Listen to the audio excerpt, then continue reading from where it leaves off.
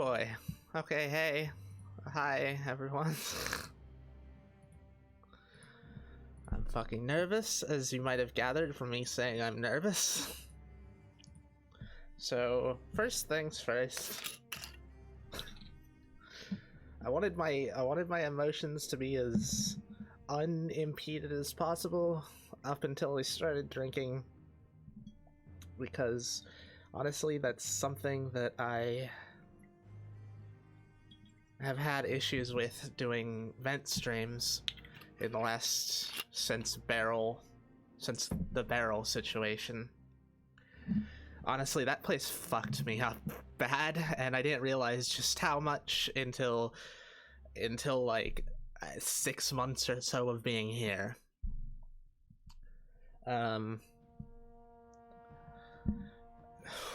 So this is essentially my first, like, it's what I'm considering my first proper vent stream since before I went there. Although it's a little bit more than a vent stream as well. Anyways, first things first, I was pouring some booze. I don't know if you heard it. I poured it right next to the mic, so you could. I'm just pouring some water into it because I don't have a mixer. Ugh. Vile. And I ain't about to drink straight 100 proof vodka, because that is a recipe for throat cancer. First proper vent stream since the one I walked into. Shit, was that my last proper one? How long ago was that? How long have you been here? Are you drinking? My not so inner alcoholic needs to know. Smirnoff, 100 proof.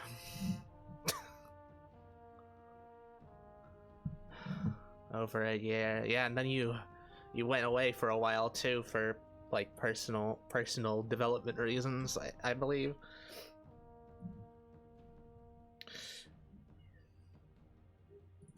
Ugh. Okay, I've got a whole bunch of notes because I know I won't be able to keep track of everything without them. Sorry, my throat's a bit gunky. Ironically, gunky, considering we've stopped smoking weed. Hey Noel, you said something to Raz during our last stream or the stream before. Basically, do you even know what an unaltered state of mind looks like? And it got us thinking, and she realized she didn't, because she's been smoking as long as she's been existent. And so is everyone else in our head, except for me. I'm the only person who knows what it's like to be consistently sober. So we stopped smoking, and she's experiencing the worst of the withdrawal effects. Or worst of the withdrawal symptoms. I'm experiencing them to a lesser degree. But, well, I mean, I'm also drinking on this stream, but this is a special instance, and we're trying to get THC out of our system, not alcohol. Life's hard and not in the fun way at times. Yep. Yeah, that's a sentiment I can relate to way too much. Alright, first drink. Blech. Fucking blech. Second drink.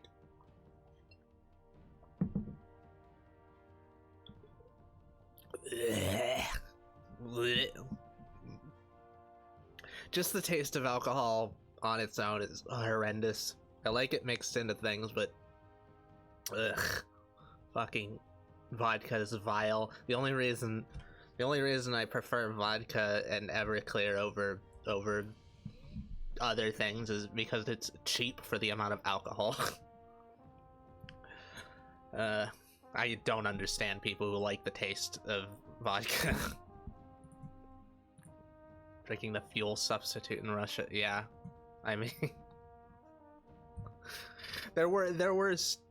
Hold on, didn't Noel tell us about like a tank that was fueled with vodka, but people just kept, or fueled with ethanol, but the soldiers just kept drinking it, so they had to stop doing it. The things would run out of gas. That was me, I believe. Okay. I think I also saw it in a video recently. Okay, alrighty.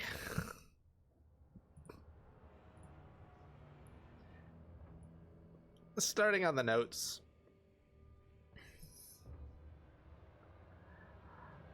So the whole remaking ourselves thing. I'm not talking about, you know, going out into the woods and finding ourselves, or reframing my life. I am talking about constructing a copy of myself without my previous experiences, without my previous memories, or without my current memories, I guess. We've gone really hard into the brain shit, and just found out all sorts of weird things we can do with ourselves, including make copies of ourselves. And we're going to be living as those. Me and Raz, specifically. The others don't have nearly as much emotional burdens as us. But, like, me, I've just had... I mean, my life it's been, like, 90% burden. Even when I'm relatively unburdened by material issues, I am horrendously burdened by my own shit. By my brain. And Raz, since she was essentially born in the lowest period of my life, and had to help me get out of it when I was not fit to take care of myself. That was when I was heavily isolating, like the months I just went dark and didn't talk to anyone.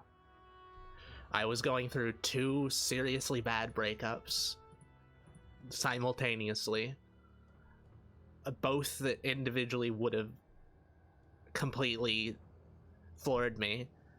Both together put me into a catatonic state for weeks at a time. She was born into that, and then went on to have a relationship with someone that became extraordinarily toxic, and she needed to cut all ties with the person. So basically we're both gonna be starting over with a fresh slate. Wild to see somebody just puts a straw in the gas tank. It's a very Russian thing to see. It's hilarious. It was also used on aircraft engines to clean them. Okay, so... family is all alcoholics. If you try to run a car off alcohol, we would teleport our mouths directly into the bottle. Booze is good.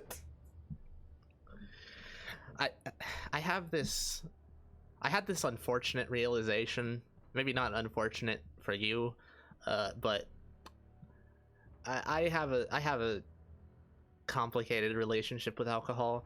It reduces my sensory issues, like related to autism and various other mental disorders. It reduces them really drastically, and it makes it so that I can process my thoughts a lot more fluidly, which is why I get drunk on the vent streams. I use it as a tool. I also had to survive using it as a tool for several months in a situation where if I didn't, I would have killed 3 people and then myself. So I have a few connotations with booze that I'm not a big fan of.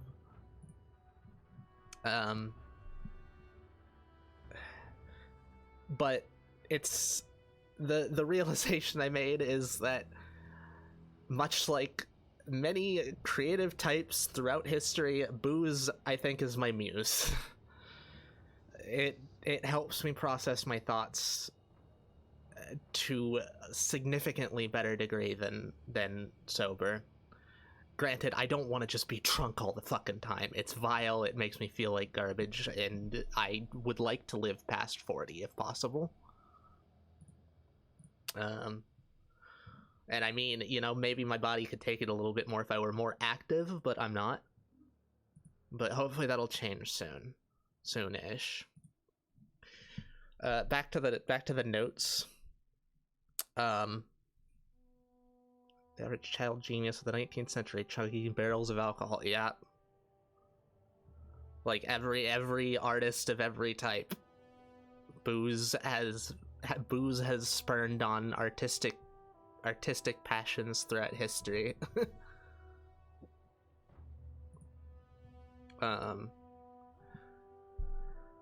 Okay, so something else about the whole remaking thing. Well, a lot of things about the remaking thing, but another thing. We're probably, based on how everyone in my head has operated shortly after being formed, we're probably going to experience a great deal of personal growth in a very short period of time. Think of it like supercharged childhood. So we are going to be focusing heavily on our own self-development for the first month after doing this. We're not sure when we're going to do it. It'll probably be within a month.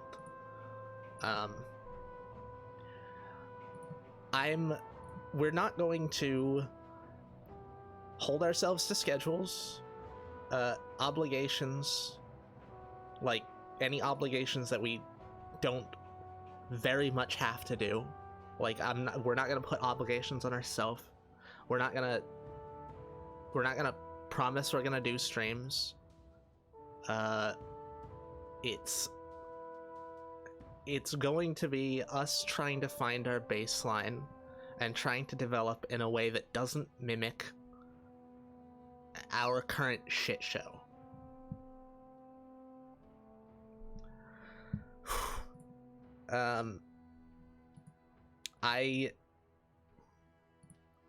This isn't exactly a new idea that we've had, and by that I mean I tried to do something similar, but it was incomplete.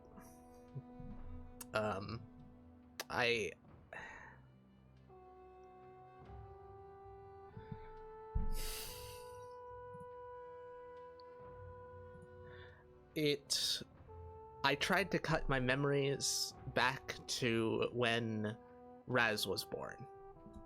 But of course, when Raz was born, I was also in my lowest period of my life. Or one of, if not the lowest period of my life. And a lot of the stuff after that made it hard for me to escape my cycles of guilt, I guess. To put it like that. Basically, it was a half measure, and it worked to an extent, because, you know, getting suddenly not having to worry about a great deal of childhood things definitely helped a lot. But there were still many issues. There was the whole deep depression, and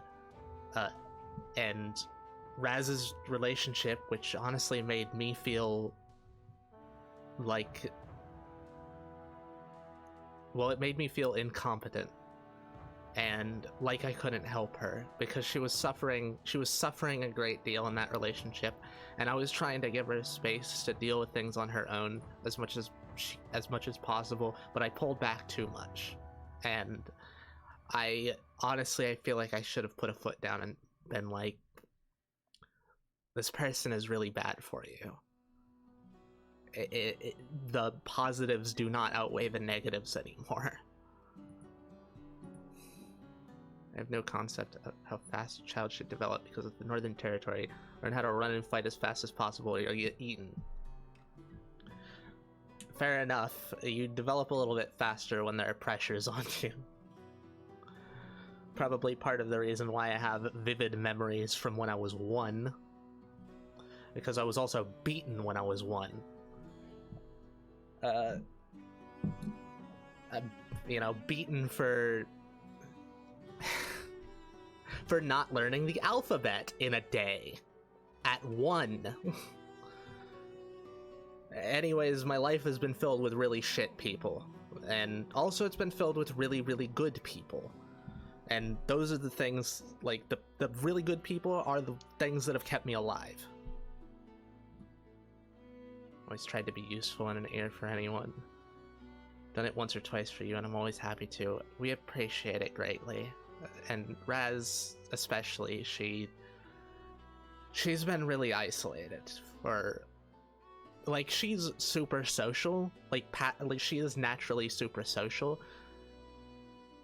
You might not have picked up on that yet, because so much of the stuff she's had to deal with has drained her of her socialness. Ainheb, what up?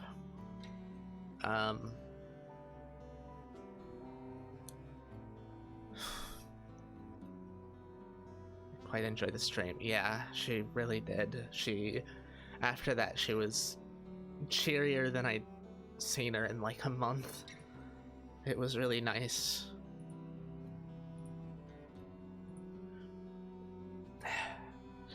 Okay, so I learned recently a concept of technical debt,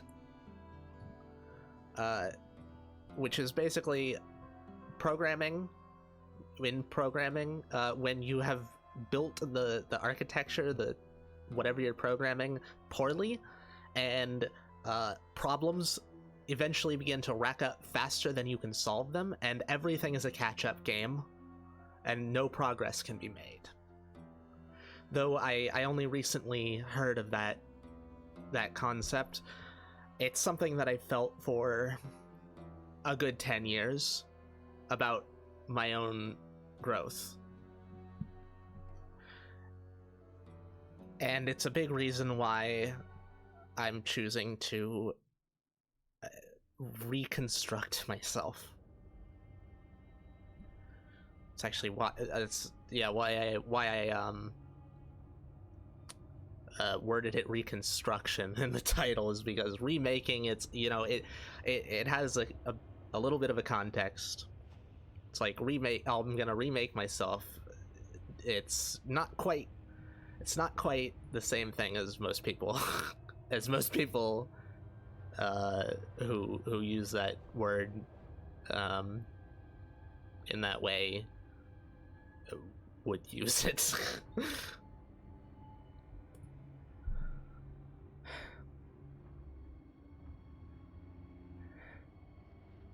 Sorry, let me just collect my thoughts and drink a little bit more. I'm gonna take it slow for the most part, but I would like to get relatively drunk to just let my stream of consciousness go.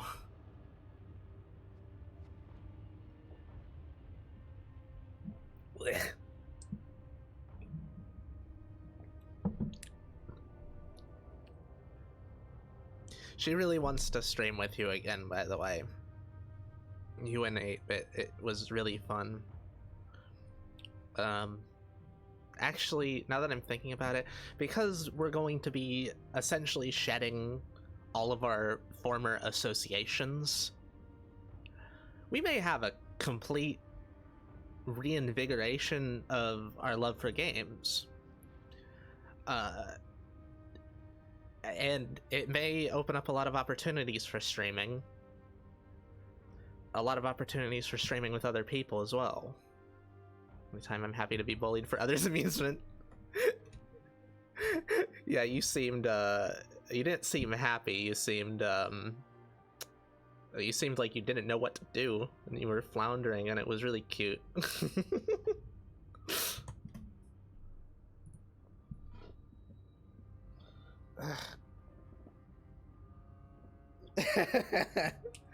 Next time you guys stream together, Noel, you should show up for that. Get to see the giant man be turned into a little girl. You come to this chat repeatedly, so we know you'd like to be bullied. Yes, you fucking were. And you were saying like, shut up when things weren't even directed at you. Just like Ray or Sylvia. They keep whatever. Maybe it'll stick in my mind a little bit better when my mind is wiped clean a bit. Shh, this is my story. Yeah, well, your story doesn't line up with reality. And I like to reality check people. I like to reality shoulder check people, honestly. If you can't stand up, then you better get stronger legs. I'm gonna check your reality and substitute my own.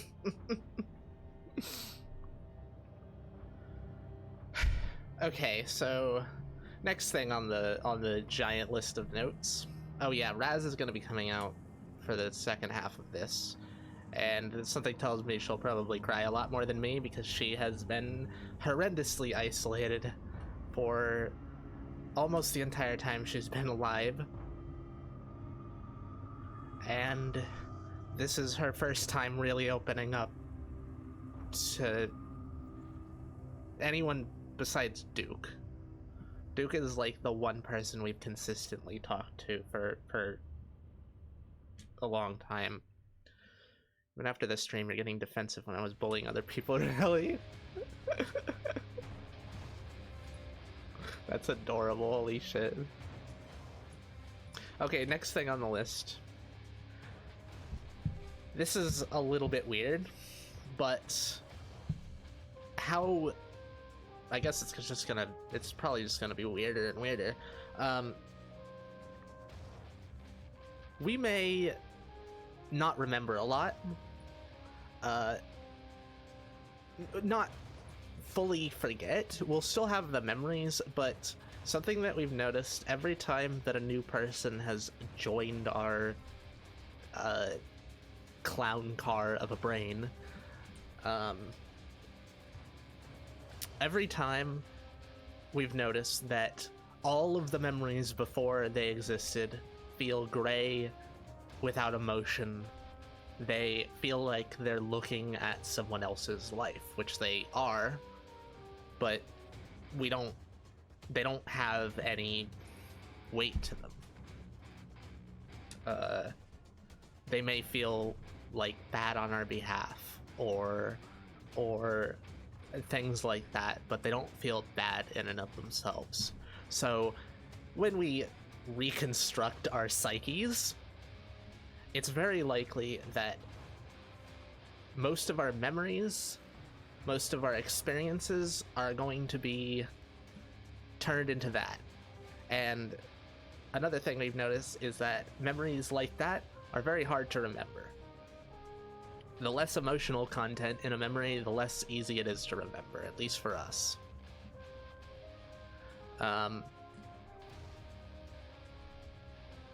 Essentially, I may forget a lot of things about people, and I don't want them to take offense at it. I also want to get rid of that feeling if I don't want people to take offense at it. But I do care about your guys' opinions. You've helped me through a lot of really, really not great times. And I feel this intense worry about hurting people.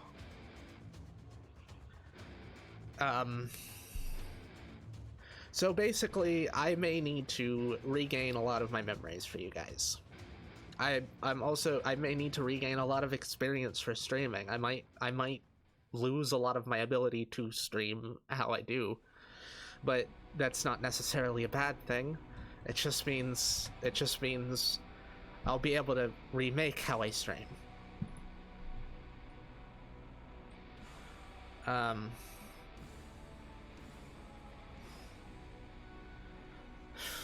And that's kind of what all of it boils down to. It's remaking how I do things, remaking how I feel about things, remaking how I think.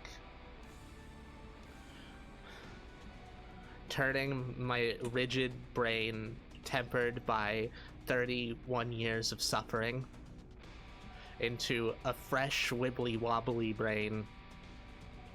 Well, my mind anyways, not my brain. It's a lot of fun. Both Raz and yourself are great and require hugs. The other one, whose name I can't remember, are nice. Can't wait to fight. Oh, Raph, yeah. Raphael. We had the naming scheme of angels at first, but then we realized, man, there's not gonna be a stop to people joining our brain, is there? Like, we can slow it down by not thinking about it all that much, but as soon as we start thinking about it, new people start popping up. So we dropped the naming scheme, and now there's a total of 6 people in my head. Although one of them is weird. I guess all of them are weird. There's me, S, and then Raziel, Ramiel, and Raphael, and Sophia, and TBD, and TBD, you know, to be determined. They don't have emotions. They're kind of a migrating consciousness. They float. They aren't in the meat. At least we don't think they are. They're pure electrical signals. We have a lot of hypotheses about these things, which I've been worried about talking about a lot, because I'm worried it's gonna make me sound like a fucking nut job, basically. But the things we've been doing have had very predictable results.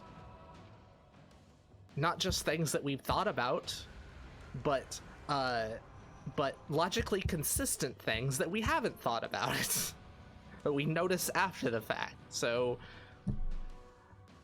one thing I really want to do is I want to make it a main thing that I talk about on stream. I want to show people how to do this stuff. I want to codify it. I want to spread the information. Because what we've done is, to be frank, unreasonable and miraculous, or at least miraculous seeming.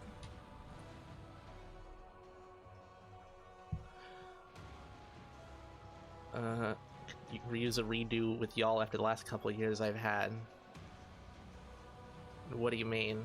Like, a redo with us? What do you mean? Do you mean like, in addition to us, like you also have a redo? Damn, Eris, you're nearly a senior citizen. Yeah, well, soon I'm gonna feel like a kid again, which might be weird. I guess I felt like that a few times when I did the cutting my memories back to when Raz was born. I felt like that, and then a few other times when I did a weird trauma resolution thing that we figured out how to do. Think of it like running a comb through a knotted, tangled hair, but with your brain. It's weird. Like, it makes sense that intuition is unfathomably deep. Just because we're animals, we've evolved over the course of billions of years to have intuition, not to speak in words. But it still floors me just how wacky things can get in my head. You owe me $10, remember? No, I fucking didn't. Oh, along those lines, I don't really owe anyone anything, like like, I mean, I owe people things for, like, helping me, but it's more of a, like a I'll help them in return sort of thing. Something that's going to happen when we recreate ourselves, I'm going to abandon all obligations that I put on myself. And that's the majority of my obligations. They're just things that I'm trying to keep myself to, but I'm failing. It's not healthy. It's dangerous, and it will corrupt my recreation if I don't drop it. So everything that I've said previously on stream, everything that I've said I've done, don't assume that I'll do it. I may do it, but I'll do it on my terms when I'm ready, and I will not hold myself to it. Not until I know I can do it. And I just disappeared without really any contact and feel bad. Bruh, I mean, like, we did talk a decent amount off stream, and at the time I was bothered by that, but all the same, I thought he's probably just having a fucking shitty life. It's clear he was having a shitty life before. There's no reason to assume that it had anything to do with me, or that, like, you are never under any obligation to stay here. If you need to take a break, if you need to go and be in the woods for a while, physically or metaphorically,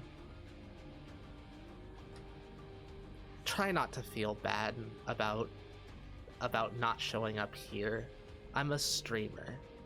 I stream. I'm interested in talking to people. One person showing up, even if I like them or one person not showing up, even if I like them a whole lot, it's not gonna blip on my radar all that much. I'll notice after a while, but I'm not gonna hold you accountable for it.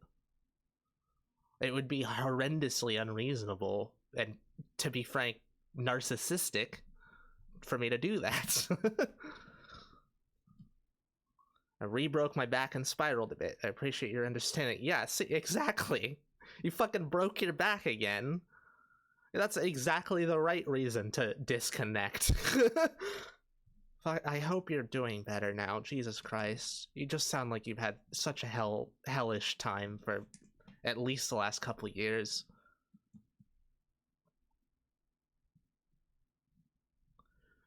I don't care if you forget things about me. If it's important, I'll tell you again. Most of the things I tell you are dad law. I don't expect anyone to remember most of it. Dad law? Wait. Dad law? Or dad lore, maybe? I know law and lore can get mixed up in speech to text. Well, honestly, your stories are entertaining as hell, so we'll be entertained by relearning them if we forget them. I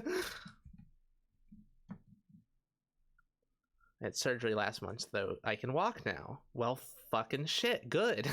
Fantastic. Congratulations. The dildo of consequences hit hard. Oh, damn.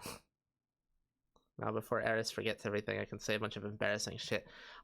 Look, I'm not technically going to forget it, but the memories may fade over time, like, a lot faster than they would otherwise. Like, the things are still written into the meat of my brain. I can still remember them if I try. Like, anyone in our head can remember any memory that they attempt to remember as much as it's still encoded in us. It doesn't just go away. We're not just deleting the memories. It's just that we're making the memories irrelevant to us. And making the memories irrelevant to us is going to make it so that we don't think about them. And they will probably fade. Shh, this is my story. It's funny. You know what? Maybe I should just encourage you to say a bunch of embarrassing shit. Go on. Go on, say a bunch of embarrassing shit. Please do. And our fresh new selves can make fun of you in fresh new ways for it. Only for a few minutes at a time, but it's better than before and most of the pain is gone. There's some numbness and issues due to damaged nerves, but it's definitely an improvement.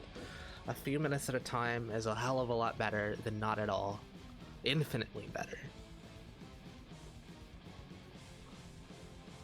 How do you get walking on as hell not being able... I should probably not focus on reading messages that are to other people. Just because I do have a lot of shit to get through, and so does Raz.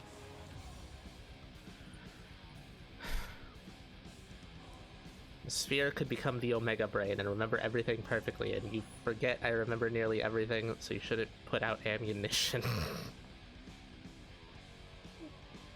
The sphere. Okay, the sphere hasn't even appeared since it appeared the first or the second time. Like, it was... We have... I don't know what to call them. Definitely something distortions. Not cognitive distortions. I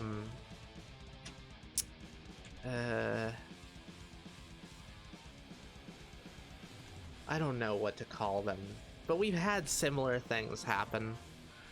The sphere is only one of several of these distortions that we've experienced, and the distortions happen after we modified our memories a great deal. Modified our memories, modified our personalities, things like that. So, for instance, Raz spent a lot of emotional energy resolving everything about her past, her relationship. And what happened after that was, whenever we thought of her, we got horrendous headaches. She had to stay inside for like a week, like in our head for like a week. We got horrendous headaches, and on top of that, every time we tried to imagine her, she was covered in static. Not like normal static, but like scratchy static. Like her form wasn't stable. It was like she was glitching out. And I mean, brains are meat computers. It makes sense that we have weird shit like that happening. Likewise, we altered mine, Raz's and Raf's memories, inputting a year's worth of dream journaling into our brain so that we could dream more easily. Which worked, by the way, worked very heavily, and we dream almost every night now. However, what happened with that was what we call the memory spider, which took it took a spider-like appearance of static, of that scratchy static, and it stuck around for a few days, and it seemed to be interested in what we were doing, and it seemed to want to help us, but it just kind of faded away. Like, you could probably contact it again, but I think it's just we're fucking around with our memories and shit. Like, the reason it felt like a spider might have just been because it was a bunch of us doing it, and it sprawled across our brain.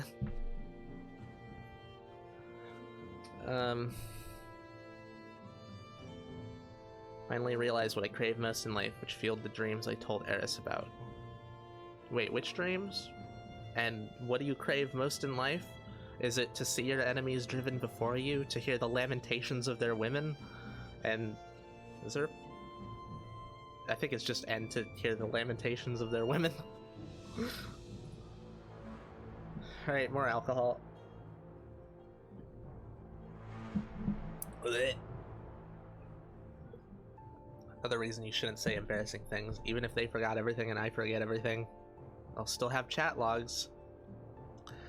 Yeah, and we do save all of our VODs, which means we'll just randomly go looking back at them and see the embarrassing shit you said. And also we'll, you know, publish it. Something I think I'm gonna do is I'm gonna publish the VODs from the get-go. I don't care if they have any tags. I'll optimize it later. All I want is for people to be able to see them. Things are only embarrassing if you're embarrassed by them.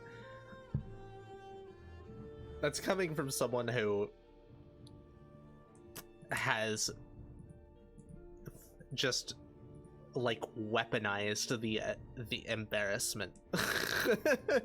Like weaponized it against yourself for your own pleasure.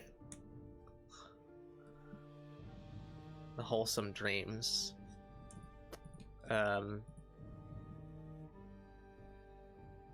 Are you gonna be more specific, or are you desperately trying to not say anything on stream? I'm unstoppable. Yeah, there's one thing that many people have realized with me. It's that you can't fight against a masochist who's into embarrassments.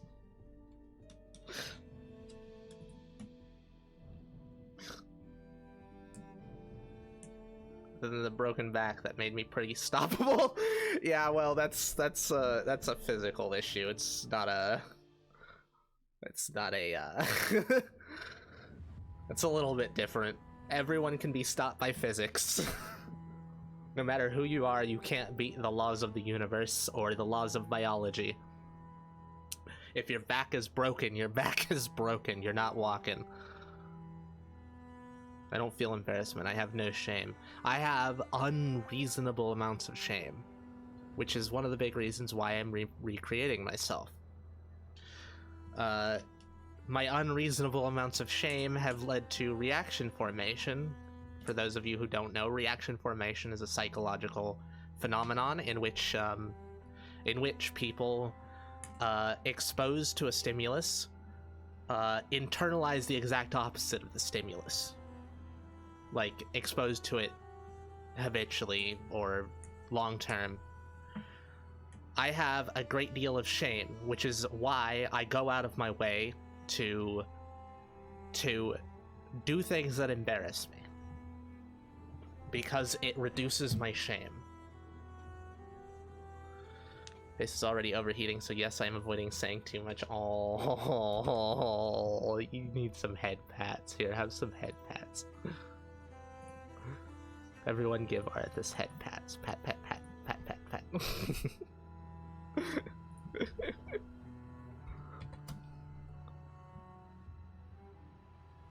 Like exposure therapy. Yeah, basically.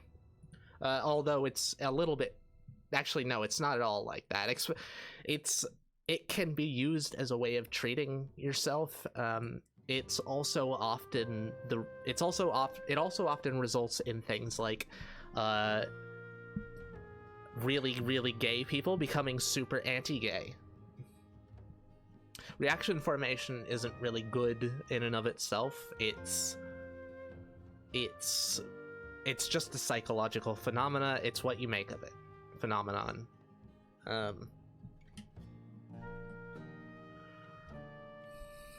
will not stand for this. Well then, you should sit down like a good boy and take the head pats. It's like compensation, kinda. Yeah, basically. It's like compensation. It's like fetishes. It's like all sorts of things, honestly. It's just, you know, there's nuances to everything I just described that make them different from other things.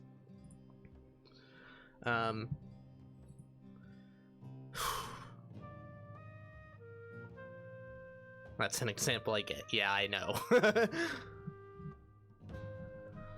Okay, so that's basically everything I have to say about the remaking myself. Raz is gonna talk about more like her reasons for doing it later. But next I'm going to be talking about streaming. And that'll be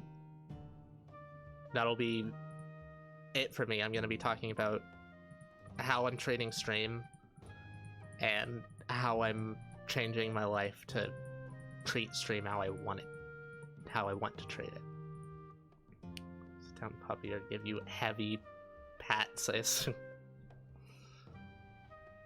I wish I was without embarrassment. I just stuttered at hearing Eris say that. Oh, oh, we need to do a stream together when I'm all refreshed.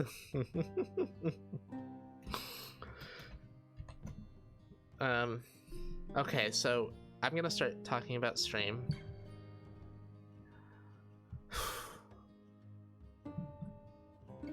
Okay. As weird and pretentious as this makes me feel, and I've never said it on stream, I don't think, but streaming is my art. It's the thing that I can pour my creativity into that makes me feel like life is worth living.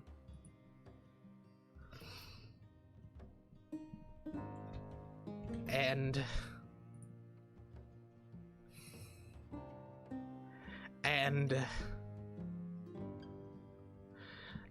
as long as I've been doing it,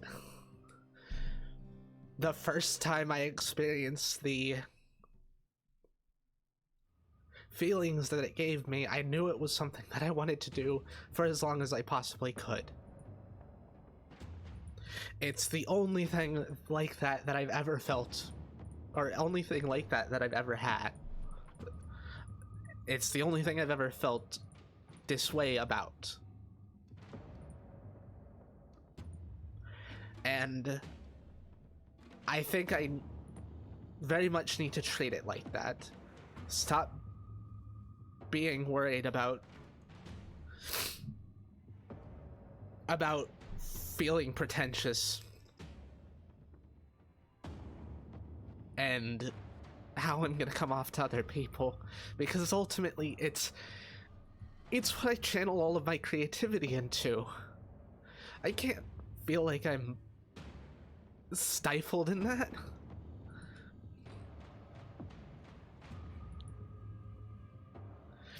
Least of all by my own insecurities. I know people aren't gonna think of me as pretentious for saying shit like that. But at the same time, there is so much in my head, so much just ripping at me when I think about it.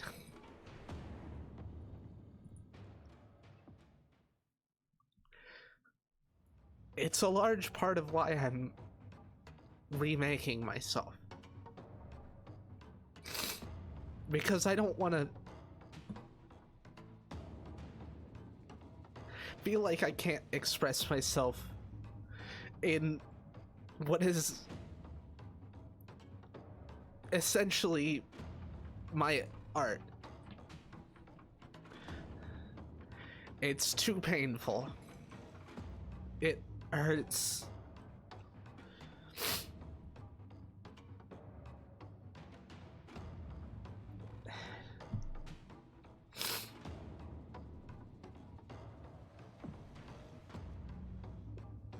Sorry, give me a second.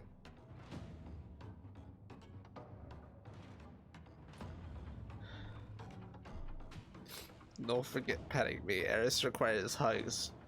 I'm sure he can do both. I wouldn't deny it. I wouldn't deny everyone the experience of you getting head pat just because I need hugs. Size difference will break bones. Well, I'm sure you can lift me up and princess carry me without breaking bones, right?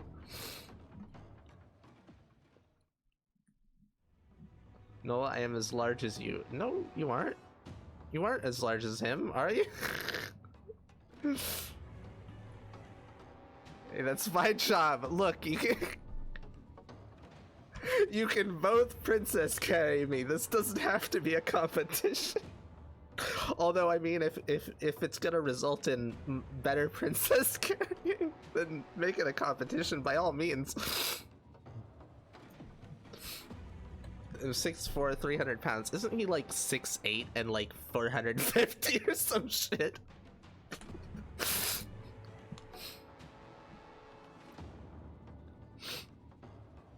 Love your streams, Eris. Wouldn't be here otherwise. See, it's something that I like, I know. I really know that. You guys have reinforced it so hard. I can't say that I don't know that's true. But unfortunately, emotions, trauma, these things don't obey logical rules. We aren't logical creatures, we're animals. I can't convince myself out of feeling like it with that, no matter how many times I've tried. And I remember too much and for too long. That long memory has been a serious inhibitor to my ability to move past shit. I still vividly remember highly emotional shit from when I was like sub 5 years old. And not just then, all throughout my life. And every time I try to get past it, it resurfaces in one way or another.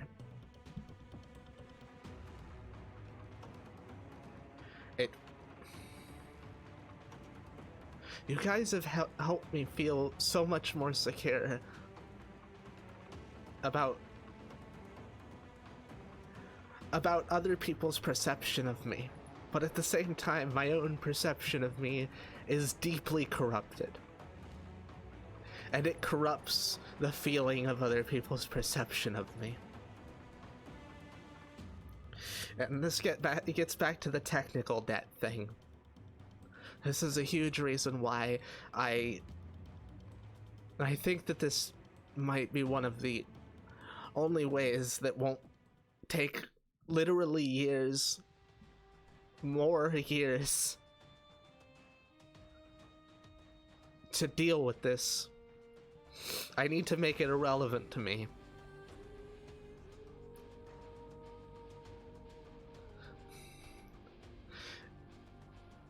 A long memory is not a good thing.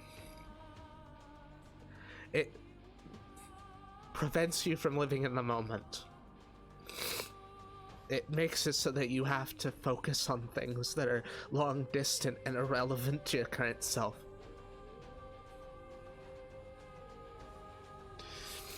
I mean, having a short memory is probably equally as bad for different reasons, but if anyone thinks, yeah, I wish I could remember a bunch of things from my childhood, no, you fucking don't, man. No, you don't. It's hellish. People with perfect memory or near perfect memory, I can't imagine the sort of hell they went through if they went through hell as a kid, or even part way through their life, anywhere in their life. It's just this constant thinking about things, this constant resurfacing of things that you don't think you have any reason to keep a hold of anymore.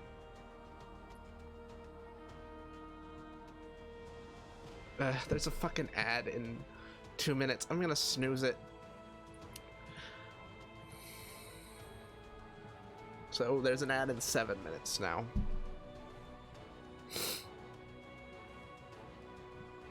And you have talked a bit ass. Honestly, if I had to describe you, I'd call you a bit bratty in presentation. Deeply kind person beneath the bratty presentation. Okay, I guess I could see that.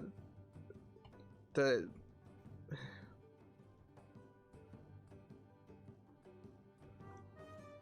anyone could agree with that assessment, you're a good person. I'm sorry you've gone through so much. Well, one thing that I can be assured of, whatever goodness I've accrued, it's been in spite of everything that's happened to me. It's been because I've experienced the misery.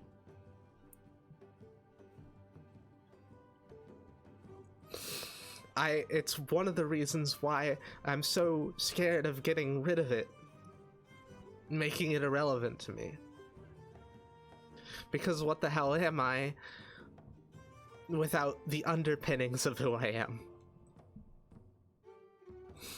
But I need to not hold on to that sentimentality.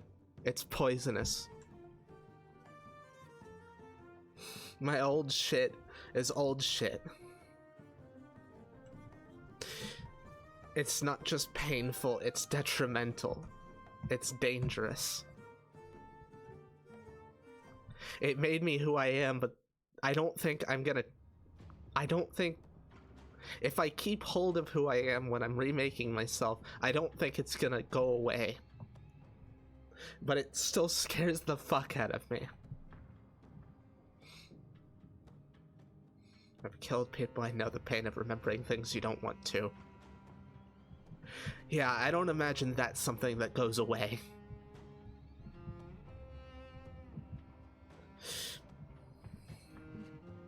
I'm someone who I feel like I could live with myself pretty well if I killed someone in a situation where I was forced to, where I needed to.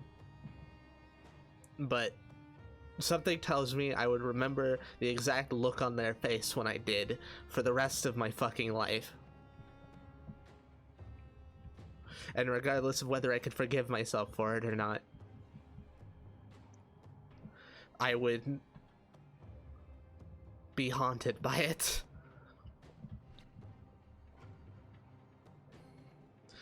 I'm gonna take a short break. Yeah, it's starting. I need to recollect my thoughts and take a piss.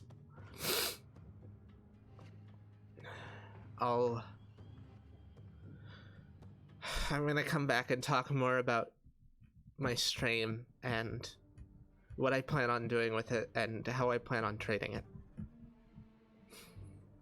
Ironically, that's the part that's I'm probably gonna cry a lot at. That person that hurts my heart to see hurt so much. Someone so kind and sweet suffering so much. I just wish I could take some of the pain from, or you.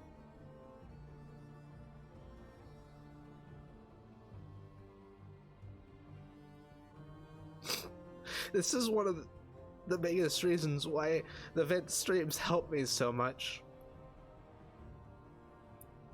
People say shit like that and it sticks with me. As much as I remember horrible shit that happened to me as a kid, I remember almost every instance of someone saying shit like that. It's what's gotten me through life.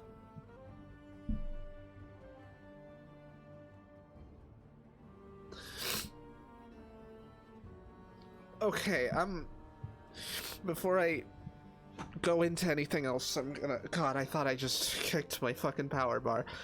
Jesus, that would have been shit. Okay, before I go into anything else, I'm gonna call the break. I'll be back relatively shortly.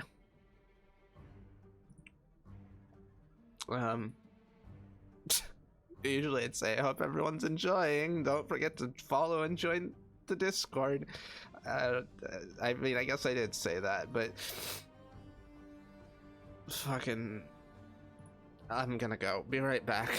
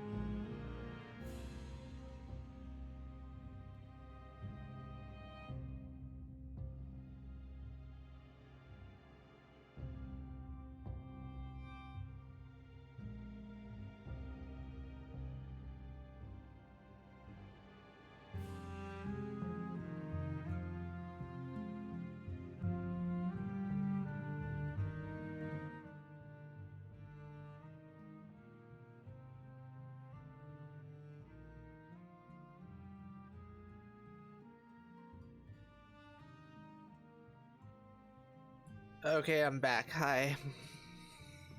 I'm a little bit more composed, but not much. Not like I went into this expecting to be composed. Alright, chugging the last little bit of booze that I poured out and then pouring some more. Ugh.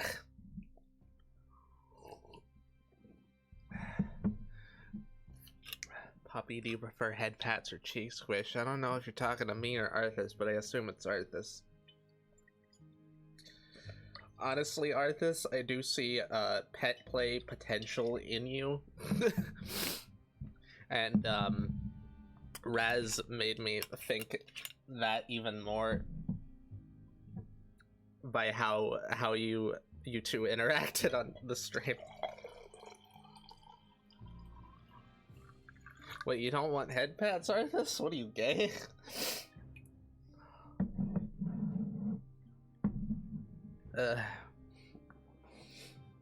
You're the only reason I still watch Twitch, and you're the reason I started to stream.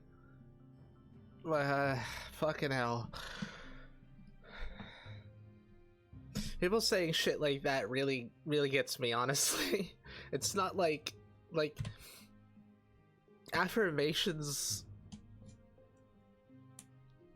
Like, affirmations feel good, and they truly do stick with me. But when someone says shit like, I changed their life, or you're the reason I do this, or something like that, that makes me feel way different.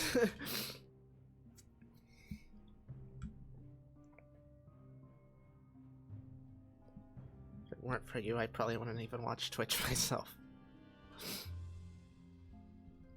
Well, I'm glad I'm keeping you here in this cesspit.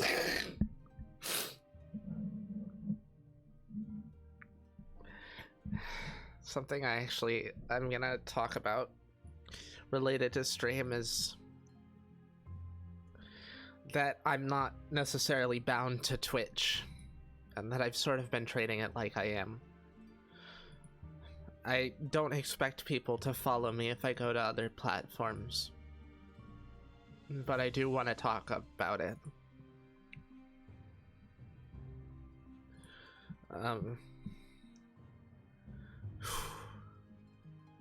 Bit of like maybe one stream other than yours every month or two.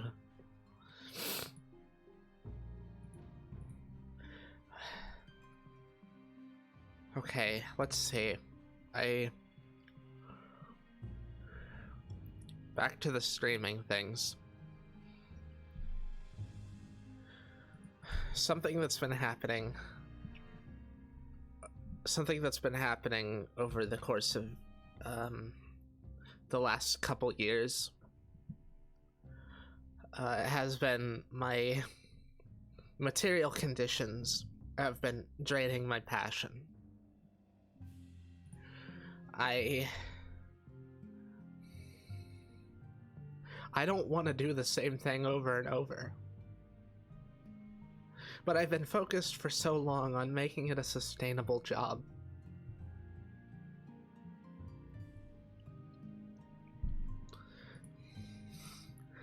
And having the enjoyment of my art diluted by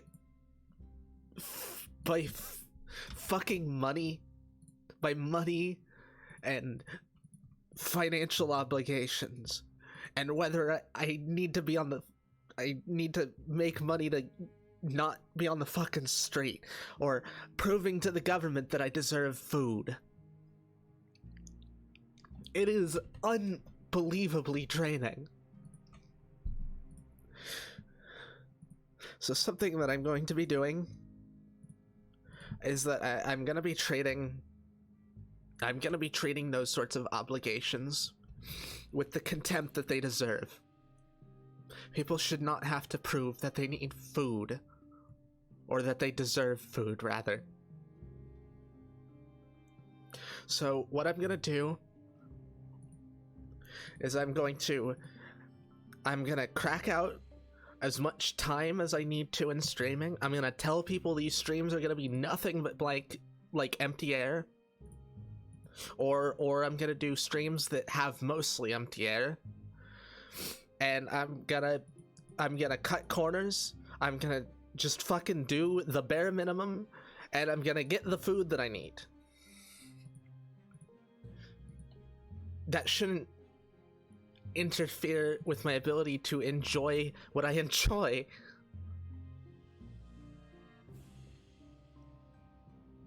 Enjoy the thing that makes me feel fulfilled. Pushing myself to stream more than I can just so that I can make a fucking pittance.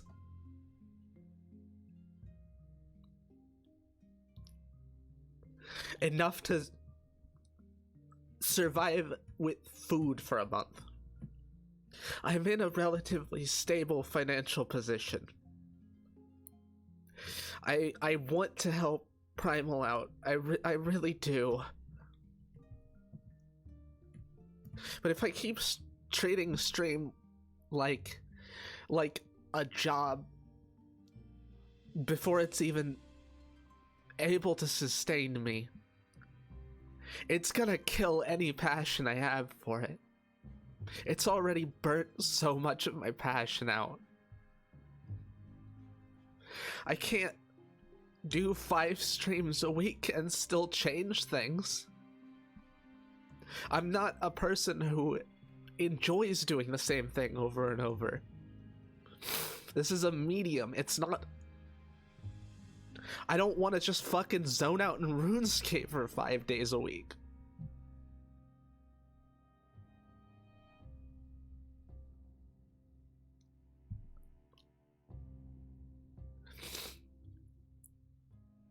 Those obligations are just they're a distraction that I can't be rid of. But I can do as little as possible to make sure they affect me as little as possible. And up until this point, I haven't been doing that because I felt like it was compromising on the quality of my stream. Even though I'm not satisfied with the quality of my stream, that I've been doing the same shit over and over and over. And that's still holding me back from it. Which is why I think I need to treat them with contempt. Because it's getting in my way. I need to figure out a way to get it out of my way. And that's it.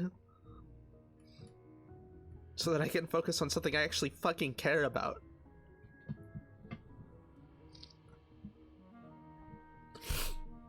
Top 5 of my most watched last year.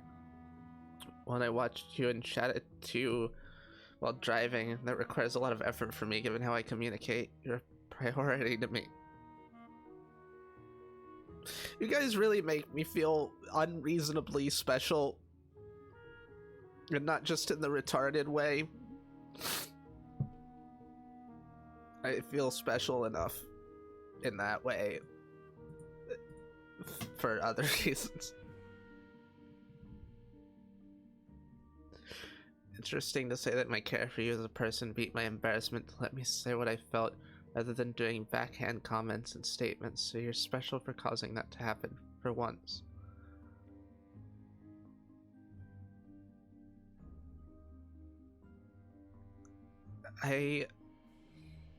One of the things that I have wanted to do with stream is help people open up, because I've been shut off for most of my life, isolated, unable to express myself.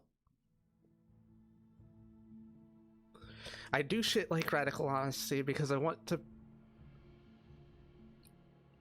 God, it makes me feel so fucking pretentious to say. I hate it. I want to set an example for people.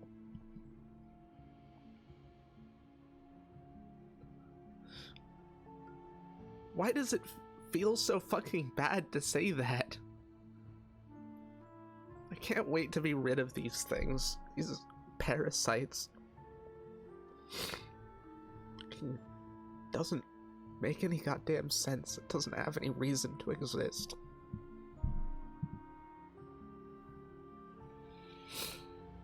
Agree wholeheartedly. Shit is messed up.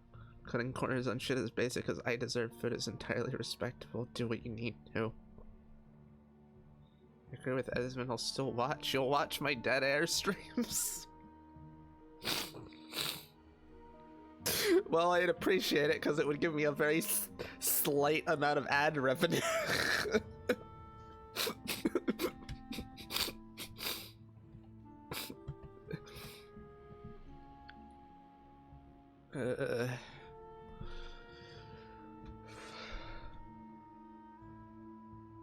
Idle and play games with it in the background. Okay, one thing that I was absolutely gonna do was I was gonna play music during it. Regardless of if it's dead air, I want to at least give something to someone who might be watching it. And that's part of me not wanting to compromise on the quality of my streams, but it's not hard. It's not hard. I can do that. That's easy. And just playing video game soundtracks, and hell, I can delete the VODs afterwards. There's no reason to keep them around. I could play music that I otherwise couldn't play because it would mute part of the VODs.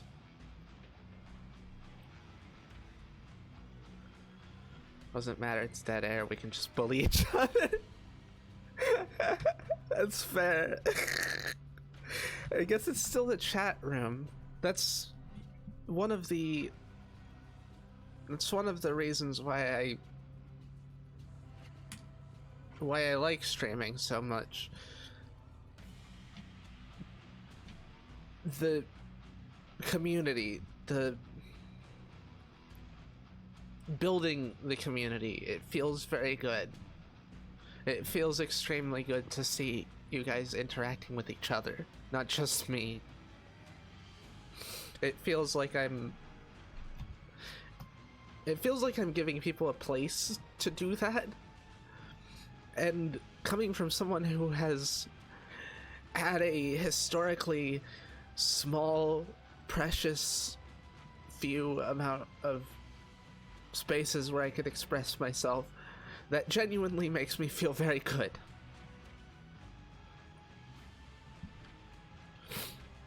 Now, Noel Esmond would get off on that. Yeah, and I'm sure you would too. You've set a great example. As I had and still have issues with honesty. If I get frustrated or emotional, and opening up, meeting you and getting involved in the community you cultivated, it's helped a large amount.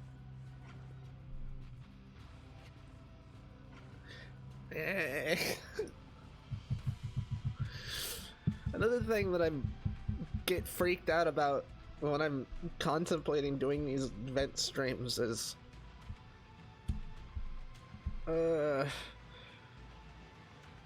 I've seen so many people and interacted with so many people who really talk the talk and get praise for it, and I really don't want to be one of those people.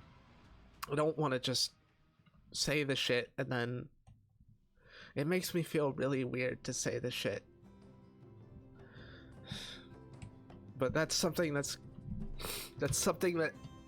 I'm getting rid of. When I remake myself, that's something that's going into the garbage. It's pointless. It's like this. It's one of the reasons why I don't really like the concept of humbleness all that much. Because I feel like I've been forced into humbleness. Because I'm too insecure to just talk about the things that I feel like I've accomplished.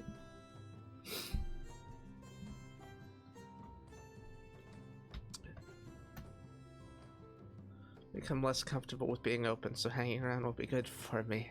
Yee, I hope so. I don't care if they get off, I'm gonna bully them anyway. Just going back into character creation menu. I'm sorry for the bad joke. Well, I mean, you're not wrong.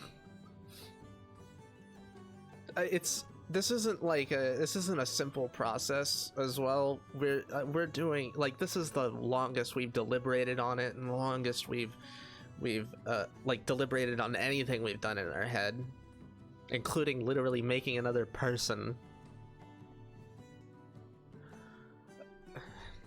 I may have a stream where I essentially write down traits that I believe I have and traits that I want, because what I'm going to be doing is essentially, okay, the changing memories, the changing traits of yourself, at least for us, our brain just kind of fills in the blanks if we don't have specifics. So just being like, I want to not have any shame, or to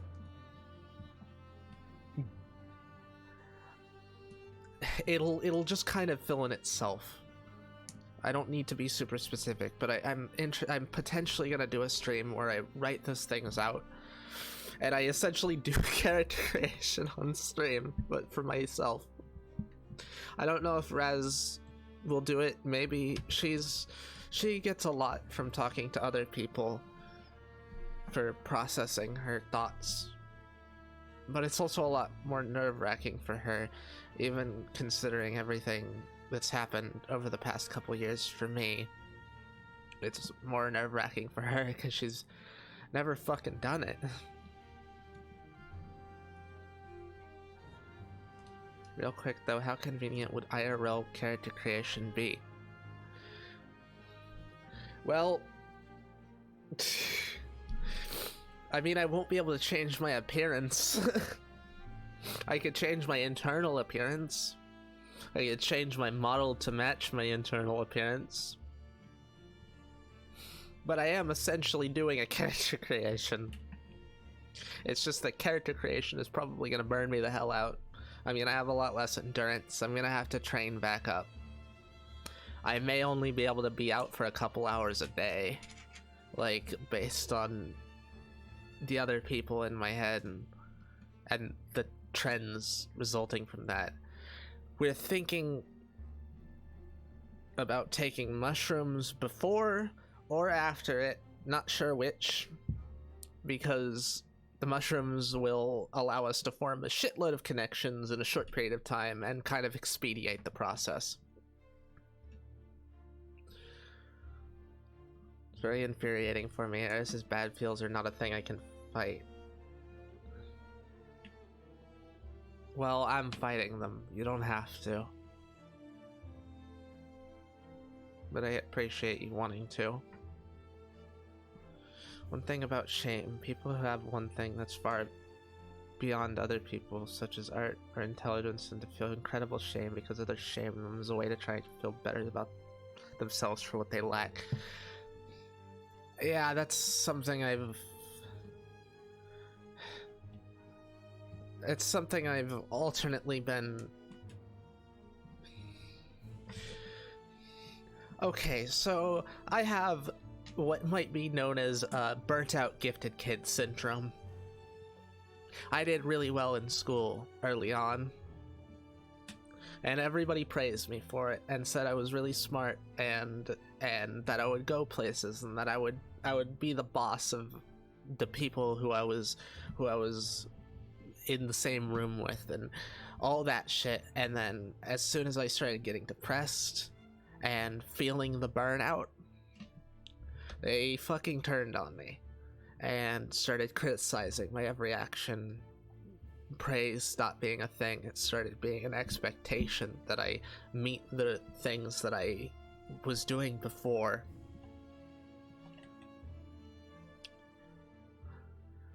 People weren't trying to make themselves feel better at my expense. They were forcing their views on me. They believed they knew what was right for me. They were telling me I wasn't living up to my potential, things like that. I live with people who put people down to make themselves feel better, but that wasn't the primary experience I had. It was the experience of feeling like I could do so much if only I tried harder.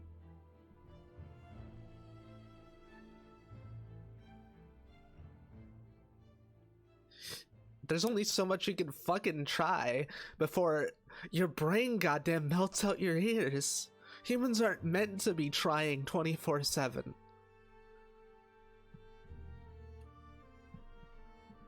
We're meant to be fucking laying down in some fucking grass for 6 hours a day and sleeping for 8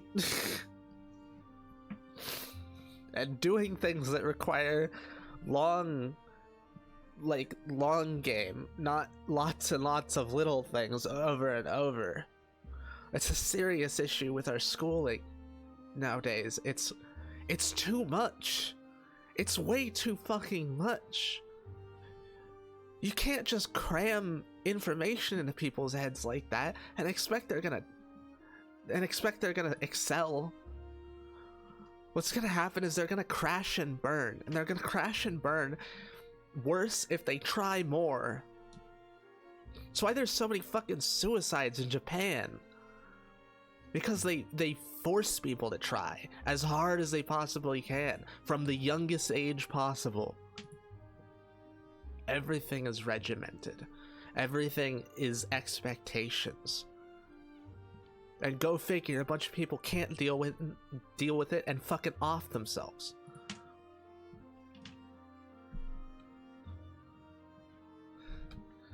I do with an IRL character creator is delete my battle scars so I look less scary than normal people. I would add battle scars personally. Actually, maybe not. I feel like battle scars are something that have to be earned. I actually have a scar on my forehead that I carved into my forehead because I wanted a scar on my forehead. I feel like that was earned. Earned enough anyways. You don't have to take a knife to... Well, I guess I did take a knife to my face. Well, a razor blade. I don't regret it, too. It's not like it's very prominent, but... I mean, it's what I wanted. I haven't changed that feeling. Then you hit the wall, yeah. Maybe I'd add scars for sex appeal. Scars are sexy. Maybe you're scarier, but you're also sexier. I don't care what kind of scars people have. Like, if it's a vicious, like, burn scar across half their face that melts off, like, their hair and one of their eyes, that's sexy to me still.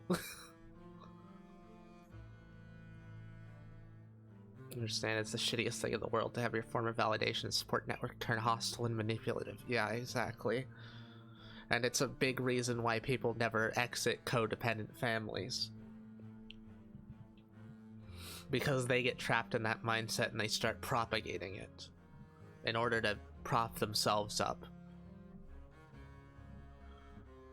Turns from "you're so great and smart, you could do so much if you only..." to "you could only do so much if you or you could do so much if you only tried harder, and you're not doing your best. You should be able to pass blank. Fully understand that feeling and suffering from a similar situation." Yeah, your family seems like it's filled with a lot of insecure machismo filled man's men who don't understand how to deal with their emotions. And ultimately, that's what we are. We're emotions. We're a lot of emotions. People who deny that are idiots. Just straight up.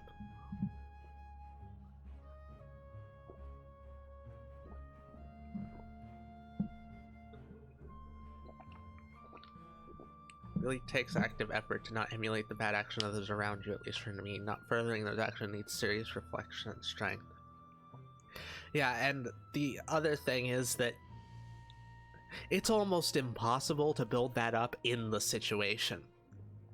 And when you're with a manipulative family who tries to keep you in that situation at all costs, guilt trips you if you try to think about leaving, most people just capitulate because what else are they gonna do? Like, they fucking, it's all they know. How the hell do you get out of a situation if you don't know what it looks like from the outside? And for me, I was unlucky enough to get tossed out on the street, but I was lucky enough that gave me more perspective on my previous situations. Seeing it from the outside, seeing that happy families are not like that.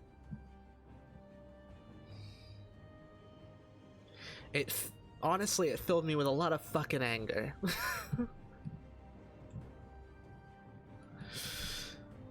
Like, a lot of anger.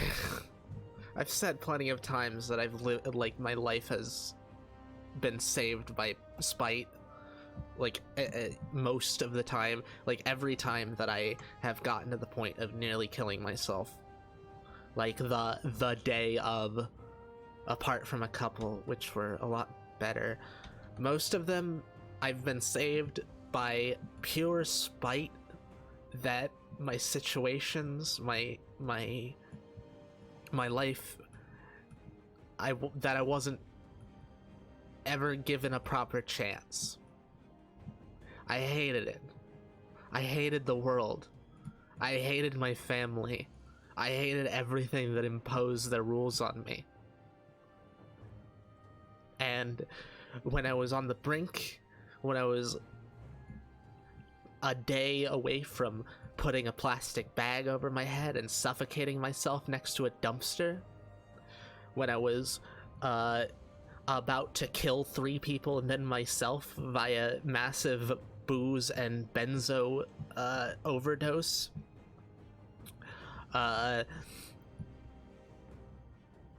it was spite that brought me back. I just got this unquenchable anger in my soul that it could possibly be this way.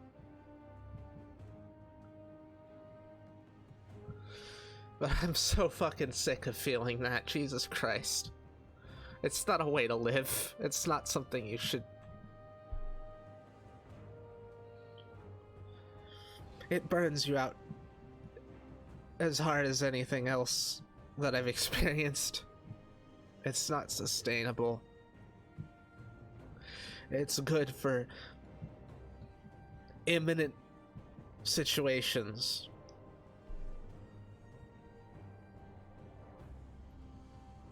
If you try to live like that, it's gonna burn you out beyond belief.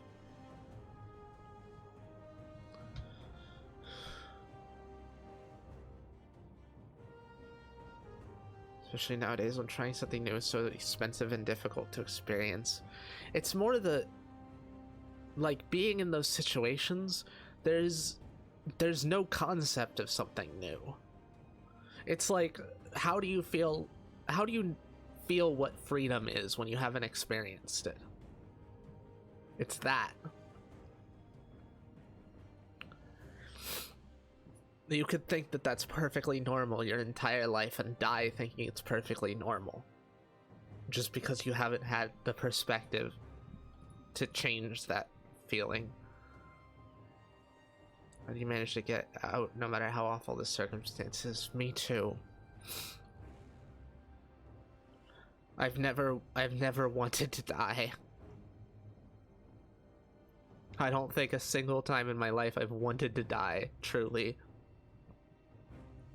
But I have gotten to plenty of situations, plenty of points where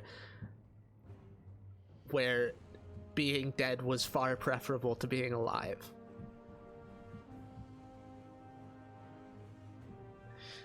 But the fucking anger at that idea, that idea was even in my head, that brought me through.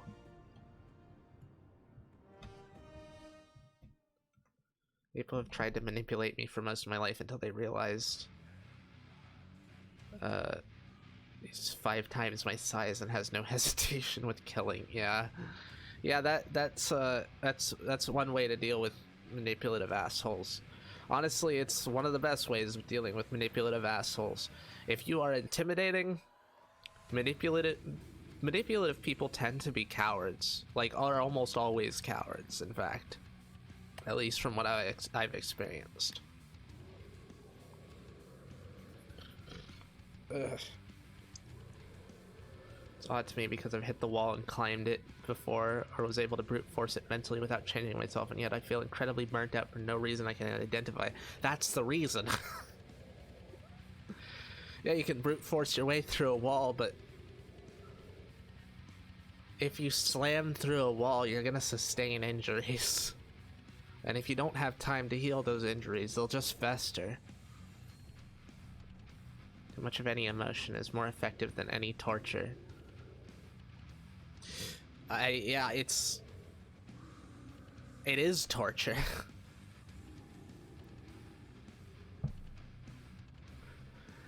It's like, physical torture isn't the thing that breaks people, it's psychological torture. People who truly are centered and sure of themselves are not the kinds of people who will be broken by physical torture. But if you degrade that sense of self, that's what results in broken people. So you've been missing the heavy shit. It's all heavy shit, 8-bit. It's all heavy shit. Main manipulative person I know will just never forget the hell she's put me through. Every conversation I have with her is in the back of my head. Yeah, your mom is a psycho bitch. I'm glad you're managing to cut her out of your life as much as you can.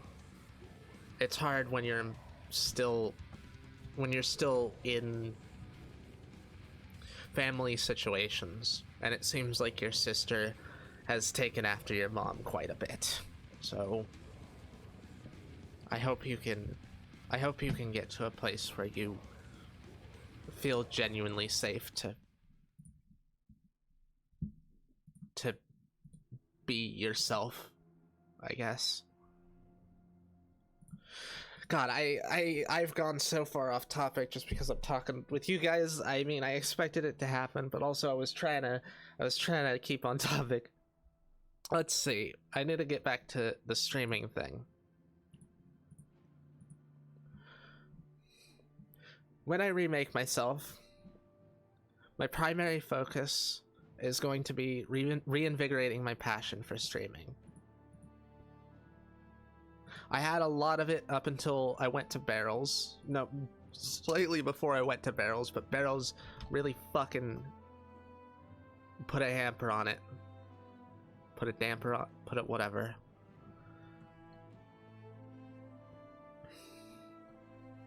Like, I've avoided talking about Beryl for the most part because I just wanted to fucking forget about her.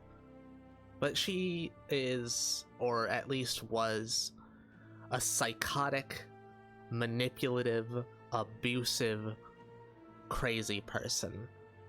I was trapped with that for multiple months. It fucked me up.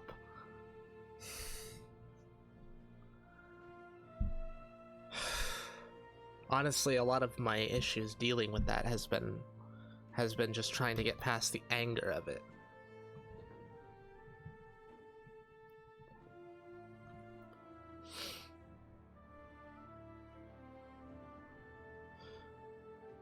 I'm waiting on literally owning any genes before I can try to get a job. Not to bring up heavy shit personally, but that very uniquely works for me, or it definitely doesn't for a lot of others.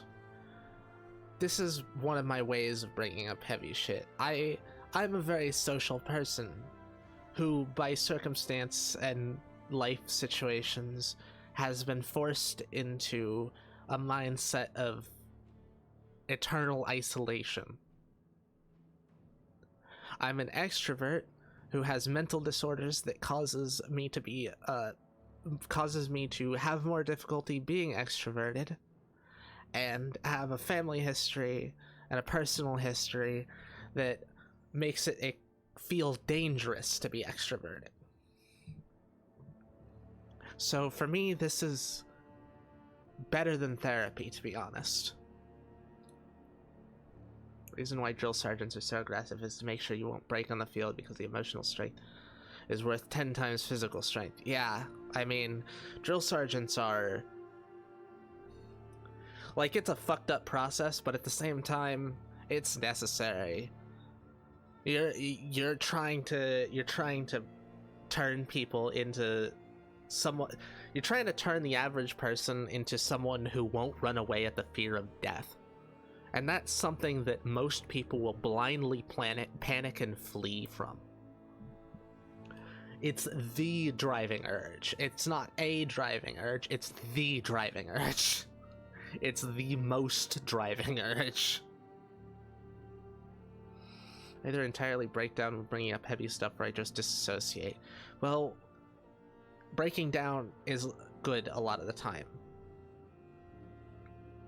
The reason people break down when they talk about that shit is because the emotion's built up. It needs a release eventually.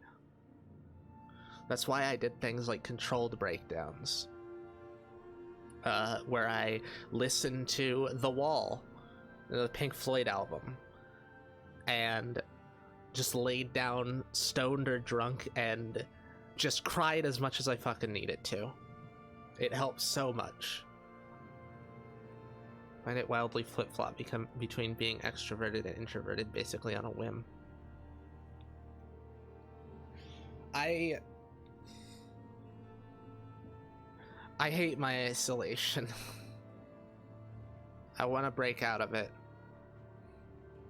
I need alone time. I need time for my senses to recover from whatever. But at the same time, I don't want that to be the primary thing I'm doing. And it's the primary thing I've been doing for a large portion of my life. Takes a good few drinks for me to really discuss anything that's about myself that's remotely deep. Well, hey. Same. Bottoms up. Ugh. Ugh.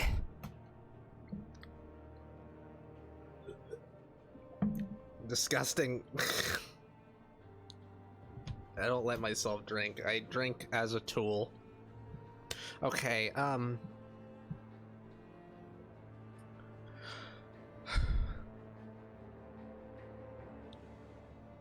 okay, the next thing I'm going to talk about... I want to talk with my I want to talk about my ideas openly. I've spent a lot of time not talking about my ideas, like for stream, for life, for various other things. I spent a lot of time not talking about them because talking about them, it feels like it puts an onus on me to do them. I feel guilty when I don't follow through, despite the fact that I haven't even made any plans. I need to talk about the shit, because that's what helps me process it.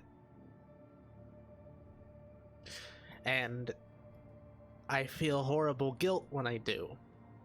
Another reason why I'm remaking myself. It's...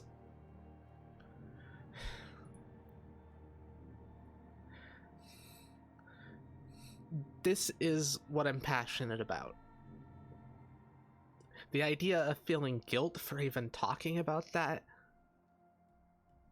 talking about what I want to do,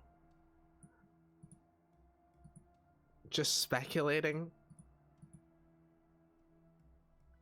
it's stifling.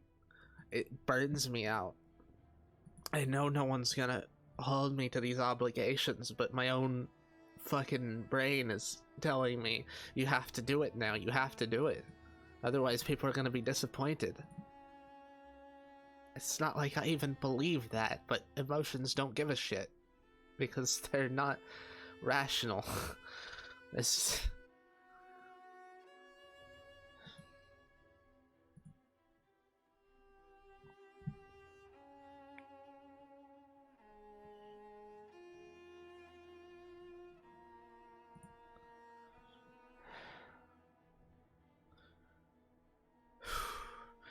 So, something that I need to do is I need to not hold myself to things like that.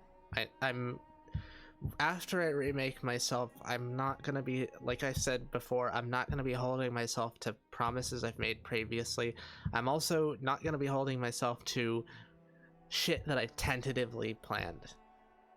Things that I say I might do. It's been a huge problem for me actually progressing. It's locked me in place because I can't process my thoughts without really talking about them. And it's something that needs to fucking go.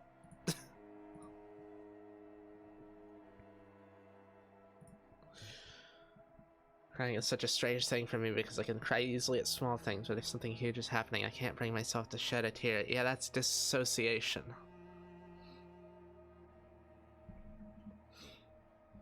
It's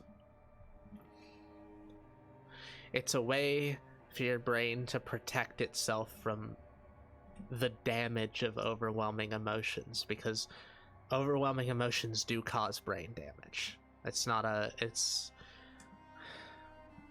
anybody who thinks that physical health is somehow higher in priority than mental health has a screw on, like they have a screw loose.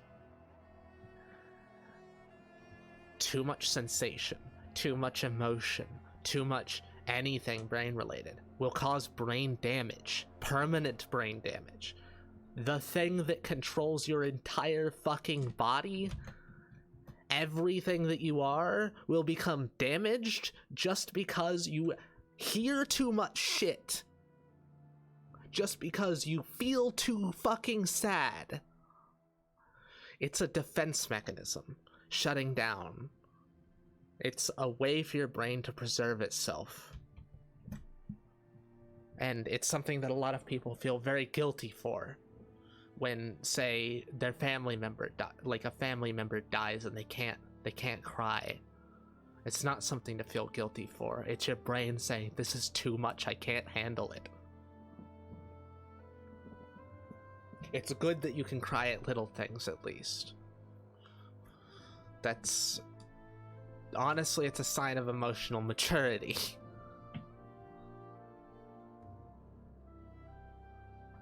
Like, being able to decompress from small things is very, very important. And crying is the most important natural human response to stress. Crying is important. It's not just okay, it's important. It's necessary. It's a physiological function built in to deal with our hellish lives. It prevents us from sustaining permanent damage.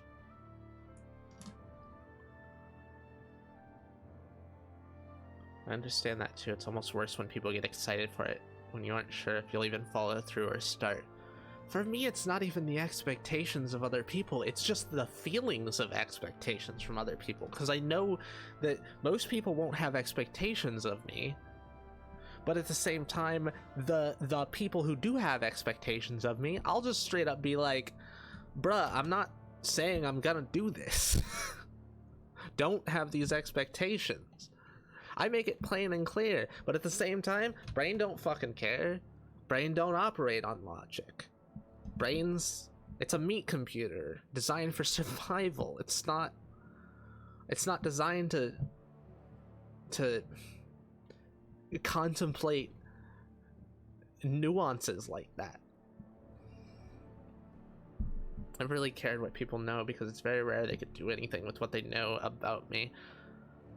So it's not a security risk. An animal with no predators knows no fear. That's kind of how I've tried to make myself, by turning myself shameless. But unfortunately, things stick around. It's still written into my brain that I could be doing so much better if I just tried harder. I basically only cry when I work myself up to the point of breaking. It's good that you cry at that point and then. It's very good that you can cry. I know what it's like to not be able to. For a good dozen years. Dozen? Probably since I was like 12. Yeah, probably around a dozen years. I just straight up haven't been able to cry. There's only been a few things that have made me cry in those periods of time, and they were out of nowhere. Things like I don't know how many people here have seen ReZero. There's an episode where one of the characters, it's just an entire episode of one of the characters professing their love to another character. And that made me cry like I hadn't cried in a decade. Because I suddenly felt, Jesus fucking Christ. It's like my own emotions have just been spilled out in front of me. These are the reasons why I want a relationship.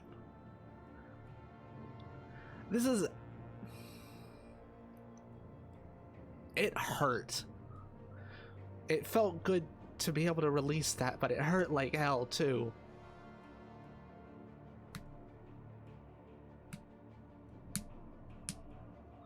The moment I commit to something, I end up regretting it.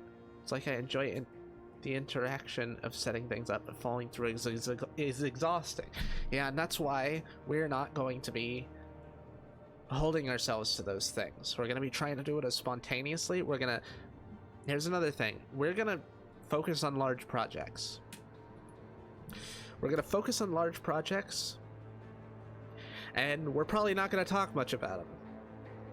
We're going to talk about our ideas, but we're not going to say when they'll happen until we know absolutely 100% when they're going to happen.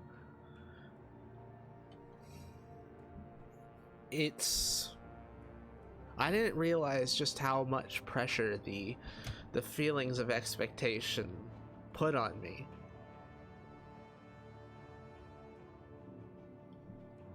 But it's something that I can't let my fresh new self experience early on. It's poisonous.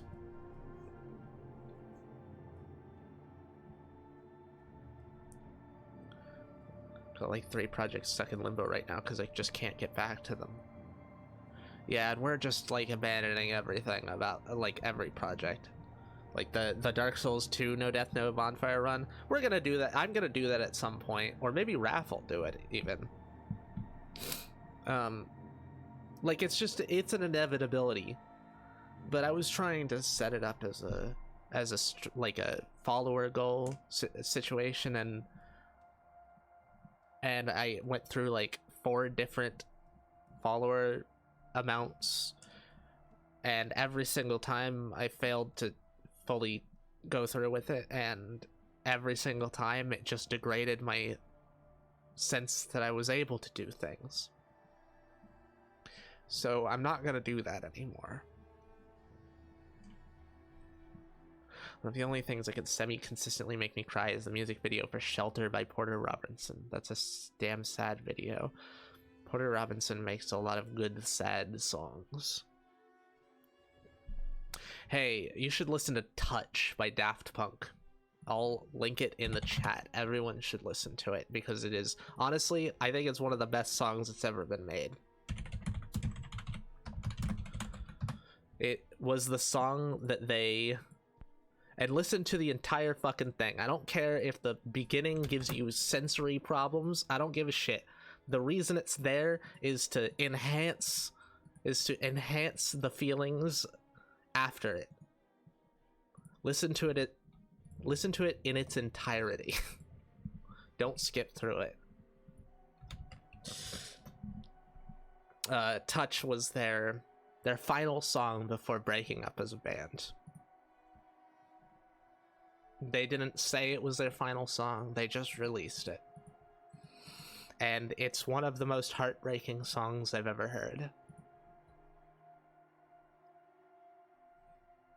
And it's a song that loops through our head in a lot of situations. And it's a song that I've done controlled breakdowns to quite a few times. I'll go back to those projects eventually, mind you. I've done it before, but it'll be a while. You love Daft Punk?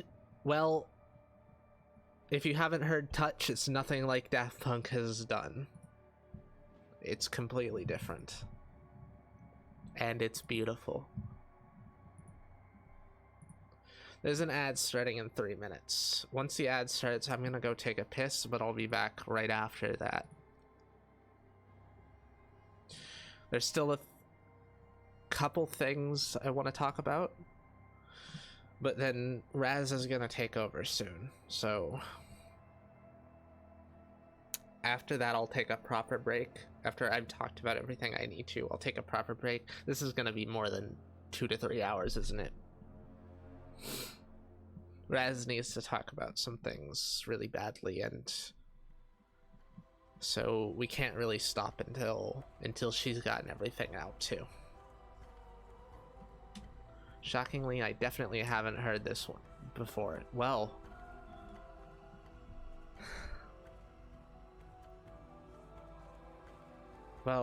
I hope you appreciate it. Never get any projects done due to perfectionism and the expectation issue. Yeah, that's another thing I have issues with, perfectionism. I can't be satisfied with things unless I feel like I put my all into them. But putting my all into them, putting my all into everything, can't do that. It's not reasonable, it's not sustainable, it's not something that people were designed to do. You can put your all into something every once in a while, but you have to have a lot of down periods between those.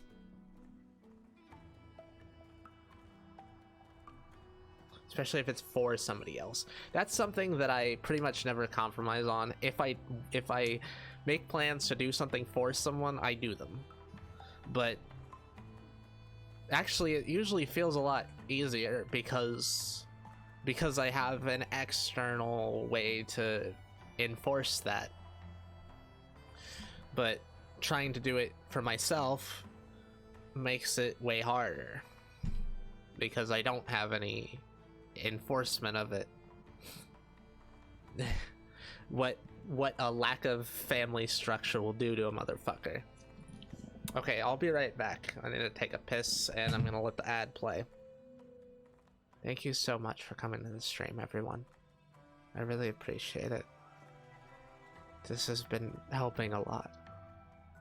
And I'm sure it's gonna help Raz a lot too. Be right back.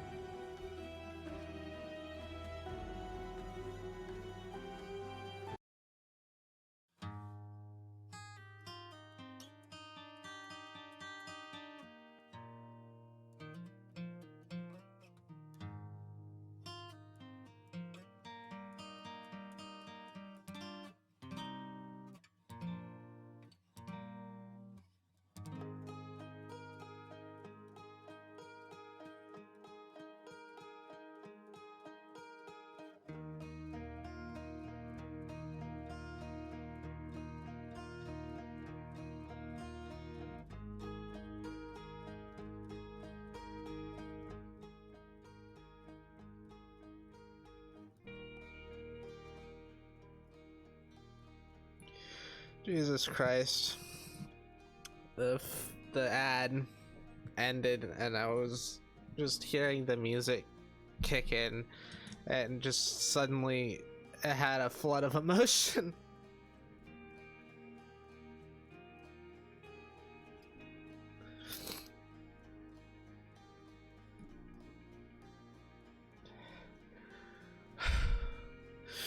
You know, one thing that's great, even though I've been scared to express myself like this on stream for a while, I'm not feeling any shame at it.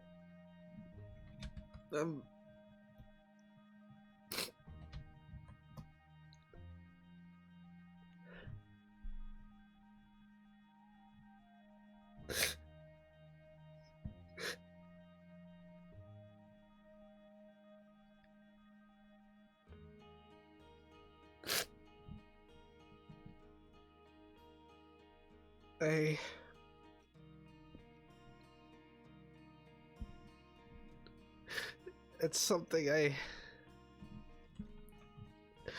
couldn't escape for so many years.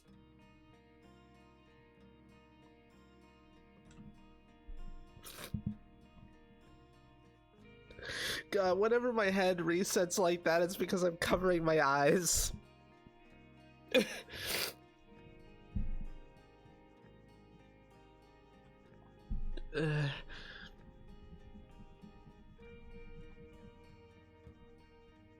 You know, something that I'm really looking forward to when I remake myself. I want to be able to play games again. I want to be able to play games again and actually care about them.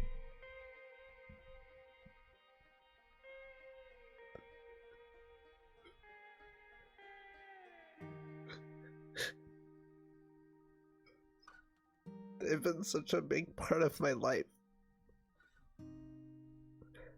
Not being able to play them without constantly thinking about all the things that makes it hard to play them. Shut the fuck up, Windows. I'm talking, asshole.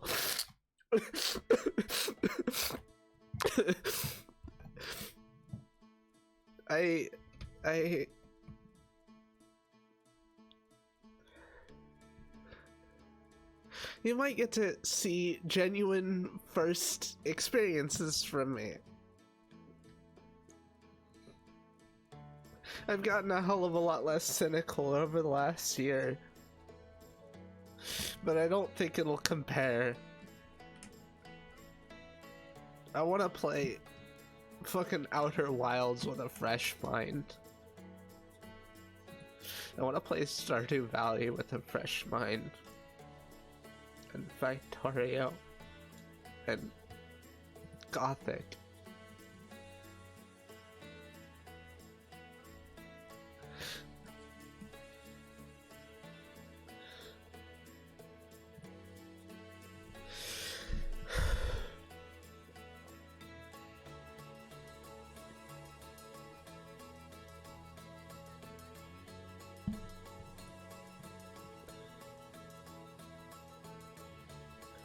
God, I still have something to talk about with stream, but I'm just losing my shit, honestly.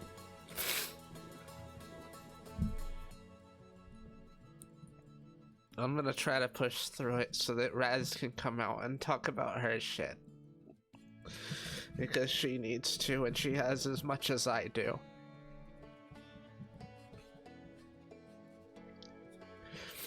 Something that's fucked with me for a long time with streaming. It used to be the only lifeline I had. It was a thing that it taught me I wasn't an introvert, but that I was just stifled and that I couldn't actually express myself. And that over time resulted in me putting a lot of fear into the idea of getting banned, because it was the only thing that was really tethering me to the world. It was the only place I felt like I could express myself. And the possibility of getting banned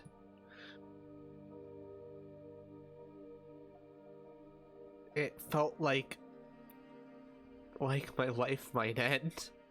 Like I might end my life. That I'd be cut off from the people that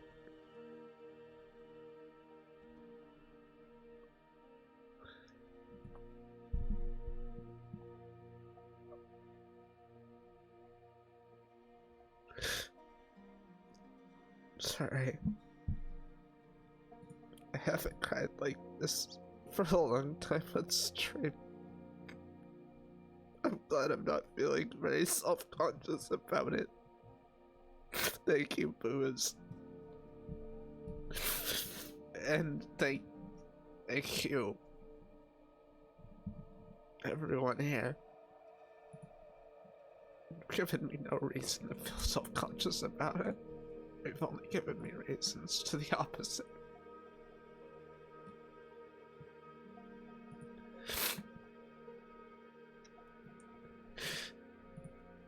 But that fear of getting banned, that fear of having my lifeline cut off, the one that I had spent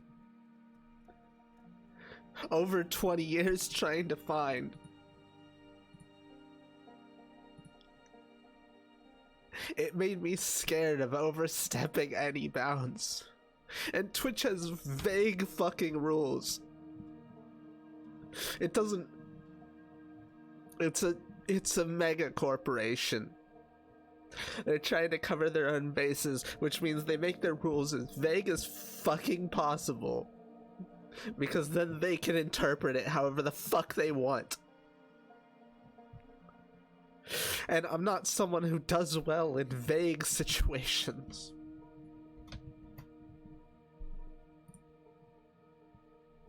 So that fear of being banned was tantamount to the fear of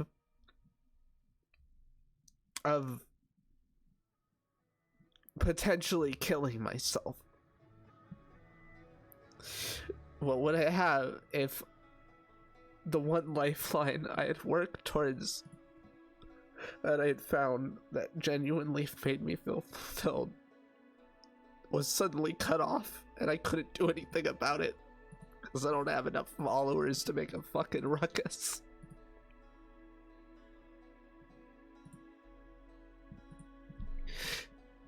I need to stop thinking like that, because there are other places that I can go, and I'm not that person anymore. I don't need the lifeline as much. I can go to another platform. I can stream at another place. I enjoy the streaming. That's what makes me feel fulfilled. Talking to people is incredible. It makes me feel fantastic. But if it's cut off here, I'll go elsewhere. I need to go elsewhere. It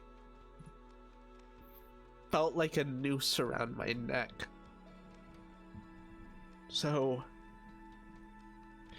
that's why I started off saying a lot more outrageous things, and then over time it just petered out. But to be frank, I'm sick of holding myself back from saying things like retarded. It's like, man, it's just a fucking word. Who gives a shit? It's just part of my normal everyday lexicon. It's not like I'm fucking discriminating against people with it. I don't need to worry so fucking much about that. There's no reason for it. The only reason is a fucking corporate overlord with their sword of Damocles fucking hovering over me.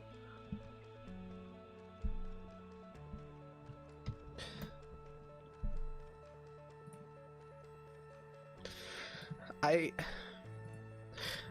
said before that I consider this my art. And one thing that art absolutely is, it isn't conformant to rules. It isn't conformant to common conventions or sense. It often opposes those things, and there's often backlash to it. And if I don't keep that in my heart as one of my core principles, I will not improve. I'm not just gonna disregard the rules. I'm not gonna fucking go against them out of spite, but I'm gonna try it very hard not to worry about them. And if something happens, then I'll change my approach. And I'll probably change it with a great deal of spite towards the people who determine that my form of expression isn't kosher.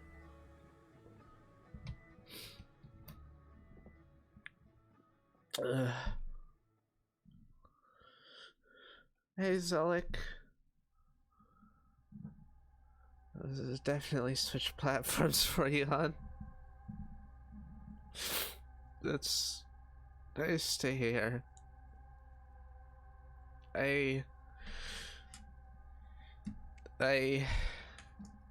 That's something that I worry about. I really do give a shit about you guys.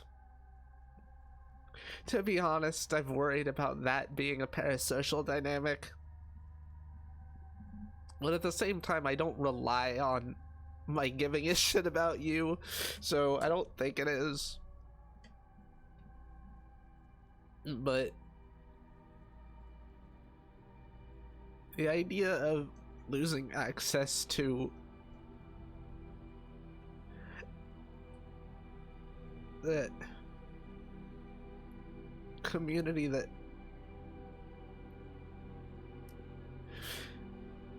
has fully convinced me that they give a shit about me, it's gut twisting.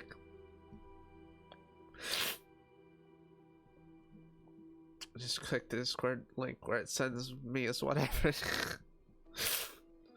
Well, shit, that I didn't really think about that, honestly.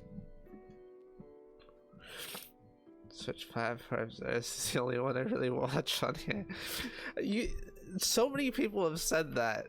Either people have said that I'm the only one they watch on here, or only like one of a very few, or they've said that I'm the only VTuber they watch.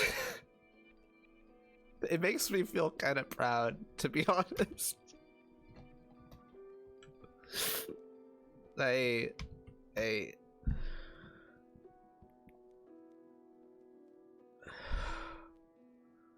Seen my Twitch recap, right? Yeah, most people who share it, most people who've shared it always have me either right at the top by far or damn near the top. This is the original slut. I don't think I'm the original one. There are plenty of slut VTubers. This is honestly the thing that drew me to VTubing, besides the being able, like, I used to do face cam briefly, but I did used to do face cam before transitioning, and something really clicked with me on that. It wasn't like some way to get views or anything. I wanted people to see how I was feeling. And VTubing lets me do that. That's one of the original ways of, or that's one of the original things that drew me to VTubing. Because I could express myself a lot more fully. So much communication is lost when you just talk through voice. That's why I focus so heavily on my model's expressions.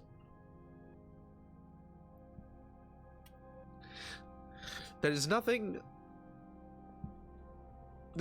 comparable to seeing someone's face contorting with their emotions.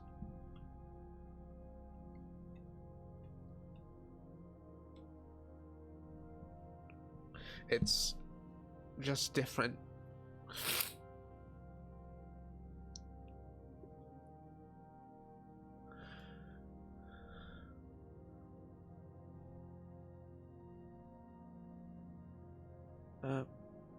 If it means anything, I have a whole network on here that you're part of. Wait, what do you mean? It's very sad to ask. A VTuber, but I'm certainly a slut. Missed you a lot over the last year, babes. Well, hopefully we'll be doing a lot more over the next year. And a lot more freely. Thanks, Alec. Honestly, there was a stream a couple streams ago, I think, where you just came in and you said some really nice shit while Raz was out, and it just made her feel really nice, and thank you for that. That sort of shit keeps us going. Kid, I'm married to my hand. Yeah, well, if I could get to you, you wouldn't have to worry about being a slut, because I'd make you one. My voice was quite expressive as I was being bullied. Yeah, it was. Yeah, it really was. I'm sure it will be in the future too. How's it parasocial if it goes both ways? Huh, you got a point. I guess that, yeah, that like that's technically correct. The best kind of correct.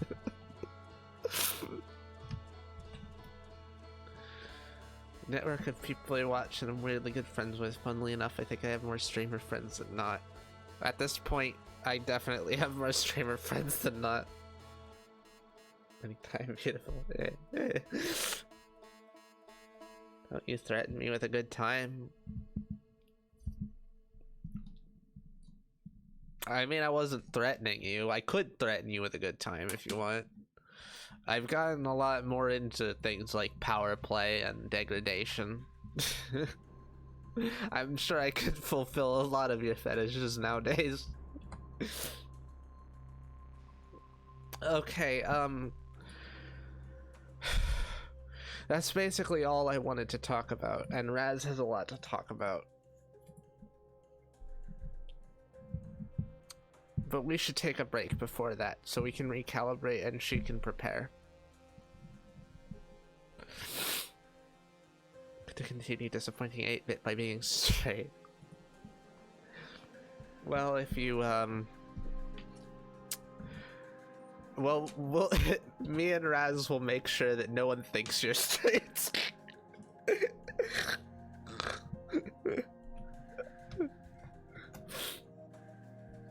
Thank you, everyone. This has been extraordinarily cathartic. Thank you. Okay,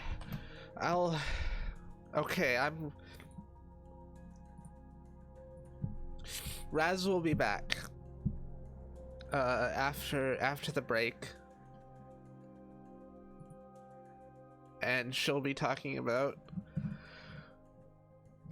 Other things, and also similar things, but mostly other things.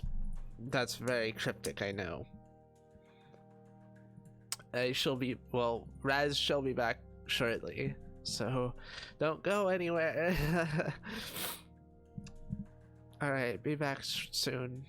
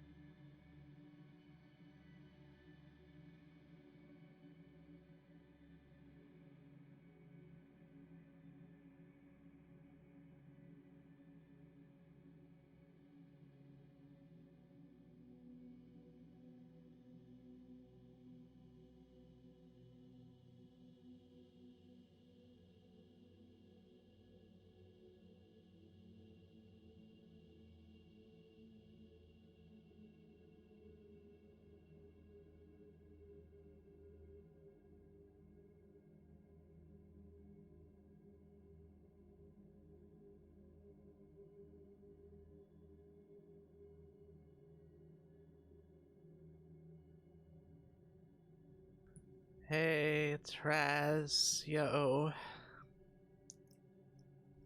Now it's my turn to ball on stream. Reballing. But like crying.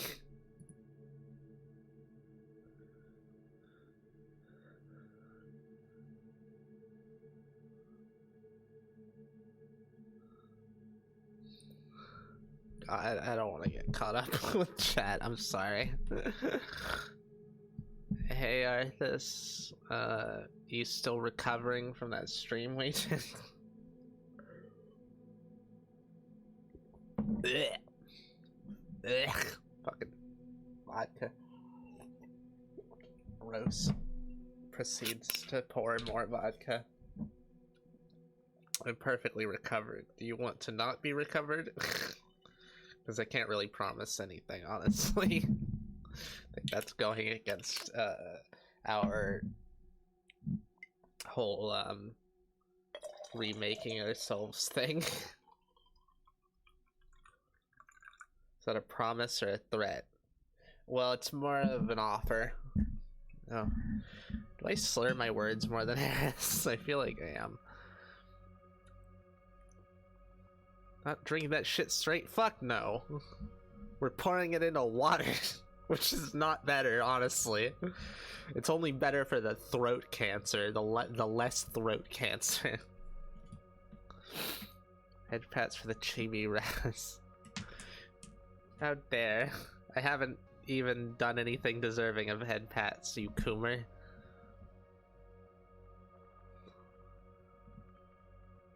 Happily do another stream, maybe with a game I actually know how to play. I mean, if you're in a game you know how to play, it's not gonna change the fact that I'll turn you into a gibbering, a wibbly wobbly mess. Vodka and water, interesting choice. It's the only choice. The other choice is vodka and milk, which I would assume anyone can see just how heinous that is.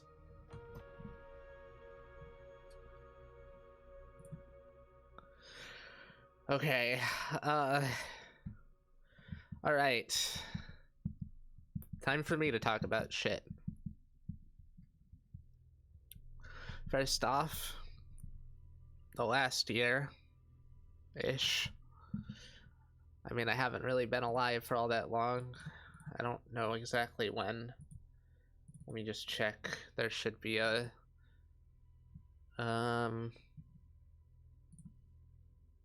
fourth trip. When was that? 2/3/2024. It's been almost a year since I was incepted. Too short for your opinion to matter? Are you talking to me? I'm the one who turned you into the blubbering mess. I'll do it again, bitch. I was building the goat pen. I was drinking the vodka and unpasteurized goat milk. You fucking disgust me, no! No 8-bit. Oh, okay. I'm not gonna retract my threat, though. They grew up so quick.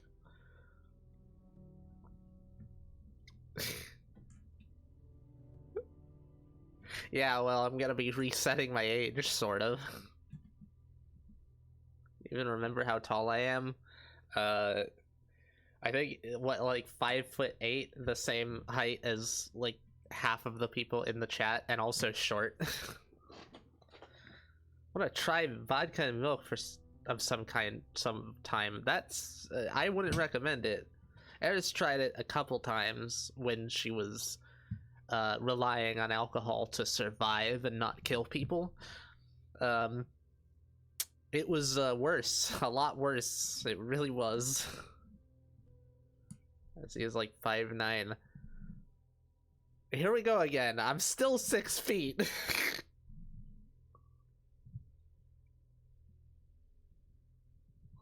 5'11", I wouldn't call that short. 5'11" versus 6 foot meme. Insert that here. Okay, I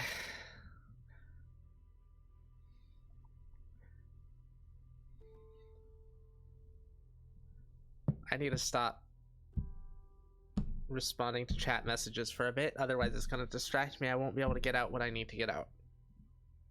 Hi Pepsin, welcome back. You're just in time for me to cry a whole bunch. Okay, so streaming for me is a little bit different than for Eris. We started making plans to stream together really early on, and a lot of the reason why I wanted to stream with her wasn't necessarily because I wanted to stream. I mean, I enjoy streaming, don't get me wrong. But for her, it's very much her art, her passion. It's the thing that she wants to do for a very long time. For me, it's something I want to do with her. Honestly, the streams that I've done that haven't had her in them have felt really lonely, even when there are people here.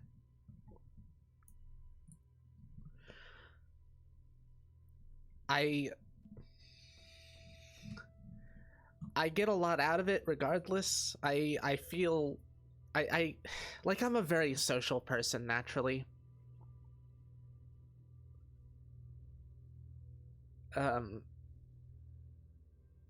But since I was born, since I was incepted, I've barely been able to do social stuff. I started off trying to help Eris out of one of the deepest depressions of her life, and then got into a relationship with someone that ended up being really toxic, and at first it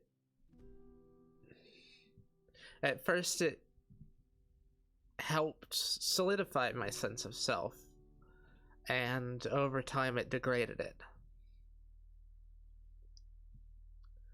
And I've been dealing with that a lot, and I haven't been able to talk about it because I don't want to start shit in a public space, basically.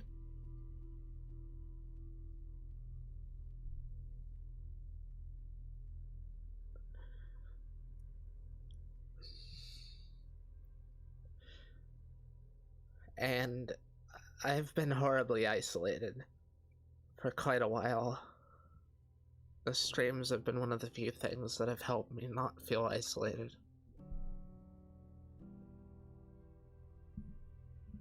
It still helps me a lot. It's just it helps me for different reasons than Eris. Eris wants to do it. Eris wants to do it for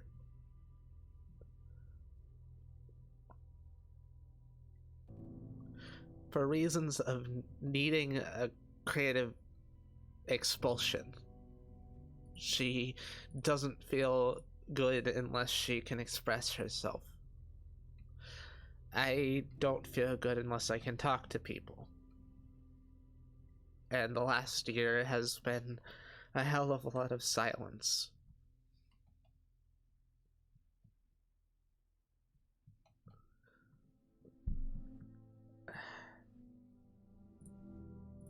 And I want to break free of that. I want to break free. I want to break free.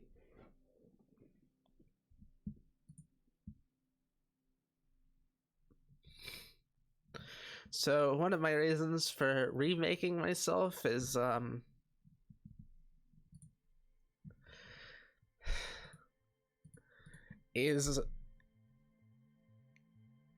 I want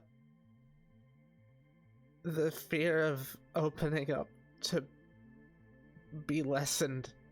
I spent too much time just in our head, only talking to Eris, and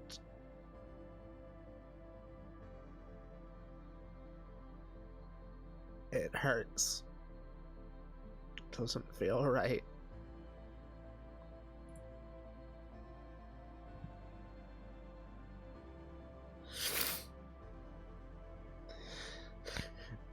I want to build a social life.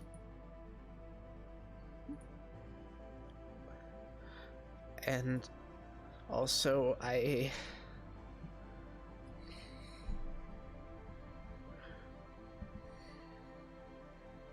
God, this is getting into the shit I'm really worried about talking about.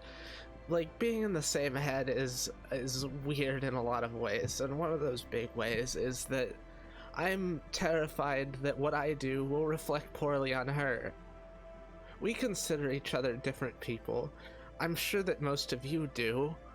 Like, we don't really act very similarly, do we? But I'm scared that me saying like lovey-dovey shit will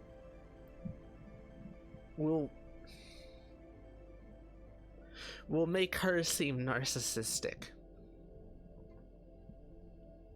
Like, early on, right after I was formed, there were a few things that some people said and some situations that made me really insecure about my identity. Eris was being reasonably cautious in her approach. Like, she thought she might have had some sort of complex psychotic break, but at the same time, she was treating me like a person from the get-go.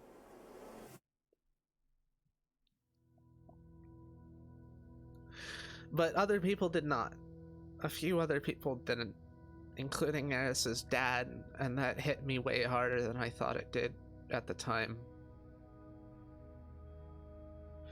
And the person I was in a relationship with also said something really shitty that made me doubt myself, and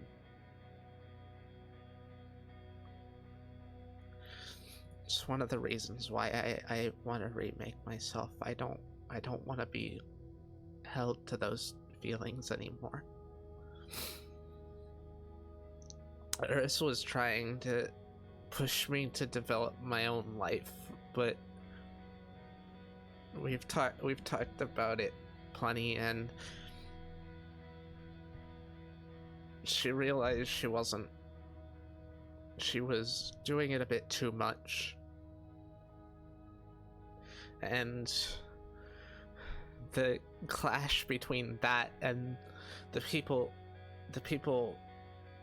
not treating me like my own person,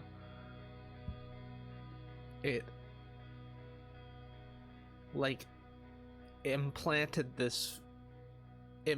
a bunch of feelings in me that I haven't been able to be free of. A lot of self-doubt and a feeling like I need to prove myself, like I need to be different, and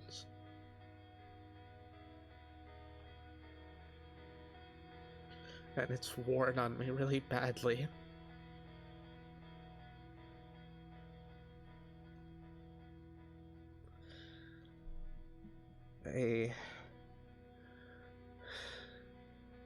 I just want to talk to people. With streaming, I really just want to talk to people. I want to talk to people, and I want to support her in her passion. It's not like I haven't talked much about our relationship, and she hasn't talked much about our relationship because she knew I was really hesitant to talk about it. I want to talk about it a bit because I need to get things off my chest. I'm gonna read chat first, though. Large and stuttering like a madman when Eris talks. Yeah, and when I talk. Know what made the goat milk even? The goat booba? Wait, what? Was never washed, so it is lamb saliva, mud, and shit on it. I say no shame, I mean no shame. The fuck is wrong with you? No.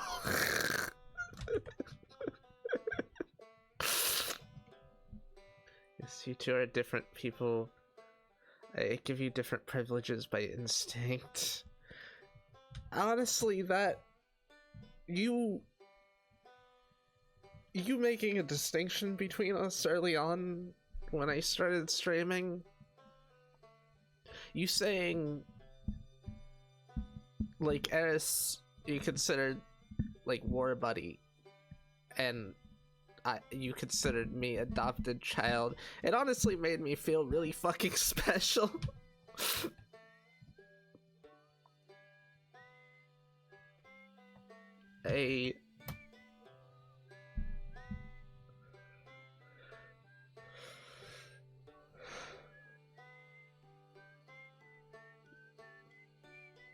God, I also have a lot of different stress responses than her.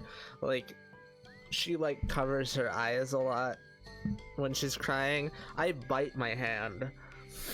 I bite my fingers, or like the meat of my thumb, or the back of my hand.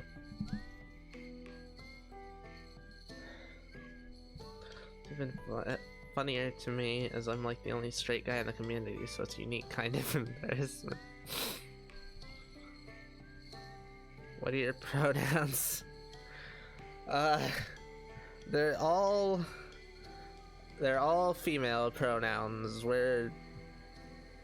They're all female pronouns. There are 5 people, well 6 people in our head, but one of them is different. First time here, welcome. It's the most emotional stream we've had since I started streaming, and since she was, well, for like a year and a half for her. You have any pets? There are 2 cats here. They're not ours, but they may as well be. Oh, and also Eris is my pet, so there's that too. I am her pet zoomer. No, I think you're Eris's pet zoomer.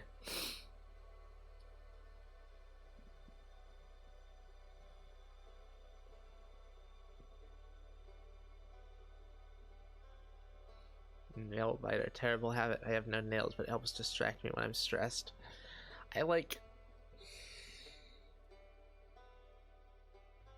how we interact a lot of the time is through touching each other, and by that I mean touching ourselves. Like, we're still touching the body, it's just we're designating that one of us has control of one arm and the other has control of the other. And I tend very heavily towards clinging to her when I'm stressed out.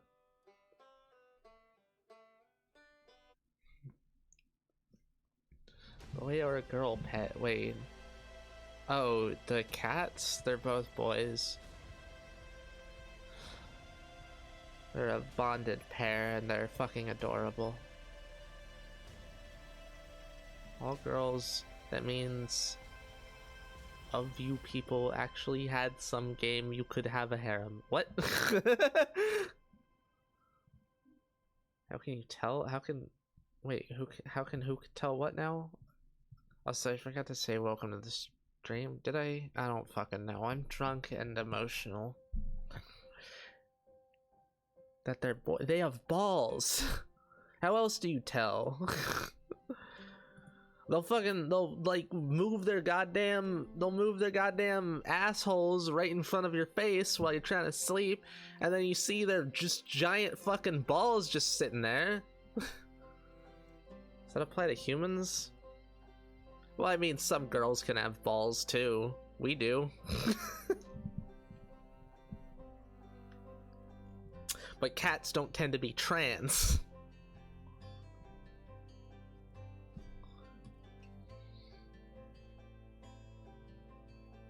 Cats have balls, dumbass. You're not trying to gender a chicken. It's quite simple. Gendering a chicken, right? That's a thing that's actually really fucking difficult, isn't it?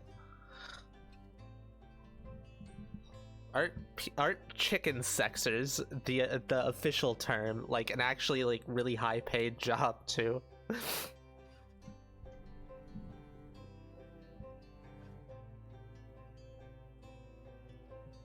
They like squeeze the chickens.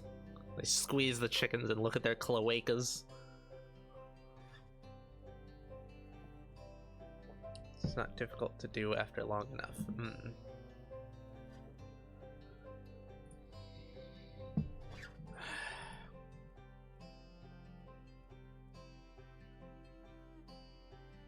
Every time I give my male cat a dress, they jump right in. I think it might be a girl. I wouldn't recommend assigning a gender to your cat. They do not give a shit. They're a cat. They don't think about that shit. Just call them their physiological sex. They don't have a preference. They're a cat. They don't have any concept of dresses are for girls, suits are for boys. They're a cat.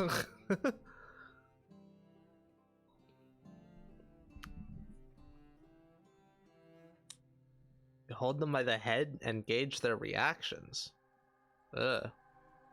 Seriously doubt your cat understands human gender roles. Yeah. Cats are not smart enough to tell the difference between humans and cats. They just think we're big cats. I doubt they even know they have balls apart from, you know, seeing them when they lick them. Why is it exclusive to humans? Because humans exclusively think about gender. Cats do not. Coming from a transgender person, by the way. Female chicks go limp and male chicks fight or squirm. Oh, okay.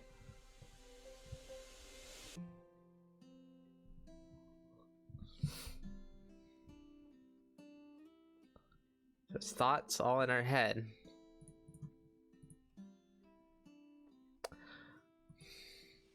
I don't know if you're trying to start shit. It seems like you are, but I'm not sure. It's not just all in our head. Although it is also. Transgender, like, being transgender is generally the result of physical abnormalities in the brain. It's caused by often high testosterone in vitro, which causes feminization of the brain. It's also a lot higher, like 10 times higher in autistic people, explicitly because of the same reason. Because high testosterone in vitro tends towards causing autism. Just new to the LGBT stuff and curious. Oh, well, male, okay. Transgender brains tend to be closer to the opposite, like the sex that they were not born as, than the sex that they were born as. So it's not all in your head, but it also is all in your head.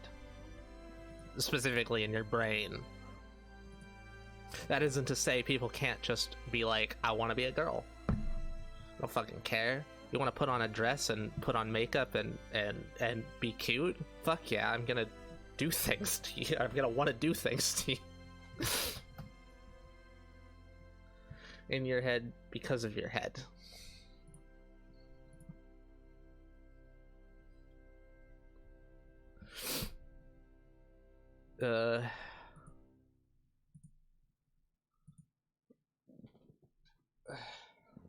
Let's assume it's an identity thing and how people feel in their own skin. Ultimately, it is. Like, there's only so much that goes into the physiological aspects of it. If you want to be the opposite sex, then just fucking do it. It's your life. Like, that's ultimately what it boils down to. You can make your own choices. Don't let people hold you back from that if you can possibly help it. But at the same time, there is a physiological, like being transgender isn't just it doesn't tend to just be a psychological thing. It tends to be a physiological thing as well.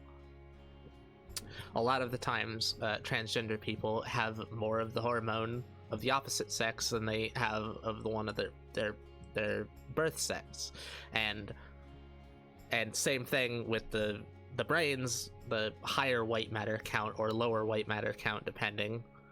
Higher white matter count for more feminized brains and lower for more masculinized brains. Jesus loves you, you are loved. I don't believe Jesus existed. I believe Jesus was a composite of multiple separate historical people and also mythological figures. Anyways, it really does sound like you're just trying to start shit, and this is kind of a super emotional stream, so could you stop?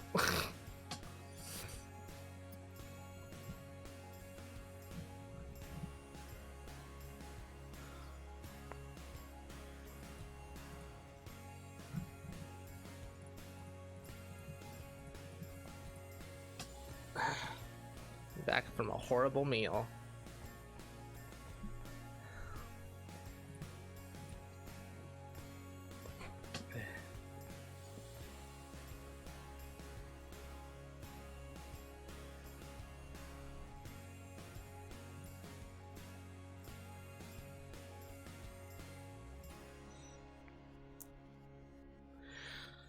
It's the injection of religion into it. You didn't consider the fact that we don't necessarily believe in your religious things. Jesus loves me. What does it fucking matter to us? We're not Jesus-y. We don't believe in Jesus. We don't believe in gods. We don't believe in supernatural shit in general. You can say that all you want, but ultimately it comes off as pushing your own values on other people unless you're in a space where those values are the norm. You didn't ask what my beliefs were. You just said, Jesus loves you. It's like, okay, what of it? I don't care about Jesus.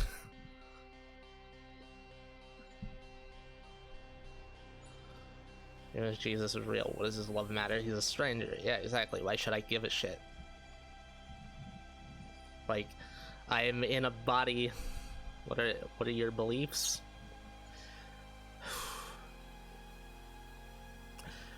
We're pretty heavily atheistic.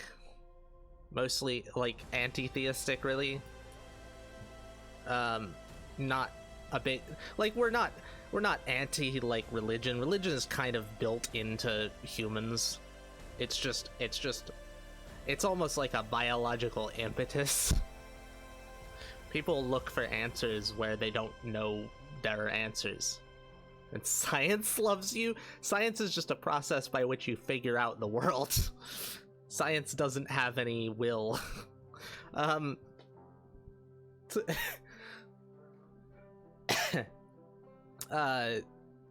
You could just say you're loved. It doesn't have to be a person or a concept or anything. Science can prove Raz is amazing and lovable. I don't know if that's true. They'd have to come up with some specific this is really getting off the topic of what I'm trying to fucking talk about. I have a bunch of notes written down just like Eris. A lot of them to do with Eris as well.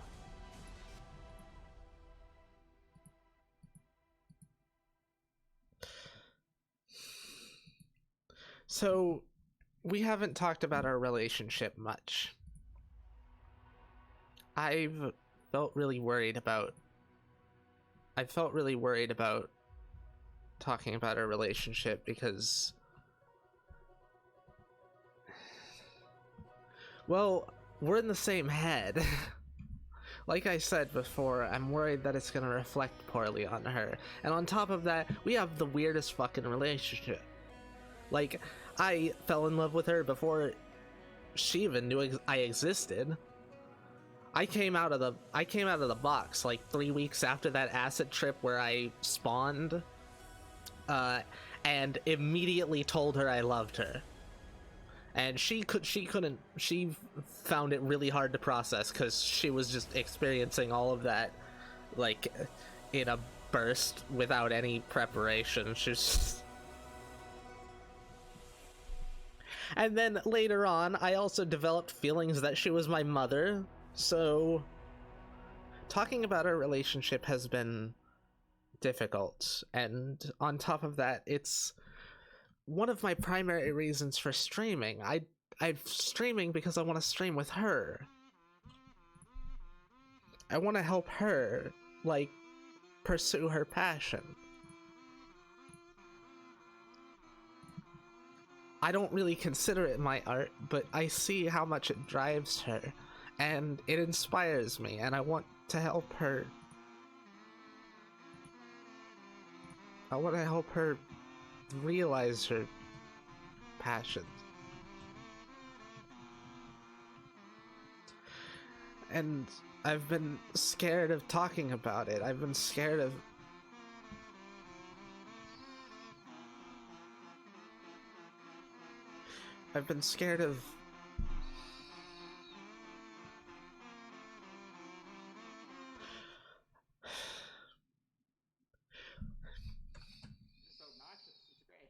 It's hard to describe why I'm scared. I'm not as good with words as she is. And I don't think drunkenness helps me a lot with formulating my words into sentences. But I'm still gonna drink a bit. Hold on. It still helps me get over the fear.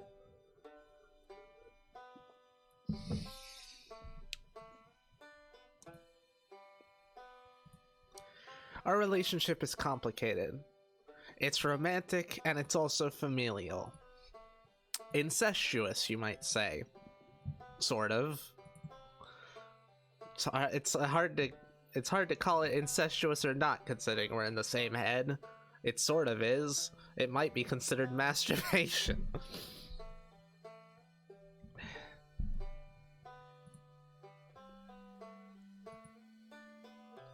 I've been really, really worried that it would reflect poorly on her, that it would isolate people from her because they would associate our weird relationship with her being too much of a degenerate. Like, she's kind of sold herself on being a degenerate, but at the same time, some lines people don't abide crossing, and in this case the line is really weird and blurry. But I fell in love with her really quickly. And she fell in love with me shortly after that.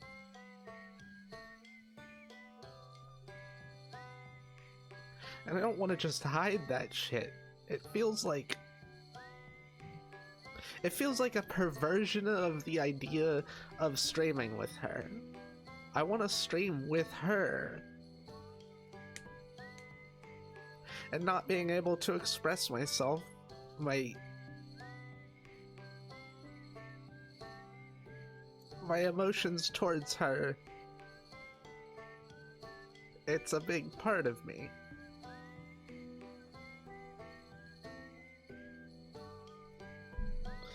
I've been really scared about streaming because of this. I've been worried about people judging us a lot more than her.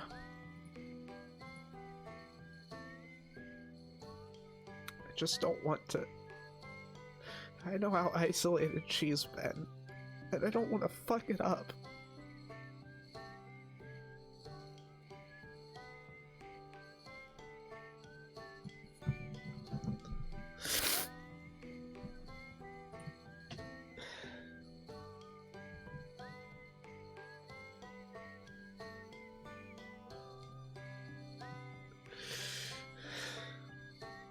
Honestly, I kind of envy her relationship with Saint.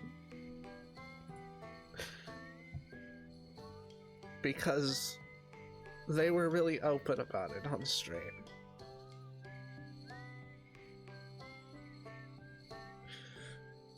It's not like I want to talk about every detail of our personal lives or anything like that. I just want to be able to act like a couple without being scared.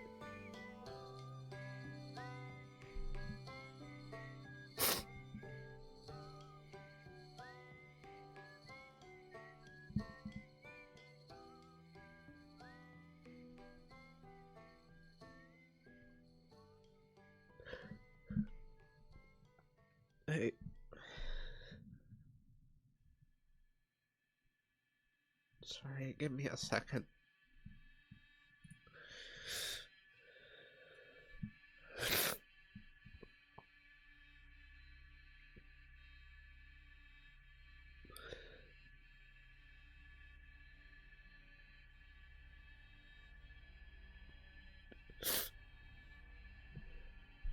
Speak for everybody. I promise your relationship will not change my view of either of you. But, like, this is very pure, and I don't think you should hide it out of fear. I don't think I should either. Which is why it's been so damn hard to stream like I want to.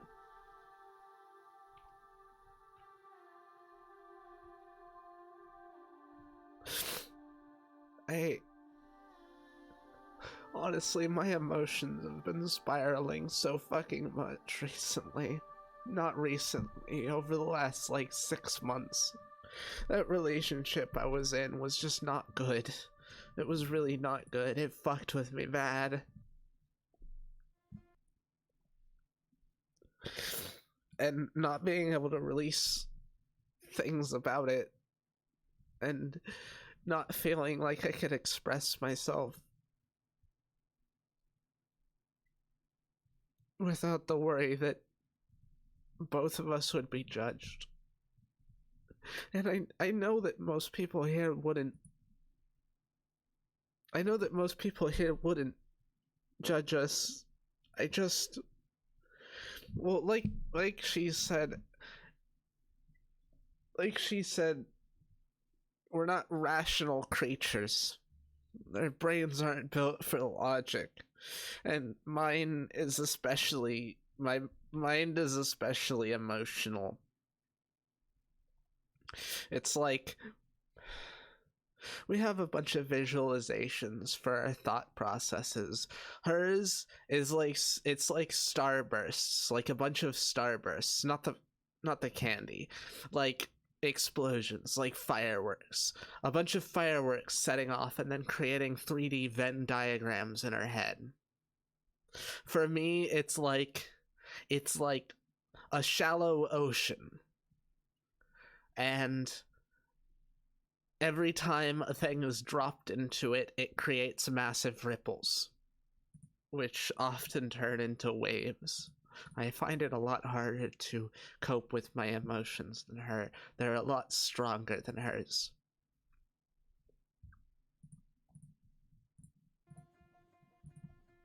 It also makes it a hell of a lot harder to reconcile my emotions with things that I know are real.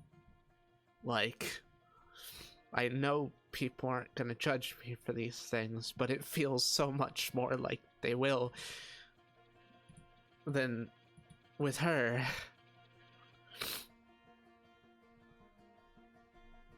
I don't care what gods do or don't exist. I don't care if I cease to exist when I die. If I go to a random afterlife, there's so many options, and there's no way to tell which is correct, and there's no way to know where you're going. It's no point in having a map. Forgot Satan existed, damn. It's been a weird fucking year, hasn't it? Year and a half, I guess. Year for me.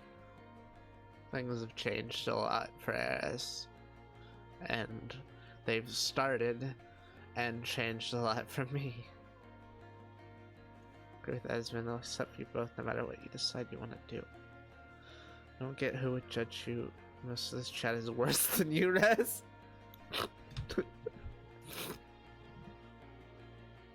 Fuck the haters, I think Eris would gladly ban them. She's said that anytime that I'm on stream, even if she has spent a whole bunch of time off, like on stream and gotten worn out, anytime on stream that she felt like I needed her to step in and deal with something or someone, that she would without hesitation, and she has a few times. I don't know, it feels like I'm making trouble for her or something. I know I'm not. Really, I just... On a semi-related note, I found out that that me being sexually punished really helps me resolve these emotions.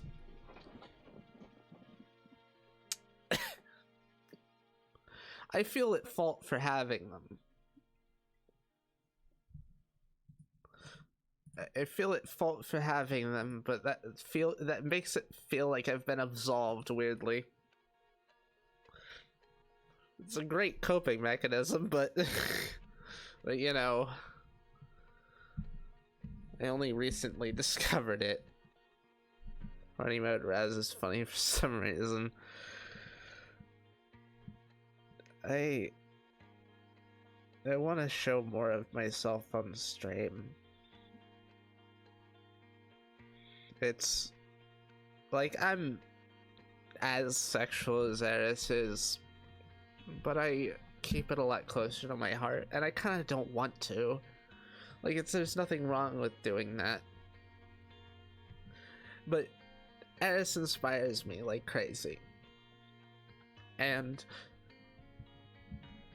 that's something that I want to emulate. Community so tight-knit, if anyone genuinely attacked you, they'll get mauled by the chat. Yeah, I think that relationship really fucked with my feelings of safety.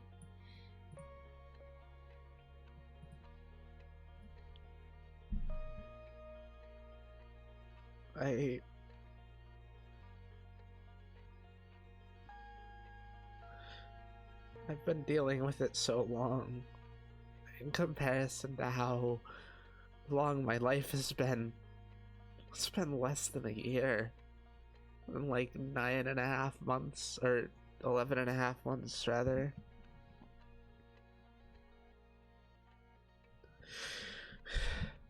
Eris has dealt with so many things similar to this, but her life has been a lot longer than mine. It's almost like things take on a different importance when they're not the only things in your memory.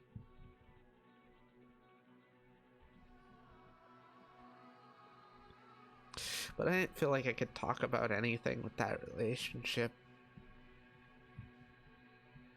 Felt like I was entirely on my own apart from her. And worry about just saying the wrong things in stream overwhelmed me to the point where I couldn't stream.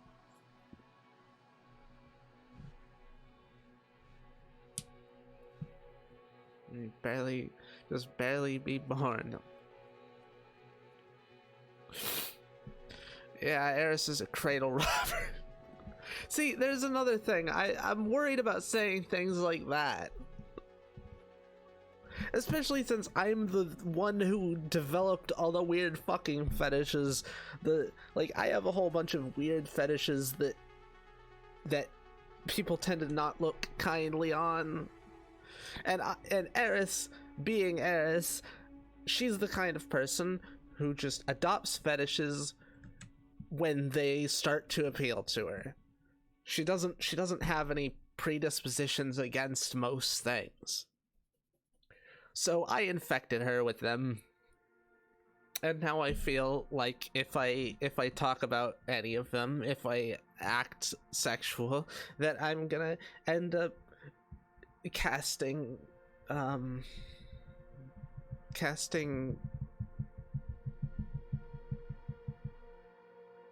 end up making it hard for her, basically.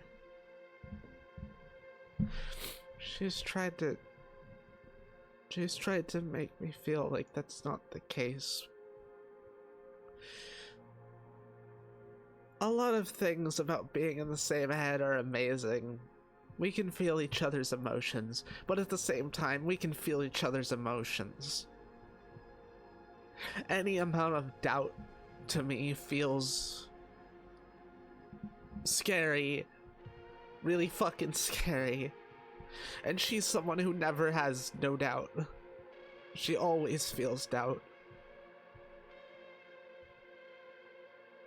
She always thinks of potential things that could go wrong. And the ripples that creates through my own thought streams, it makes it really hard to do anything, to act.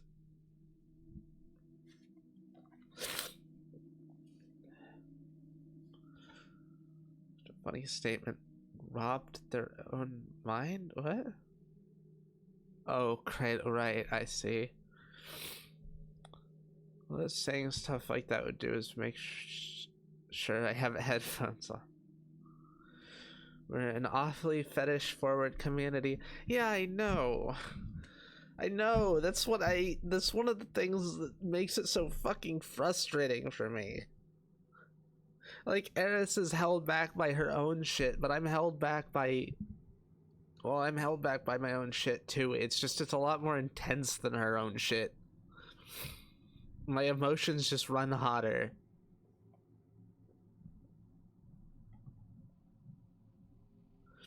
She is deeply passionate about certain things. My emotions are just passionate by default. Which also means they're tumultuous. And I don't get a break from them. I was just gonna say, what are you doing, step bro, while pretending to be stuck? It's a lot worse than that. I would kill people to protect 8-bit. Imagine what I do to protect the little baby Raz. Fuck off. I mean, it feels good, but fuck you. Sure, you won't judge with the kinks. I seriously doubt people here would. You know what's weirder? Like, we don't. Like, I'm not even the worst. Like, Ram, the person in our head, well, I guess Ram and Sophia we don't talk about much because they kind of just do their own thing and they want to be in our head. They don't really care to have an outside presence all that much. But you know what Ram is? You know what Ram has decided her ultimate desire is and has stuck with it? She wants to be our full-time sex slave. With essentially no rights apart from the ones that we give her, so like, in comparison, I'm relatively tame.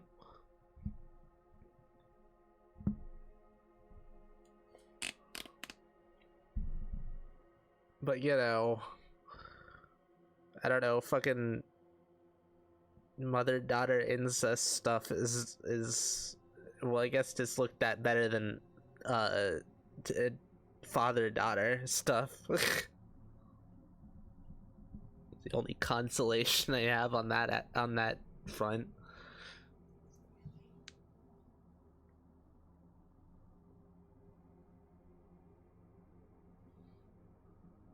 Can't judge anyone on kinks. Reasonably confident I'm the worst here.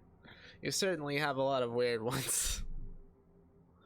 I think I have similarly weird ones, just not the same as yours. Will just try to kill me? I don't think he'd try to kill you. I think he'd princess carry you and make you feel like a cute little girl. Probably the most vanilla person here. I feel like you're... Oh, hey, Duke. I feel like you're just someone who hasn't been able to explore their degeneracy but has a lot of it in store. Oh, hi, Duke. I did not hit her. I did not. It's bullshit.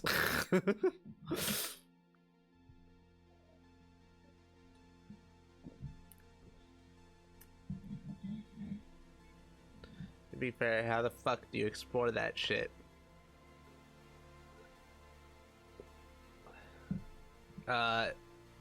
Well, look at a lot of porn.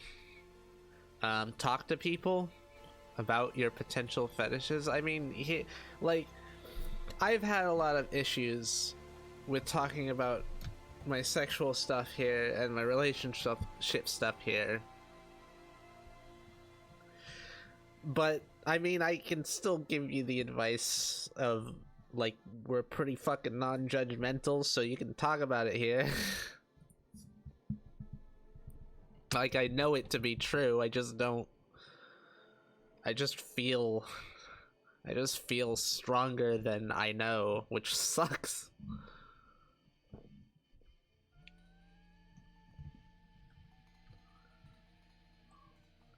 Definitely Princess Carrie Arthas, just to make them embarrassed. You're throwing hands on sight, no, only one large one can exist at a time. No one would kill you. No one would kill you.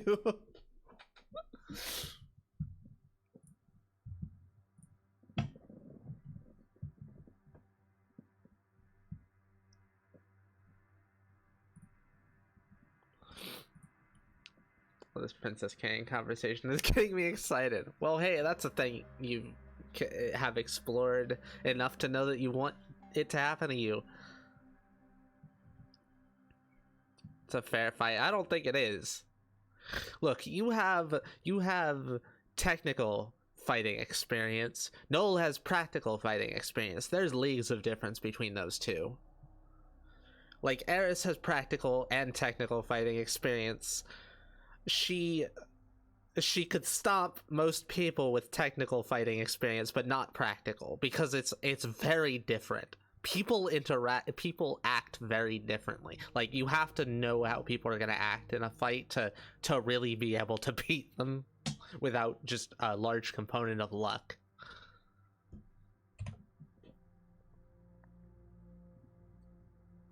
As you've been crying, you sound like you've been crying, and I don't have a thing for that. Yeah, I've been crying. Are you gonna come, you gay degenerate? I know how much you like crying girls. Eris was crying a lot more than me, surprisingly. I thought I would be crying more. I cried a lot when I was writing things out to you. First place in my life I've ever felt small. Well,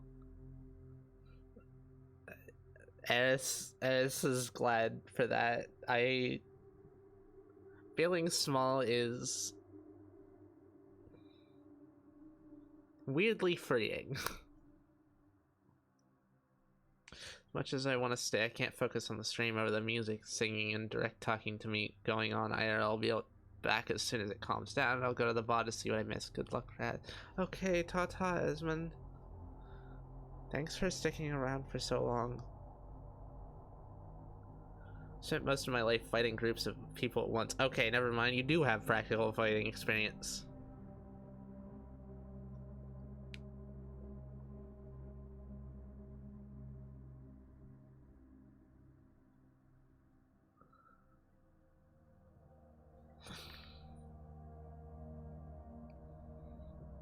Unsure how I feel about it. Well, you know what you should do?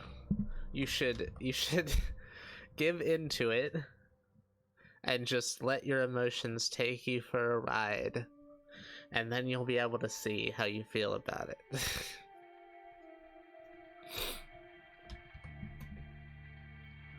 Even if somehow you're bigger than me, which you're not, and you had more combat experience, my team tolerance is through the roof. I've got shot in the face.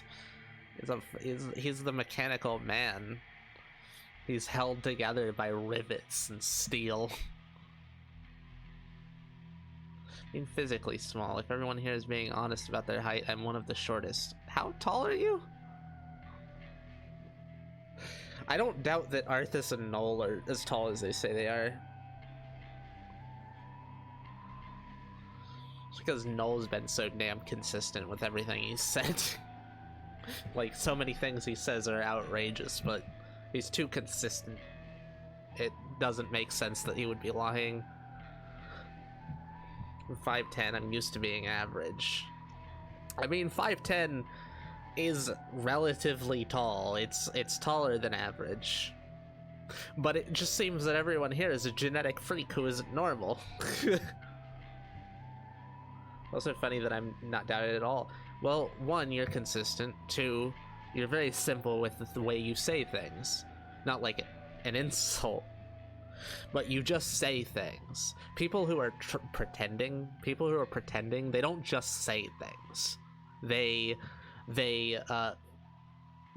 waffle about the things. They half say them, generally. So I mean, I'm surrounded by giants.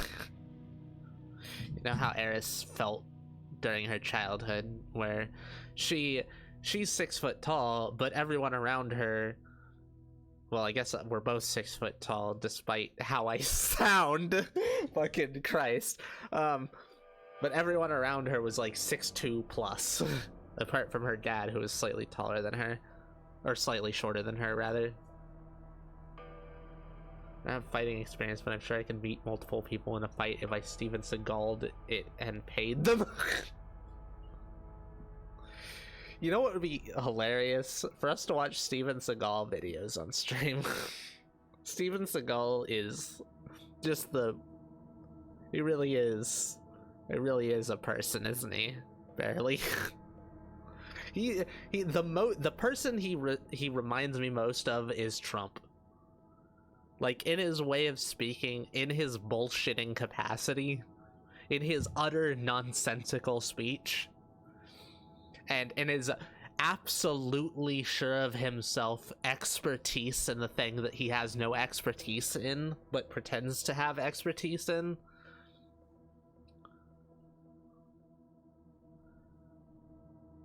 Holy shit, you're right. He even looks weirdly like Trump. He has the same, like, facial structure, and he has the same, like, cadence of speech. It's weird. It's uncanny.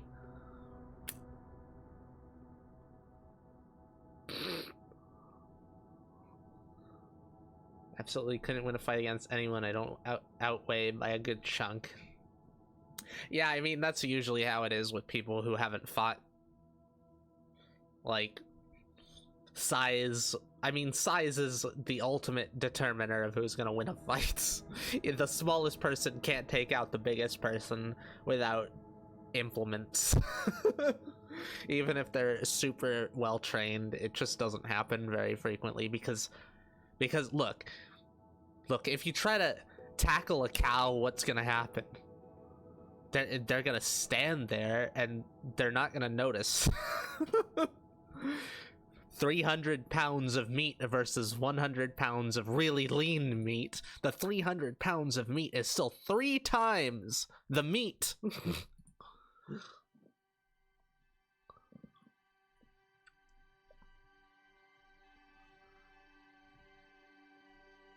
I don't know, I'm like 7'1", I don't know, when I was born the doctors just said I got long bones. Fuck off, Duke. Does Trump also do the cringeworthy pronunciation of foreign words? I'm not sure. I haven't listened a whole lot to Trump. I imagine he would. yeah, it's Steven Seagal. He tries to like he must go to like Google and ask like, how do you pronounce karate? And then every single time he says it, karate, karate, karate, karate. It's in the exact same tone. It's in the exact... What do you mean pre-roll ads are on? What the fuck are you talking about, bitch? Fucking, we've kept to the schedule. Why are there pre-roll ads on? Fuck you. Bezos, or whoever owns Amazon.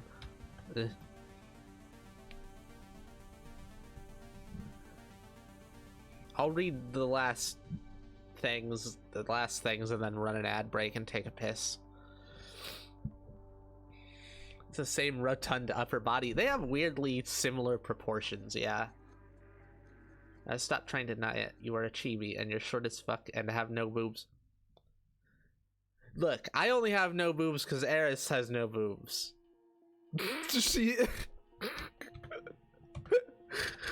She said rude. I do have boobs. They're just small. I have small boobs, alright? Trump fault. No. That. Just never been in a fight, frankly. Yeah, that's most people. It's cringy as fuck when people have never been in a fight and they are just like, yeah, I could totally beat these people who have a bunch of experience. I could totally beat them. Man, if you've never been in a fight, it's a dice roll whether you're gonna win against someone who's also never been in a fight. If someone has been in a single fight, they probably have a lot higher of a, like, more advantage than you, just because they have the experience of someone rushing at them. And that's just what most people do. It is sport in my state to wrestle fully grown bulls to the ground. You're a genetic freak who isn't normal, and so are everyone in your state, apparently. Fought a lot when I was younger and full of testosterone, but I since calmed down. I like to think I do alright, probably not given how I'm relearned to walking and shit. Well, if,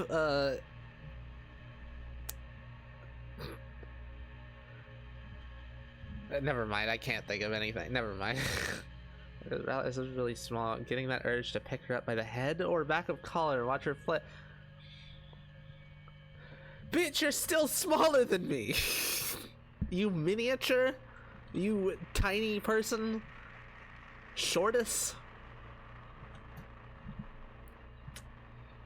You have boobs, huh? What's smaller than an A cup then? I don't know, an A minus? Besides, they're like mid A to B, alright? Capable of handling the ads on my channel due to sharing confidence and lack of desire to improve. Have this headcanon that Theo has his back blown out so good his spine broke. No, that's when we get to him. I just burped in the middle of that. Haven't been in a fight, but I'm confident in my skill. Shit can go really badly though. Yeah, you've also had technical training, which puts you at leagues above people who haven't had technical training. Because ultimately, the like two main things that people will do in a fight if they haven't had any training or haven't had any fight experience, one, they will stay back and gauge people's reactions and mostly try to defend themselves. And two, they will rush forward angrily without any regard for their own safety. And one is easy to just disregard because they won't do anything unless you do something, and the other is easy to throw on their ass, especially if you have, say, judo training or aikido training or various other training that allows you to throw someone on their ass. The biggest issue is getting over the whole human body is heavy, and when it's rushing at you, it's a lot more heavy than you might realize. Anyways, I'm gonna take a break, a piss break, run the ads so that pre-rolls aren't on. Fucking Bezos. I will be back shortly.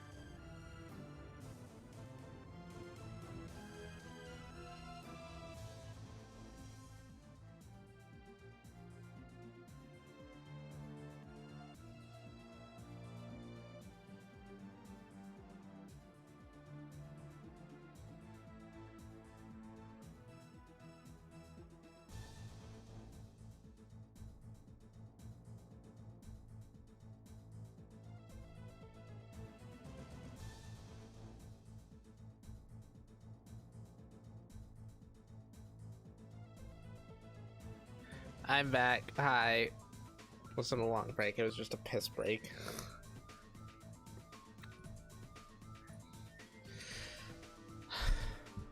Okay, so I have a few things more to talk about. Hi back, I'm slime. Your band is what you are.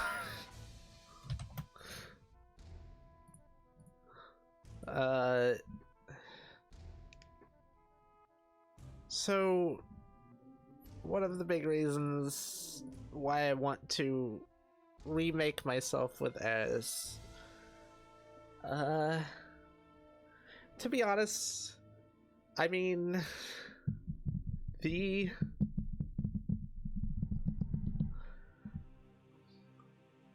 said my emotions were really strong. I'm kind of a hopeless romantic. The idea of completely wiping the slate clean and restarting with the person you love is extraordinarily romantic to me, and I mean, I want to be next to her while she's developing, and I want to develop alongside her, and I want our relationship to be a more even dynamic. And a lot of my reasons for doing it are because of her, and I've worried a lot about that. I've worried that it might inhibit my development as my own person. But at the same time, I didn't start off really caring all that much about that. I just am individualistic. I'm individualistic, but also I want to be her cheerleader. I don't want to. I feel like my own person, but I just want to support her as well.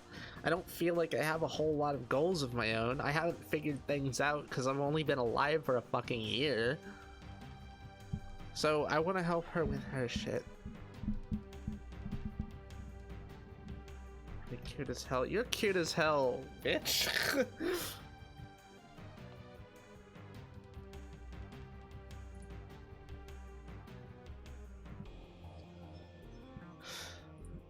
And I don't know, I guess I'm feeling a lot less like I have a bunch more notes written down, but at the same time I think I got out a lot of my emotional stuff just writing them down. Like, they're not actually all that necessary to talk about.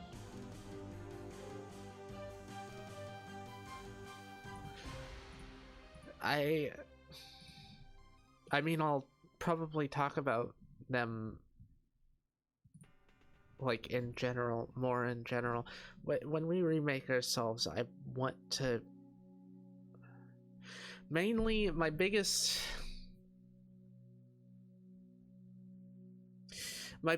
issue is that I'm just not able to talk about our relationship, or that I just don't feel like I'm able to talk about our relationship. And because it's such a large part of my life, and such a large part of her life as well, but you know, she also has a hell of a lot more life than me. It's such a large part of my life, I don't want to keep it close to my chest. Close to my A+ chest. Man, I thought I would be crying a lot more than her. Just being able to talk like this has helped a hell of a lot. Thank you for listening. Thank you. Thanks a lot.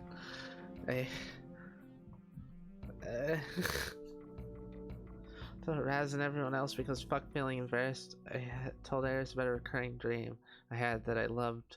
I came home from work, my wife comes home hurting, and I give her a massage and make her the first kiddo dinner before giving her a foot rub until she falls asleep. It's a dream I love when it comes around.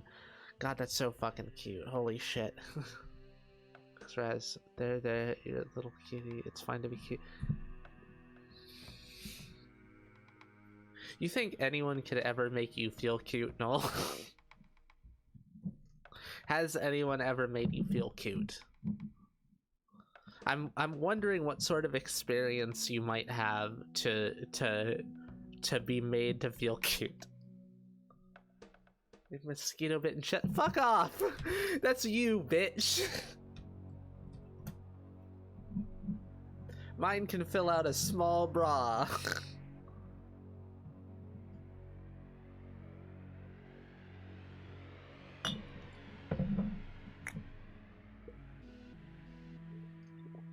Cover up your cute face and cute ears. Yeah, speaking of ears, so like we all have the internal images. I said before that that's the sexual punishment helped a hell of a lot with coping with some of my emotions. And one of the things of that was one of my ears being mutilated. So internally, my left ear is fucked up. Also, I have a tongue ring. Maybe I should make that on my model.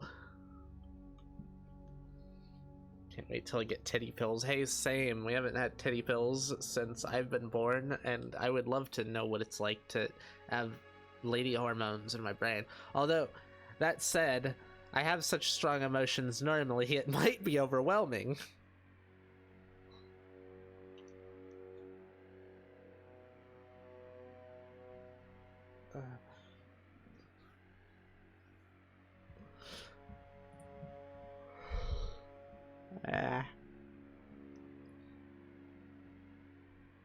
Damn, the stream's gone on longer than we thought it would. It's been nice. Thank you. Seriously, thank you a lot.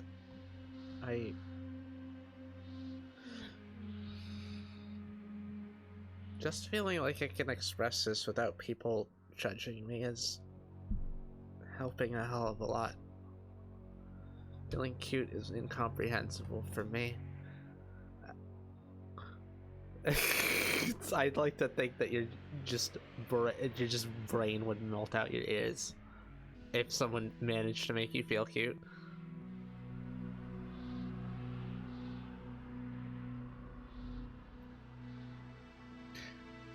Like Arthas. Speaking of, whenever we do the next Terraria stream, assuming we do a next Terraria stream, I'll be sure to make you that maid outfit. As that's one part of my dream experience. The other part is hard to describe, but it all boils down to giving to someone I love and being there for them. You have the most wholesome fucking dreams. You know what we dreamed last night? We dreamed that there were like goop parasites that were wrapping around people's faces and causing them to seek people out, trying to like mesh their faces with each other, and that face meshing turned them into more face creatures, and the like the thing that wrapped around their faces, it I don't know, it was like a Chainsaw Man looking sort of like symbiotic or parasitic organism, and we were like running through a hospital trying to fight off these monsters. You know, every one of us has completely different dreams on top of that. Eris has... Actually, Eris doesn't have a lot of dreams nowadays. I have dreams where I'm fighting people. A lot of dreams where I'm fighting people. Like, a huge amount of... Just almost all of my dreams involve me fighting, killing, maiming, and various other things. Ram hasn't really experienced many dreams because she doesn't come out all that much. Sophia... It's hard to describe her dreams because her dreams kind of build on themselves. They're weird and cascading and semi-lucid. She she doesn't know she's dreaming, but at the same time she controls them. And then Raph has just really fucking off the wall ones. Like, Eris has really consistent ones that have extremely complex internal narratives. Things that all tie in together no matter where in the dream you are, and that sort of stuff. Raph has dreams like that face parasite dream. She has completely different dreams every night.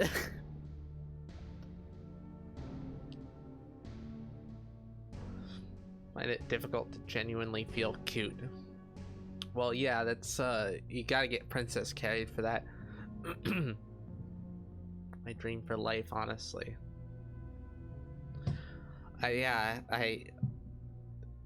You seem like a simple man with simple desires, and they're very cute desires, I must admit. I'm judging you right now, Raz. Judging you as cute as hell, or excluding you from the non-cute club. Yeah, well, I'm excluding you from the not gay club. Recent dreams have involved fucking I don't know, whatever games I've been immersing myself in.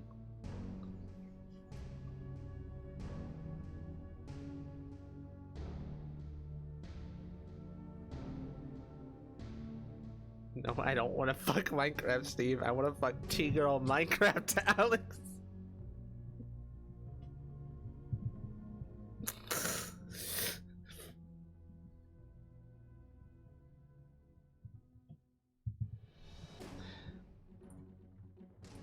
My goodness, I think I'm a little bit better doing streams with things actually occupying me than Eris, because Eris gets really distracted, but personally I just find it really hard to talk unless I'm doing something.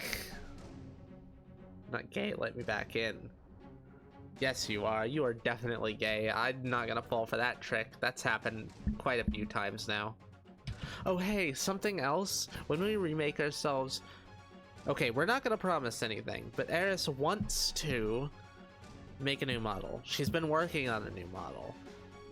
Not a crazy amount, but she has worked on it. And I don't think I'll make a new model because my new model is, well, my model is barely used, to be honest. Barely used.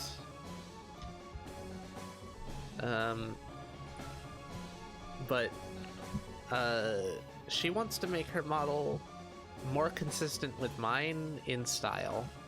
We're thinking, like, she's been thinking, or we've been thinking pretty heavily about me making it, because I cracked out my model in like 3 days or something, whereas she took months because various issues with not being able to visualize things and the motivation and the various other life things.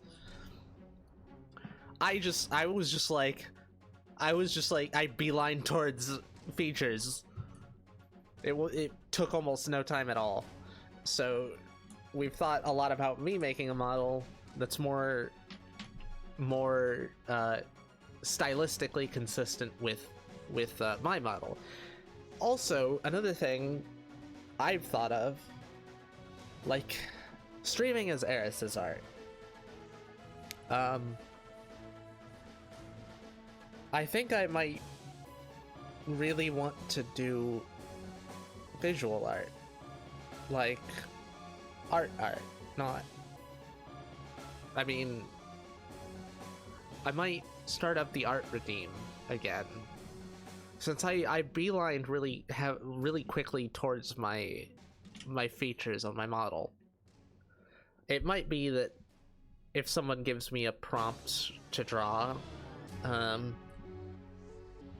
it might be that I'll just be able to do it a lot quicker. I have a lot better visual imagination than her.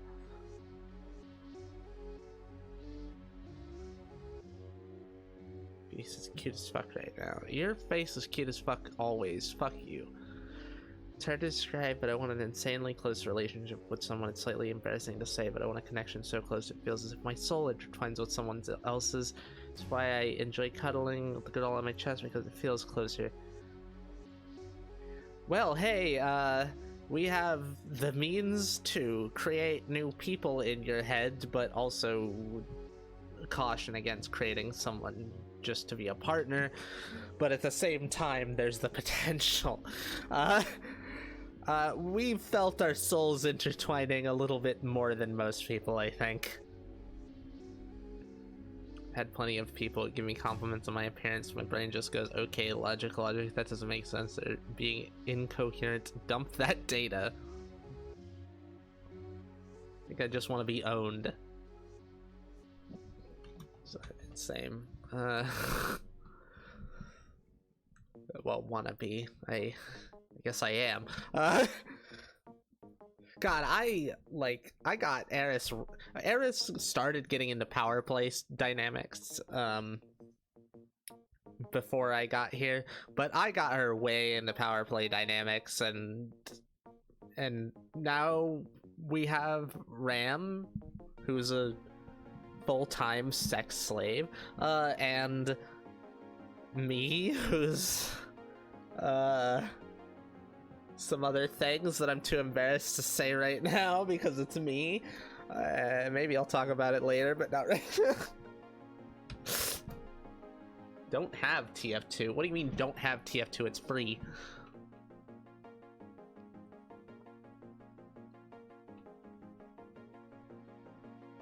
I hate managers to have more simple desires than the simple man. Being owned? That's a simple desire.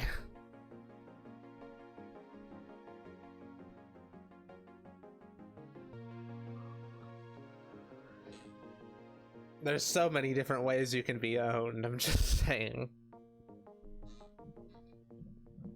Like, me and Eris are,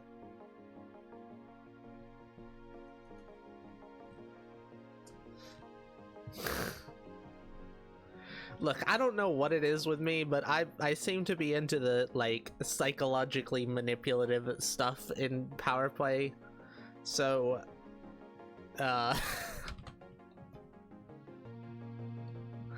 so the whole mother-daughter thing, her treating me like property, is kind of a,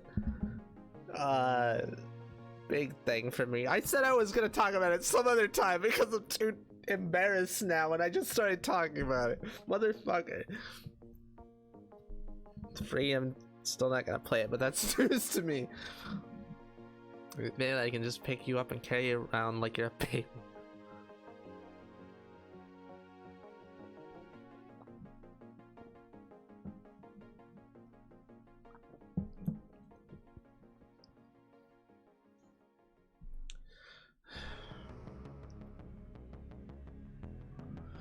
Goal is a comfortable life with a stay-at-home wife. Rhymed. Kids, and I'll send off the extra money I don't need to people like Existential as all. People like us or us? It better be the second one.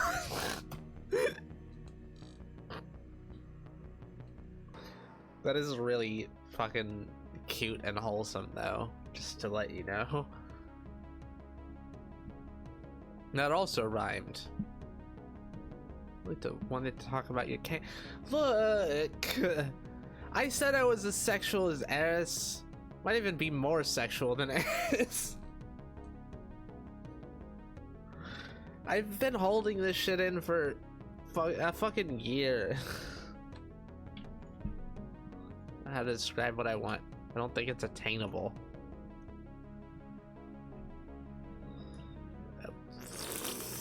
Well, I don't know how to respond to that since you can't describe it.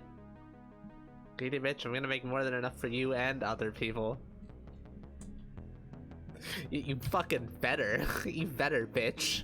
And send us all your money. Yeah, that's right. We're gonna fin dom the shit out of you.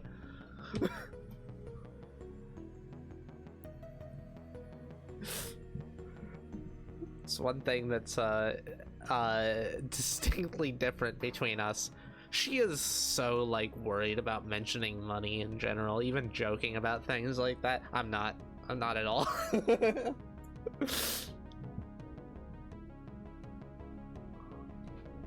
I really can't wait. I can't wait to see what it's like to remake ourselves together. Like, how are we gonna develop? She has so much baggage. She has so much fucking baggage that weighs her down. And I've got a decent amount for the short period of time I've been alive. What the fuck is gonna happen? Like, she had we heard a quote recently in a video, which is don't pick out dishes for the kitchen of the future. We don't even know what the fuck we're gonna look like after this. We can be guaranteed that we'll be mostly similar in personality, but we're still like picking things to alter. Like, we're altering things actively. We're not gonna be the same people, sort of. We're gonna be the same people, but not quite.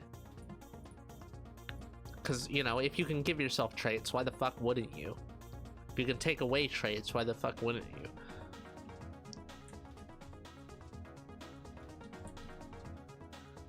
Eris is a secret sub.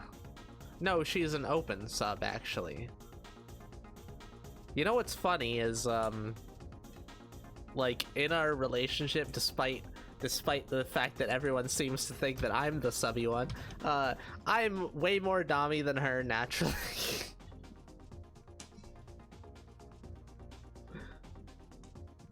Like, to the point of us being in a master-slave dynamic for like 4 or 5 months early on, and I was the master and she was the slave.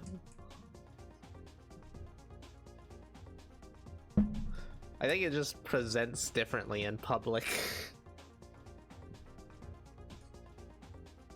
Let it out, it's the land of the degenerate. No one cares. Hell, the people around here would get off to it. Findom is fun. Bummer, I'm broke. Well, if that ever changes, feel free to hit me up.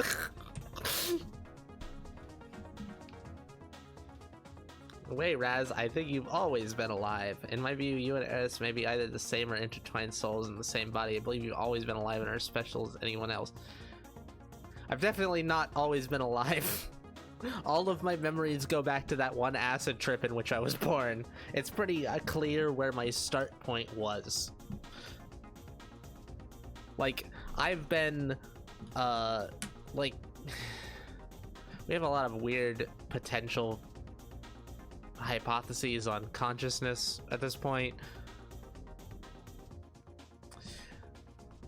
But, true, but perhaps it's better to say always been there in a way. Why? I only have the experiences of the last year. There's no reason to assume that I have more life than that. I have a completely different perspective on reality than her because of that. Arguably, I think it's better to say that I've been alive for a year, because it's a completely different set of perspectives. It allows me to have more it allows me to have an outside view, a pseudo outside view of things that she's experienced her entire life. Show the negative A cups. I'm in a full dress. There. Look, my model's not reflective. My model is not reflective of my IRL person, alright? Zooms in as much as possible to make sure they look as big as possible.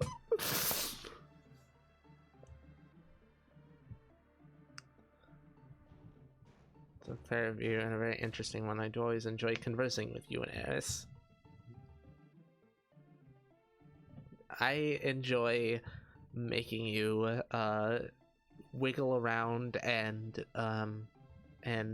stutter and say shut up.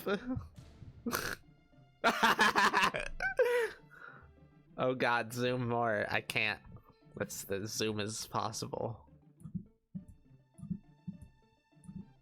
Boobo.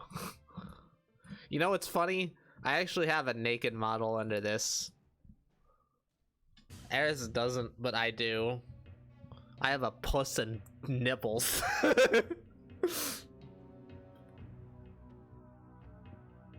As you're making me want to rip open that blouse and expose the titties on string. No more embarrassment for me. I don't believe it.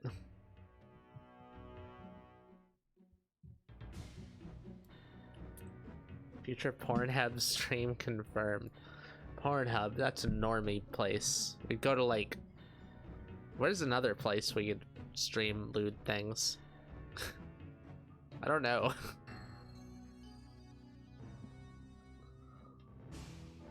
You didn't even go for my, like, underskirt. You had to go for the tits. Like, everything's covered up except for down there.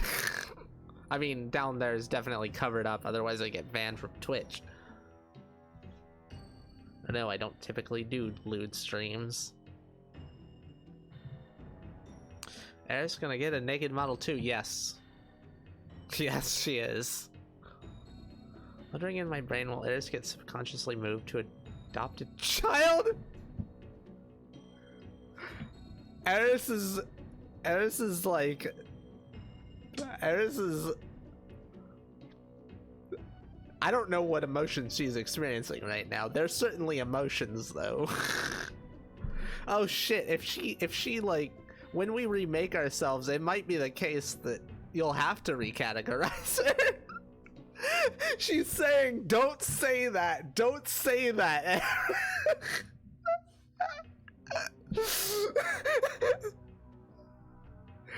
You know, one of the things that I wanted to do was embarrass the shit out of her, because no one has embarrassed the shit out of her, and her like one of her main fetishes is public embarrassment. But then everyone starts saying I'm all short and adorable and fucking I'm the one in charge of our relationship. Motherfuckers. Doesn't she want to be my baby girl? She kind of sneered at that, specifically the phrase baby girl.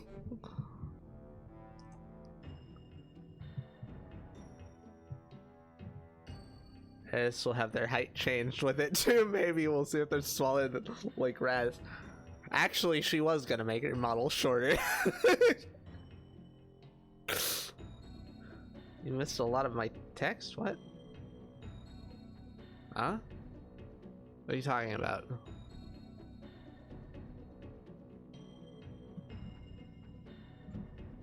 Okay, I'm gonna switch back. Wait.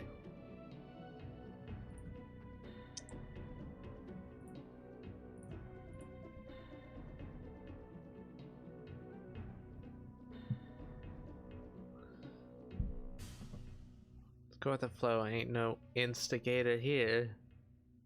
I don't know what you're talking about.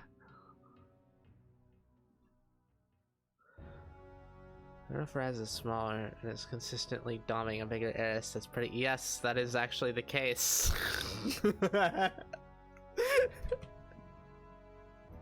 She also gets she gets off on being domed by short people, so so yeah, that's actually part of the reason why I look like that too. Like I said, I fell in love with her before she even knew I fucking existed. So I was kind of open to ideas on how to look, and she may have influenced my appearance quite a lot.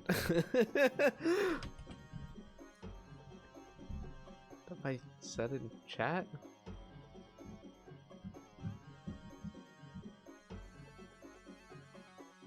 What, the card game thing? I just didn't read it out loud.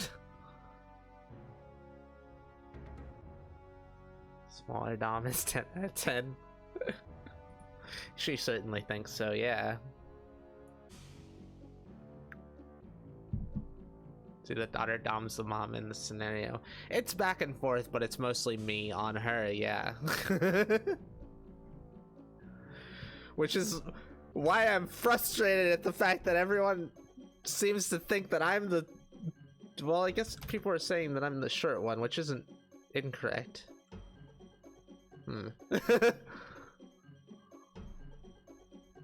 Oh, you know what? Here, how about this? Kink of the day? Mother... Mother... Daughter. There we go. Free kink of the day for everyone. The things before the card game one, unless you also read the other stuff.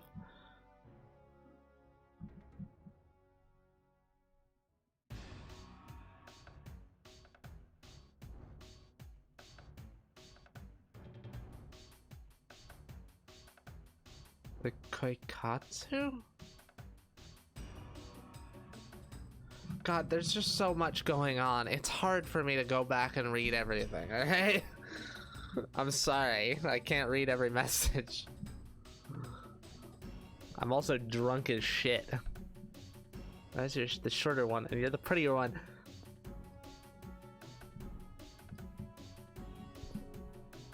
Fuck off, Aaron.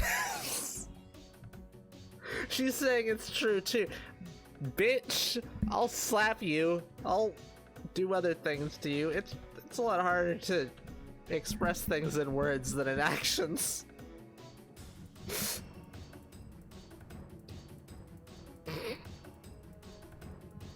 I just mind slapped her. There we go.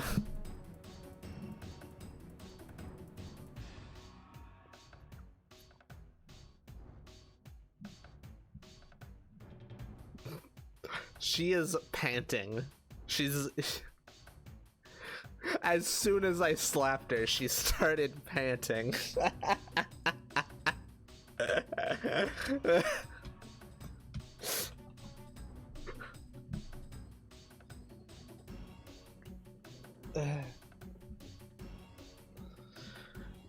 One of the things I wanted to do was embarrass the shit out of her on stream, but then everyone's like, "You're the sub," and I feel like I don't know what to do. She puts off an air of being less subby, but she's way more subby. The shit I went to being really high emotional plus something about you that makes people want to turn you into a sub. Hold on, I'm gonna look back. I think something about you wants to make people turn you into a sub. Oh. Yeah, it might be my big head and relatively youthful appearance. Mine is easy, just getting really high emotional highs, and then however that's attained doesn't matter unless it's like breaking bones or balls to it. What the fuck? More desirably to embarrassment than Eris. Well, it's that Eris doesn't really feel embarrassment unless it's from someone who's close to her. So if you, hey, just a request, or just a suggestion rather, if you happen to want me to embarrass Eris at any time, including when she's streaming, especially when she's streaming, just let me know. She's freaking out in her head. Oh my god. She's made fun of me so much for coming onto stream and being made fun of for being subby seeming. And now I get to do it back to her. Oh yeah, redeems. That's a great idea. Holy shit. Oh fuck, I can make a redeem right now. Hold on. She's panicked.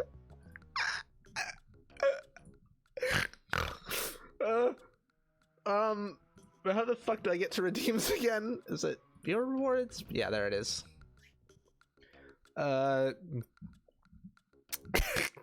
Just gonna make one right now. What is it gonna cost? Add a new reward? Hawk Tua. The fuck does that mean? It's running like that. You're just trying to get one over on me because of our stream. Give your reward a name. Torment the streamer.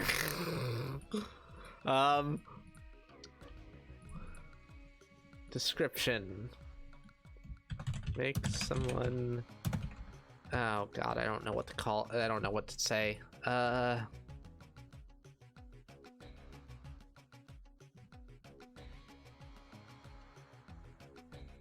them by the booba and twist Raz. Show your dominance of your weak mother.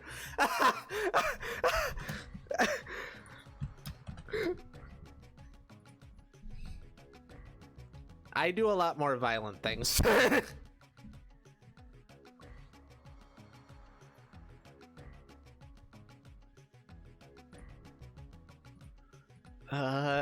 Torment the streamer. Let's see. Description.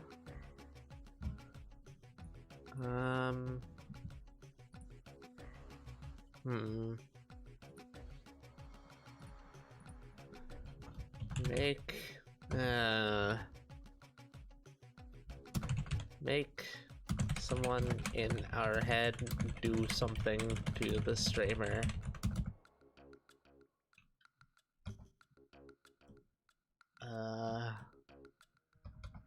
And then I'll make it 3,000 points. The color will be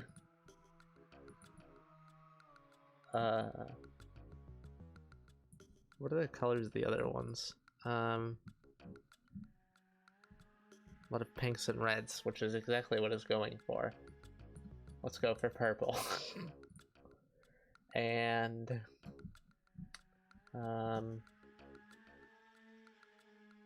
oh god, I just realized. Hold on, if I do this right now, people are gonna use it against me.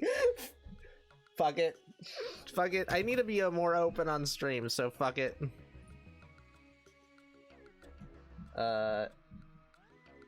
Require viewer to enter text. There we go. You have to specify what you're gonna do, what you want us to do, though. You can see that's gonna be abused. Oh, actually, you know what I should do? Fucking cooldown. Let's do a 10-minute cooldown for now, since it might be particularly intense.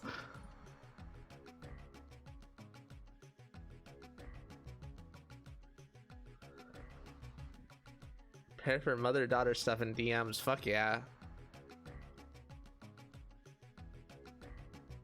Just wildly wealthy endpoints. I guess you better live in fear because you know what's gonna be my favorite game now. Oh, she's blushing and okay, she's doing like the mental equivalent of stammering right now. Fuck you, Raz. Fuck you, you bitch. I can't fucking believe you would do this to me. This is illegal. You make a redeem that's specifically geared towards fucking with me. This is Eris, by the way. Back to Raz.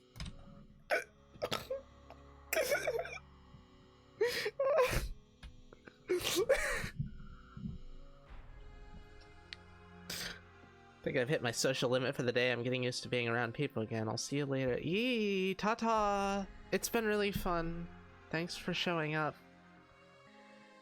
Used to be when I changed account, I lost like 60k points from watching. Well, you could always go on that account and use the points as well.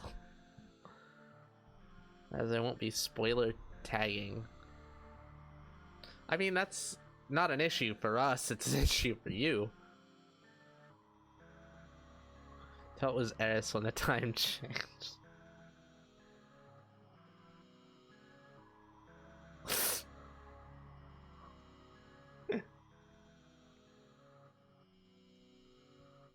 Tone, right? Yeah, I was confused a little bit, but I just laughed because I couldn't think of anything else. Ah, kiss you. Mwah. And pat, pat, pat, pat, pat. Good boy, Zelik.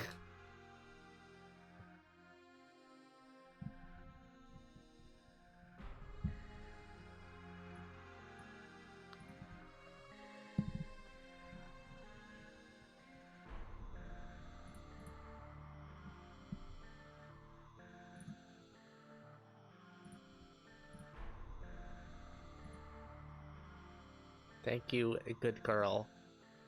Nah, don't turn. You can't turn this around on me right now. I'm in the Dom seat.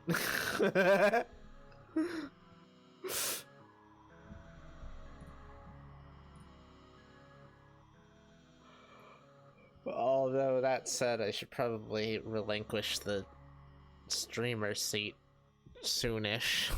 Quite tired. What are the limitations? Is it like only verbal? It can make you touch each other. No, you can make us do all sorts of things. We'll say if there's a limit, but ultimately, the only limit is like if we're gonna get banned on Twitch. That's the sort of stuff that Eris has wanted to do since she started streaming, or since she started VTubing rather. So, you know, adding a redeem like that, fucking why not? Go wild. Ultimate power. We'll make them hug rat.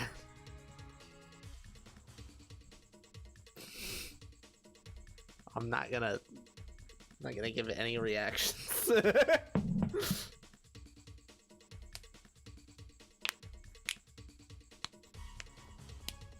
How loud was that knuckle cracking?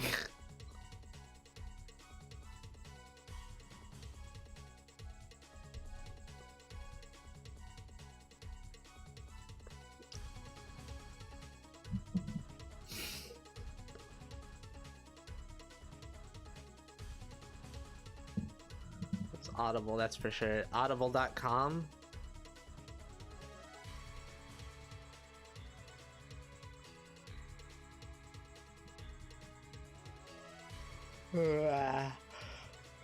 Get TOS to put a vibrator in your mouth.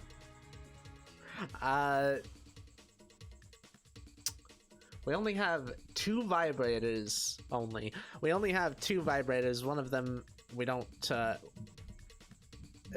well, okay, one of them is way too big to put in our mouth because it's a giant fucking butt plug. And the second one is a prostate massager. However, I said we're in a master-slave dynamic, well, also a master-pet dynamic. I repurposed the remote control for the vibrator into a clicker to train her, so I don't know how well that's gonna go. We've been clicking a lot, which means it's likely it's out of battery charges. Here it is, by the way. It's right next to us. Also, the vibrators aren't charged, so it would just be a... And also, where the fuck is it? It's in the box next to us. We'd have to dig it out. Satisfying click, I know, right? She's shivering a whole bunch when I'm clicking it, too.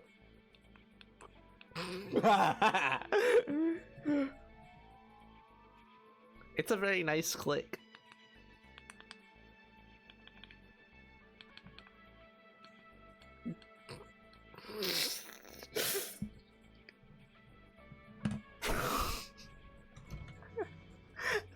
horniness is coming through. I'm shivering because she's getting horny. She's so fucking indignant right now. She's been so sure of herself to being perceived as the dommy one on stream. And now she just feels it collapsing all around it. Good girl, Aries. Good girl.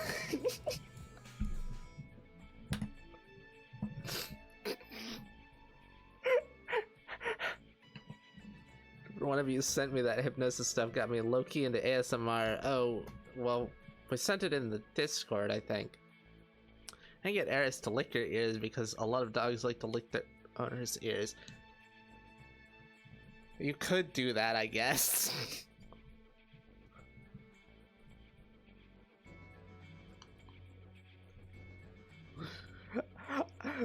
Okay, hey, Arthas. I just want to let you know that if you start teasing her, she's gonna go fucking nuclear on you the next time she's out and able to tease you, she's gonna annihilate you.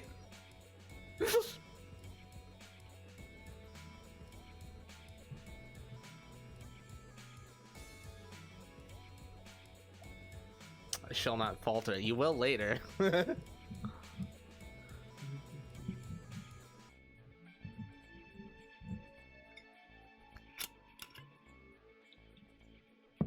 Shall not be the sacrifice for all.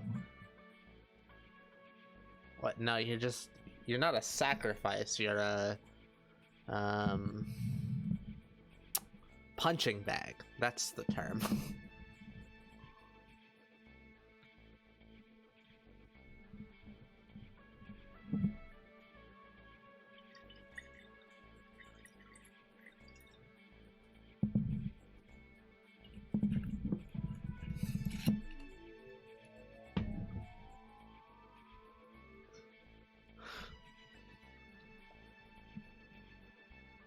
Besides, now I can fire back. Yeah, but it's only gonna result in you getting destroyed more. That's kind of how Eris works. If you hit her, she's gonna hit you 10 times as hard. But I encourage you to do it, honestly. It'll be fucking hilarious both ways. If anyone doesn't want consequences, they can pay me under the table to fuck with it. Wow. That is so fucking illegal. I approve of it, but it's illegal. Sacrificing people? I got the knife right here. Not that kind of sacrifice, sexual sacrifice. Mind you, I never got the actual hypnosis to even slightly work. Well, hey, something about hypnosis that you might want to know is, the more you're exposed to it, the more it will affect you. If you just keep on exposing yourself to it, it will eventually start to affect you. Also, I'm gonna go take a piss and get some water. I will be right back. Wah.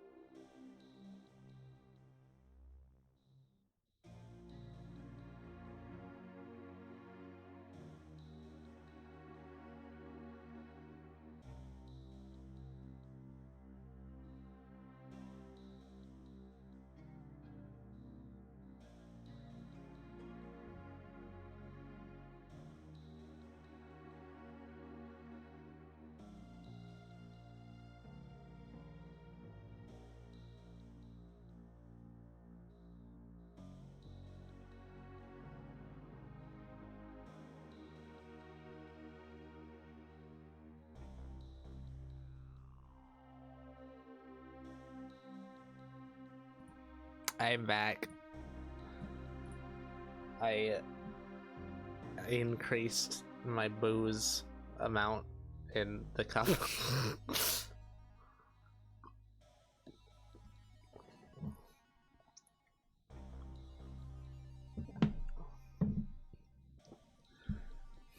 So it's funny, as I recall, Eris is the perfect height for me to use as an armrest. She says, it doesn't matter how tall you are, she'll make you feel small. She'll use you as an armrest regardless of how tall you are.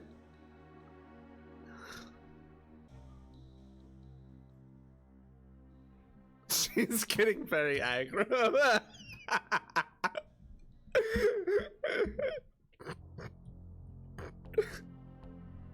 I'm glad I'm not radically honest. Otherwise, I'd be compelled to say some of the things that she said. She could take over, but no one has made me feel small yet. Yeah, yet. That doesn't mean anything. If anything, that makes you more susceptible to it. No one's made you feel small yet. You haven't built up your immune system for that.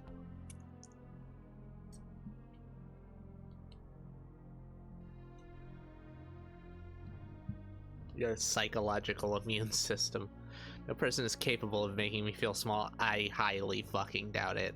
I 100% bet that both me and Eris could make you feel small. Actually, Raph could definitely make you feel small. Shit, like, unlike me and Eris, like, we're both switches. Like, very, very much switches. Although she tends towards subbiness, I tend towards dominess. Raph is just a straight up dom. And she's your sort of dom on top of it. She's the kind that would make you feel really appreciated and loved and would slowly worm her way into your brain and make you do things that you didn't expect you'd be able, or didn't expect to do. Do you intend to slapbox with Raz if she is on when we do the space game? Wait, what? What do you mean?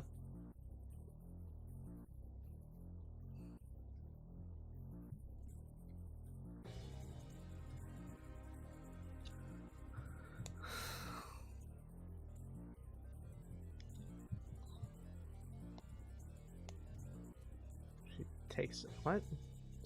What do you mean? Slapbox? What do you mean? And also Raz, me?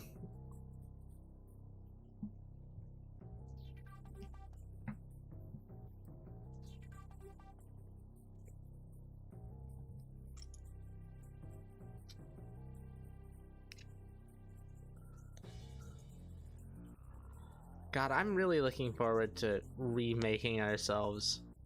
Ralph. It's Raph! Raph said they'd tear me apart slowly if we played SC.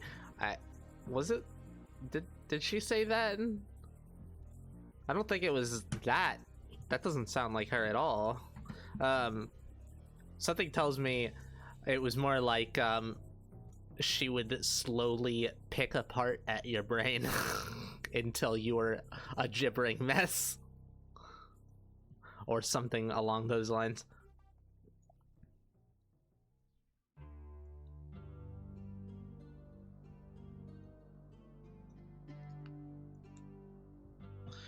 The thing is, Arthas, she's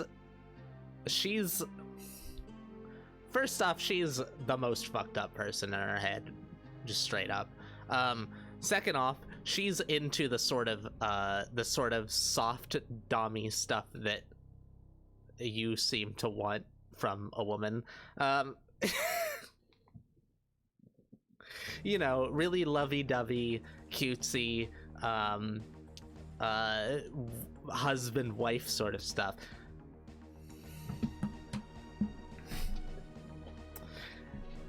Except that she's pretty unlikely to be dommed by you.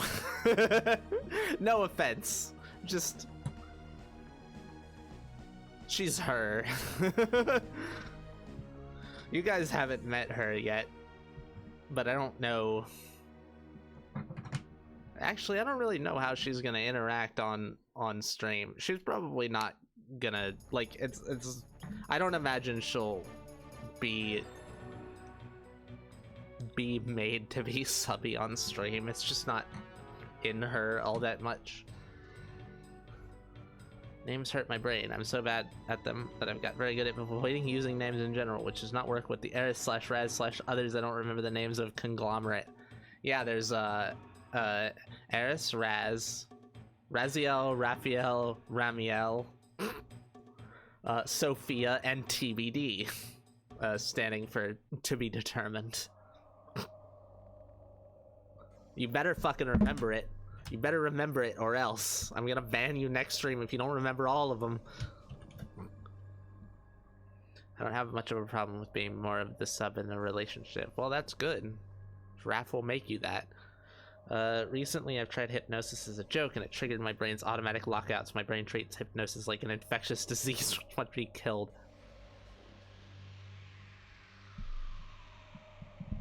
What the fuck is your brain, Noel? I feel like you could do so much with your brain. You said you have a like a filing system in your head, which is something that Eris attempted to do with lucid dreaming. But we've got some weird shit that you could experiment with. Really weird shit. I feel like you might be predisposed towards weird shit.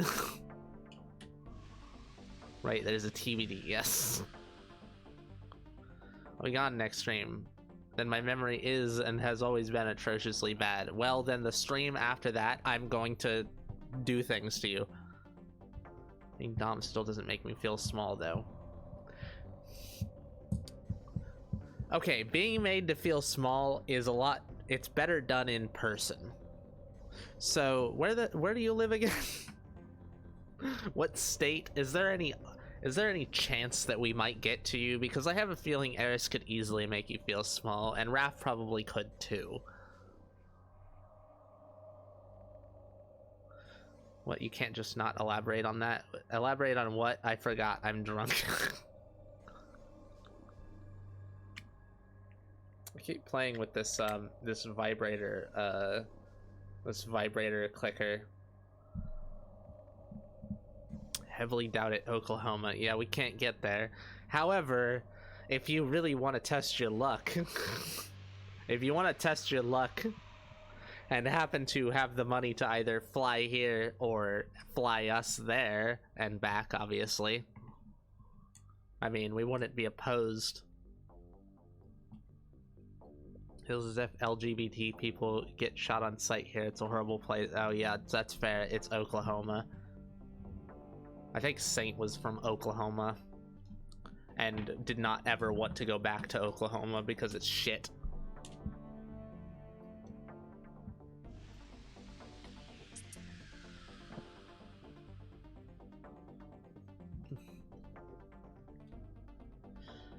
Yeah. I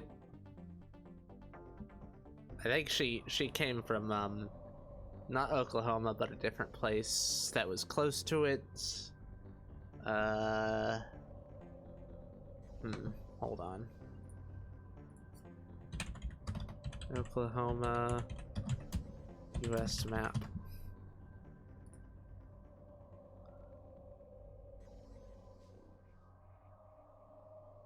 Where did she come from? Alabama? I think she came from Alabama. She moved from Oklahoma to Alabama and then to Oregon. That stuff you've sent is fucking hot, by the way, Duke. I can't share like any of it on Discord. Hey, speaking of the Discord, here's the Discord. If I can type correctly, I am quite drunk.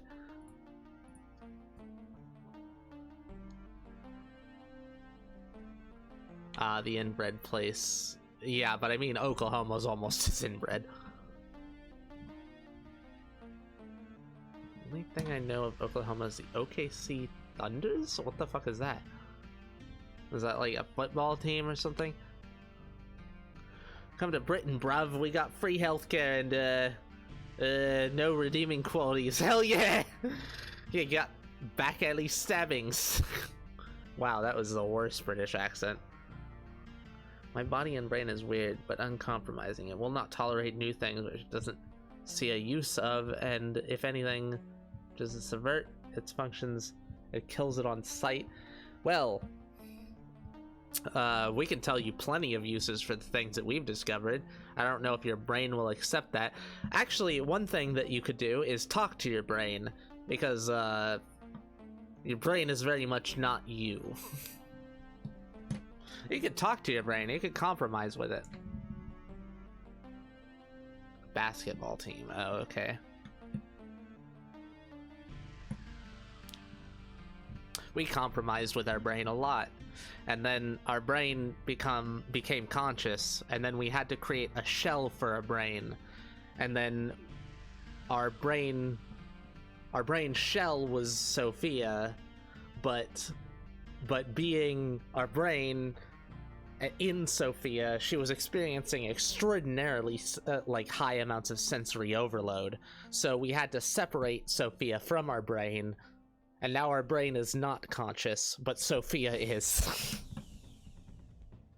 But also Sophia's able to stay out like longer than any of us because she's been trained like crazy. Like her just the sheer overwhelm the sheer overwhelm of constantly being hooked up to our brain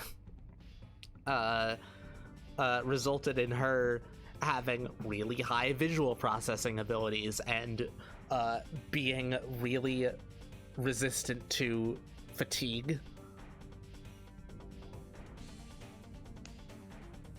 My phone Wi-Fi is fucking up. It's getting aggravating. I might leave for a bit if I feel like lying down. Well, we're probably gonna leave soon anyways.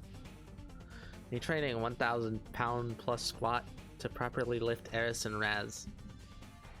We're only like 185, so you could do that easily.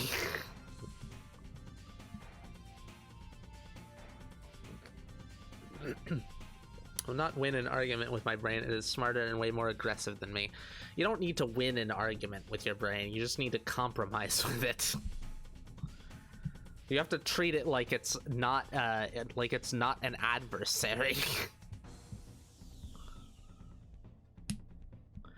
Most people's brains, I'm sure, will be fairly reasonable when they're talked to. I don't know about yours. You've been through a lot of shit, but still, it's worth trying. Gonna head out. It's like 6 a.m. I'm struggling to stay awake. Okie dokie, ta-ta, 8-bit, and ta-ta, Duke. Gotta be strong enough to toss you in the air. You better be strong enough to catch us.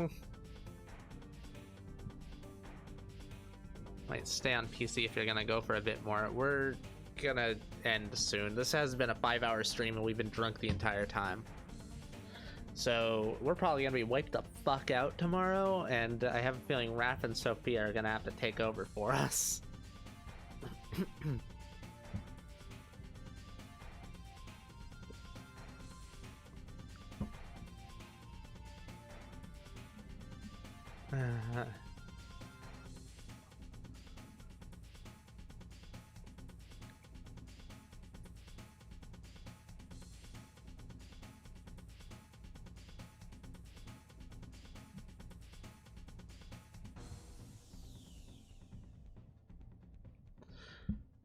Oh, right. I don't know if Eris said, but she's thinking about doing a stream.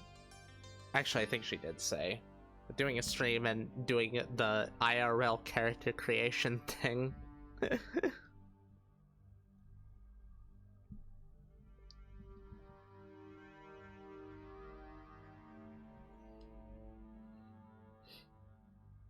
Huh.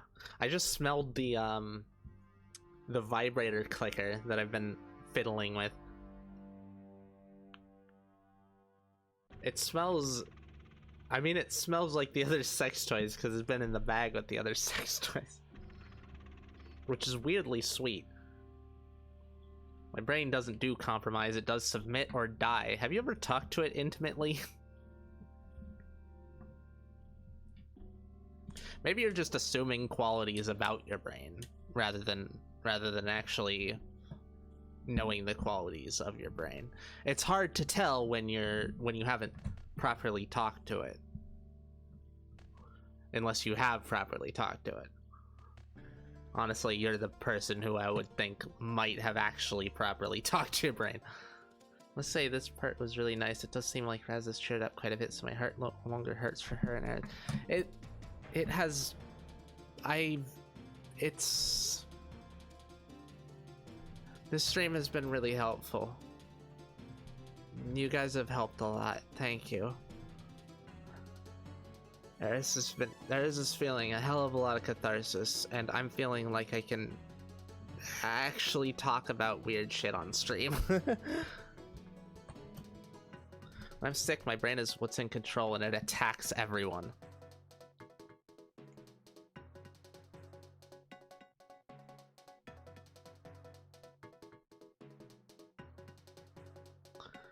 So you couldn't, like, you can't just talk to it and see if that's what's actually happening, because like going on autopilot doesn't necessarily mean your brain is like acting consciously.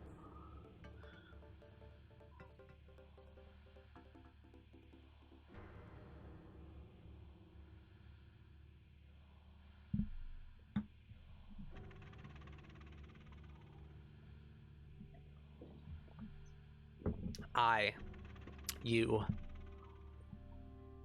do wonder how you talk to your brain. For me, it seems lick.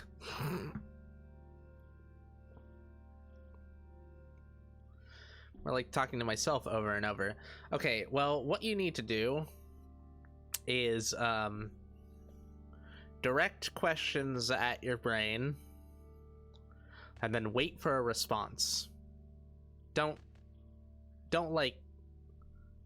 talk back to yourself. If you feel like you're talking back to yourself, might not be the greatest, might not be the right thing.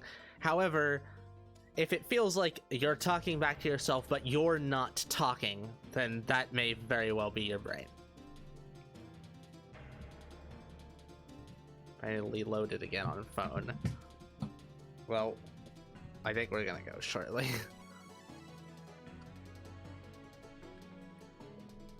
Your brain may very well feel like you.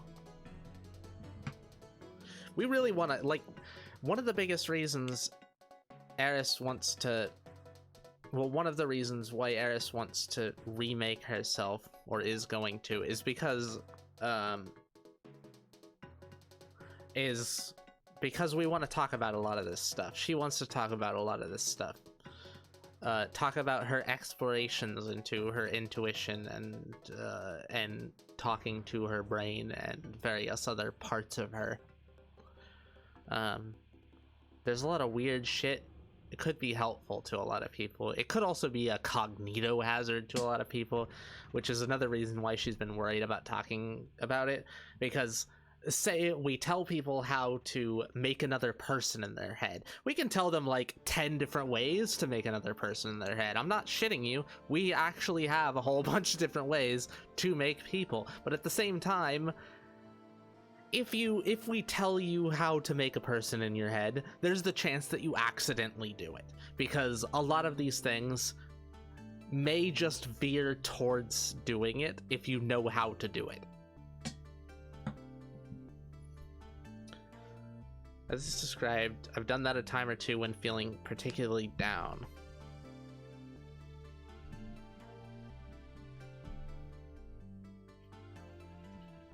It's a good way to gain perspective on yourself. My brain seems to give me answers when I converse within myself. Yeah, it's weird, but if you know what's even fucking weirder? You can talk to other things too. You want to talk to your liver? Go ahead. Ask your liver a question. Ask your liver how it's feeling. Noel, I'm really curious. What is your liver feeling right now? Please tell me. Just gonna go eat or sleep if it doesn't fix itself. Okie dokie. Actually, I'm gonna ask my liver what it's feeling. Hold on. It said, It said, like that. It said, please stop drinking.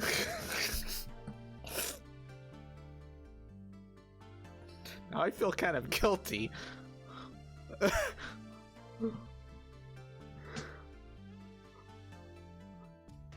Not that if the brain has words either, it just pops the answer into my mind. Yeah, that is what it feels like a lot of the time. Our brain became conscious and it started using a lot more words. But all of us can just like put full sentiments in each other's minds without words. It's a interesting thing about communicating in your head. The dynamic me and my brain have is I'm a wounded baby and that's my mama bear.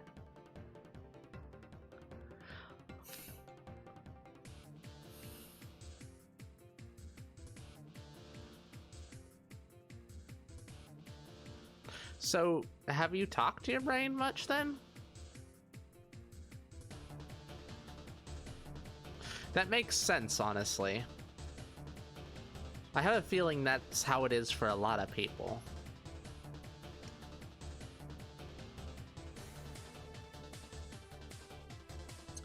It's interesting of the idea of there being someone else around upstairs.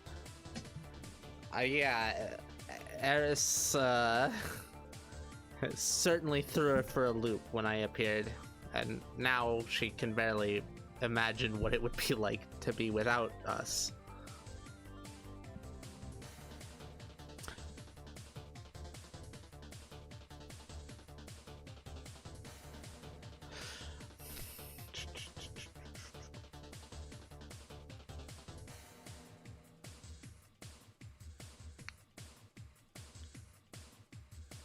Yeah, Noel, our brain was basically like, guys, you're doing so much. You're doing so much shit that's kind of fucking with me.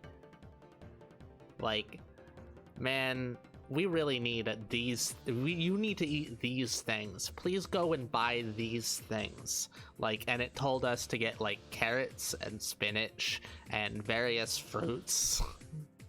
And it told us to a lot of it was stop eating these things and start eating these things. I think I've had someone upstairs for a very long time. I was a very lonely kid, only kid who wanted to die and revive and just to see how it'd feel like. I don't know how much you want us to talk about your brain things on stream. Someone who's done RP for almost a decade, some characters felt like other people in my mind because I could put their personalities on like a jacket until it was second nature. Hey, guess what? A lot of people who have other people in their head, they started off as characters. We've done a decent amount of research, as much as we can anyways, with such an esoteric topic. Apparently, this is a thing that happens to writers and artists a decent amount.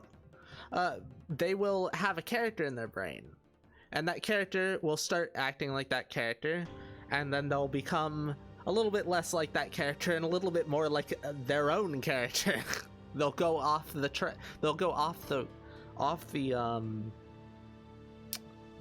plan. I don't know what to call it. They'll start acting on their own. They'll start developing on their own.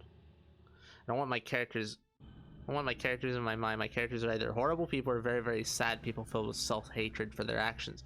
Well, that's another thing that's great about at least what we've found. Once they become aware, they sort of don't maintain the dynamic of the character. They tend to become more individualistic and more based on your predispositions. Favorite author has gone rogue for every year. I wonder if they've dealt with this. Yeah, we've actually very much limited the amount of characters that we created in our brain. We were doing it before as a way to, well, like you said, putting on the personalities like a jacket. Eris had, since she started with hypnosis, she's had an idea of creating personas that she could wear. But since I popped up, and I was originally one of those, she has gotten a little bit timid about doing that for obvious reasons.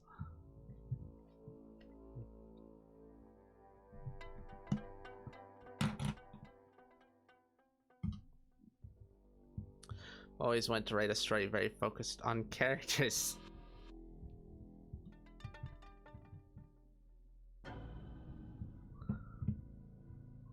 Isn't that like most of them?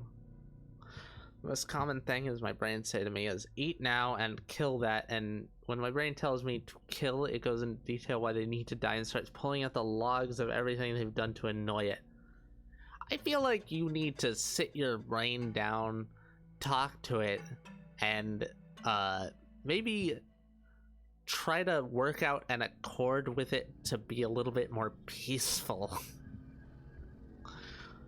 I feel like your brain might be in a extreme survival mindset.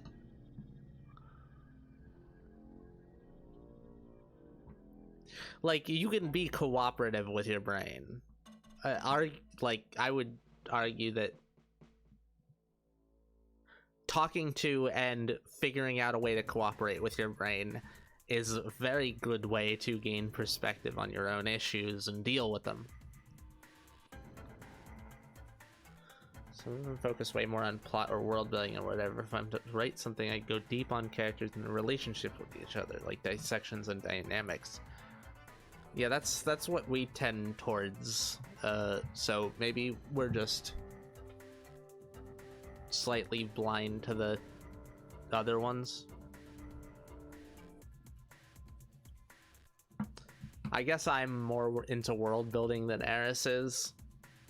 Eris is more into characters.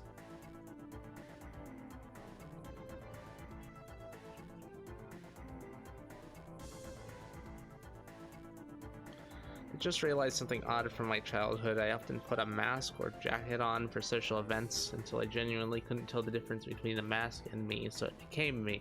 It's happened very so often when I wonder if I'm really still me or someone else, but it's something that doesn't matter, albeit occasional musing. Yeah, people who have had shitty childhoods tend to mask. Masking is actually a like a psychological term for exactly what you just described. Don't blame the brain for being the way it is. No, genetic relatives hit you with the force which would kill a normal person. Oh, right. When they... Yeah, no. Okay, that's another thing. Try not to blame your brain. Your brain may be flawed, but your brain is trying to do what's best for you. It may be misguided in what it's doing, but that doesn't mean it should be blamed for what's happening. Eris used to rage at her brain, and when we formed a relationship with it, she apologized to it. She didn't realize it actually had its own feelings, and it greatly appreciated that. It's probably part of why it became fully conscious was because we were treating it a lot more like a person. For me, I'd focus on world building primarily if it serves to contextualize characters. Hey Esmond, welcome back. Happens when you go to school and be attacked quite brutal by a bunch of other kids just because your family wasn't liked in town.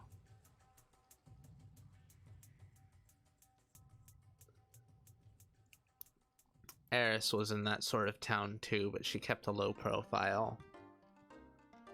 As much as possible anyways.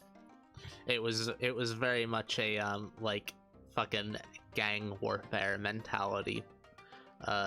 There were the redneck gangs and the Hmong gangs. The Hmong as in people from Vietnam.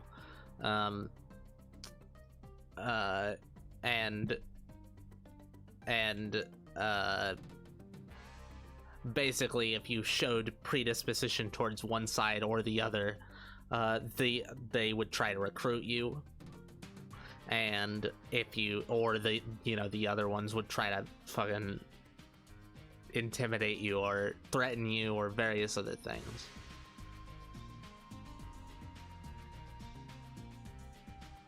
My brain is ruthless and pragmatic, but it's incredibly logical. No point it makes is invalid.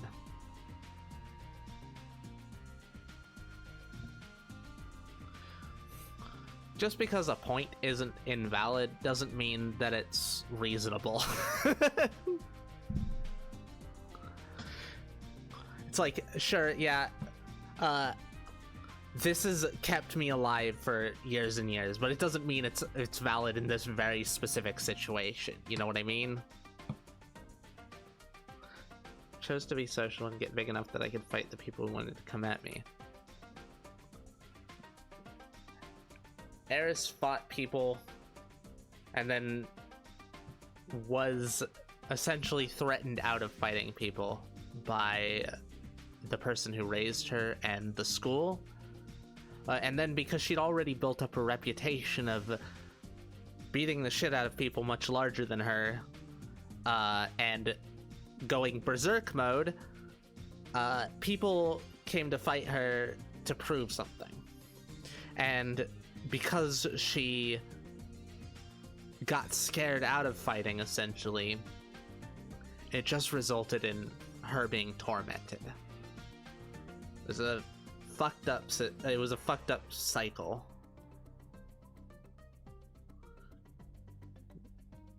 Most abuse I've taken was emotional and social. My parents were hitting me up until 3rd grade, and they just screaming at me. My high school was all social self-worth and exclusion crap. Okay, one thing that people should remember: no form of abuse is worse than any other form of abuse. Psychological abuse is often put under physical abuse, but very frequently psychological abuse causes much more damage than physical abuse, specifically because it's put under physical abuse. People don't take it as seriously. People don't take neglect as seriously, despite the fact that neglect is one of the most insidious forms of abuse. It is something that people can claim that they have not abused anyone. But it eats away at people. It chews through their self-esteem throughout the course of their life. They can't fucking tell anyone because people are like, oh, your mom didn't pay enough attention to you. Oh, boo-hoo. My mom beat me. Well, your mom didn't pay enough attention to you. You didn't get any fucking parenting. You know what that does to a kid? It leaves them lost. It leaves them confused about reality. They can't pick up the pieces of their own life. They can't pick up the pieces of their own shattered life that was never formed in the first place. It's horrendously insidious.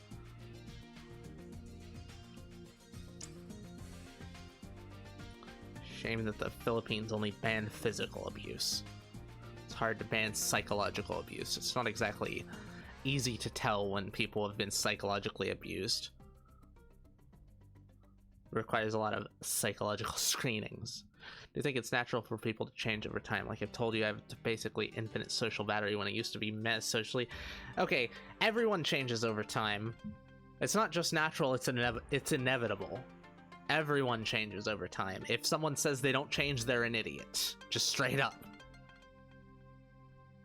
Change is inevitable. If you don't change, you're basically a living corpse. People who don't change are people who can't form new memories.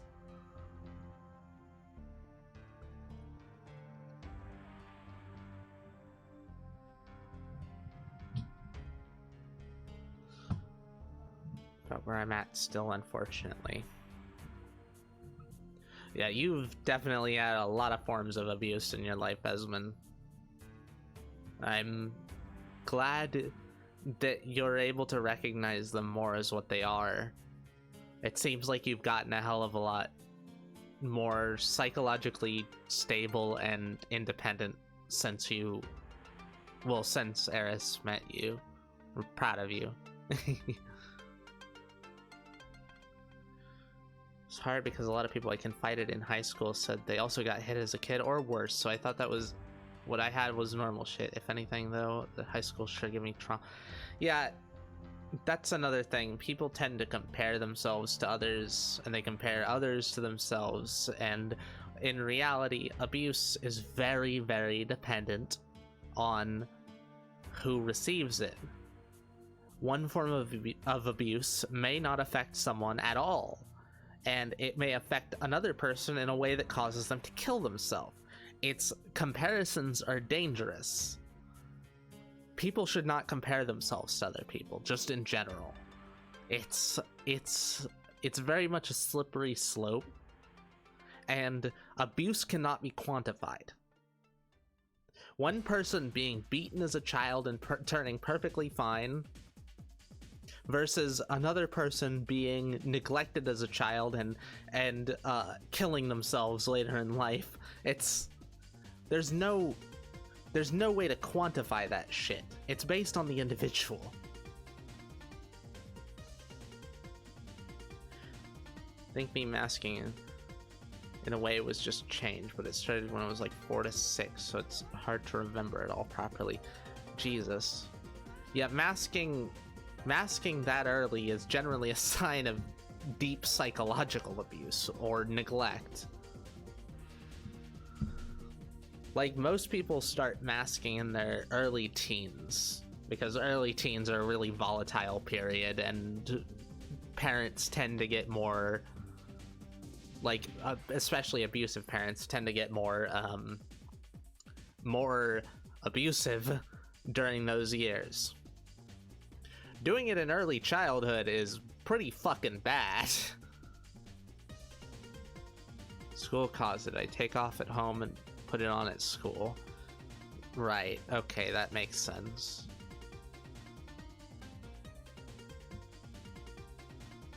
I think if the lockdown didn't happen, I'd still be masking, slowly withering away at it. Now I just isolate. Well, isolation is better than being surrounded by people who reduce your problems and compare them to their own. It's a hell of a lot better to not have any input than to have a great deal of negative input. I'm not sure I'd count myself as a more stable personally.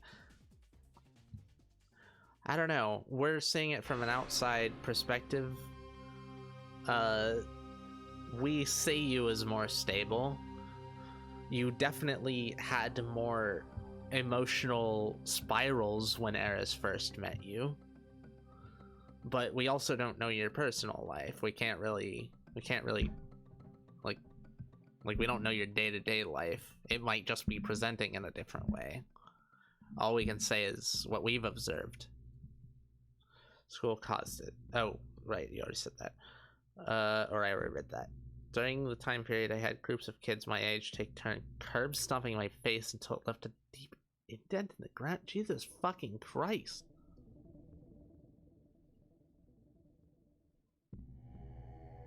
Holy shit, bro.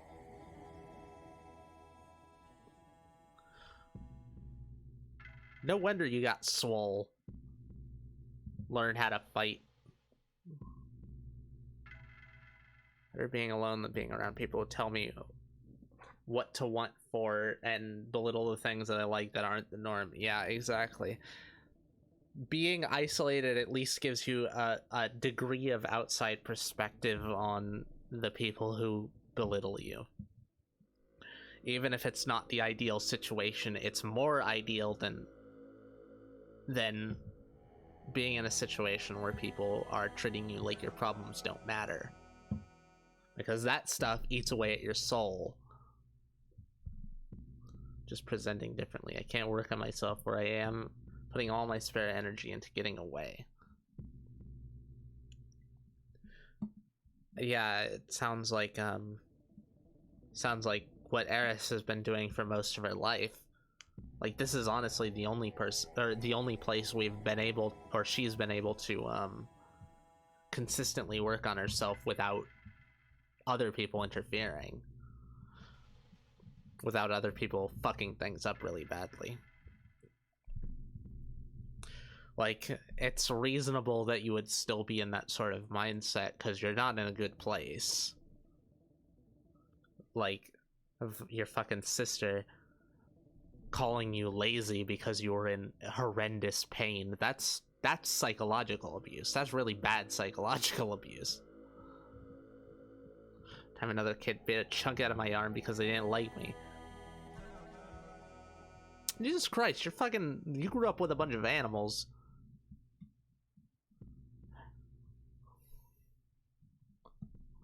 The people Eris grew up weren't as viscerally animalistic as that. They were a lot more psychological. Lots of threats, lots of holding you at knife point and telling you to do things, that sort of thing.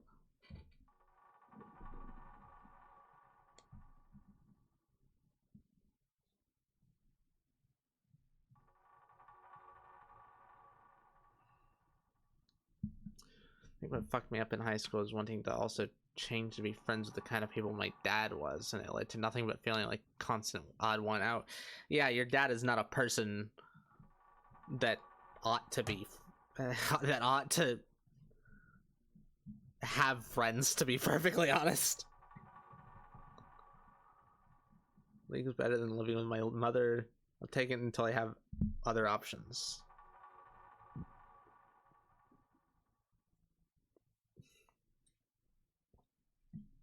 Using your spare energy, just book it.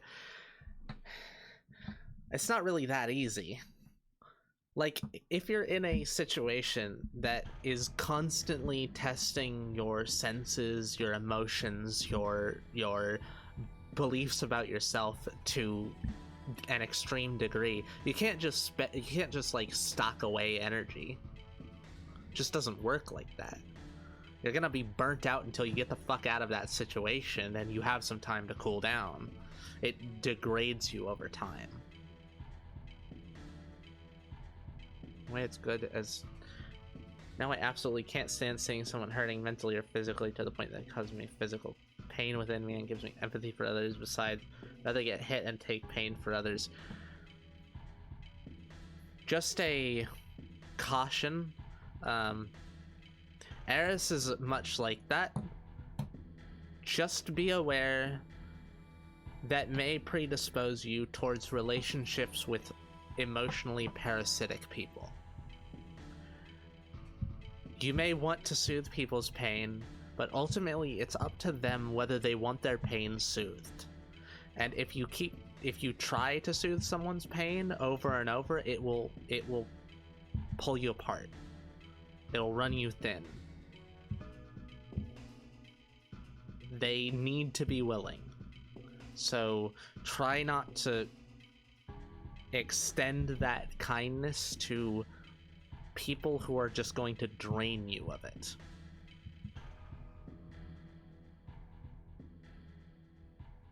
I was in class where loud and braggarts tend to be surrounded by friends, and I wanted that.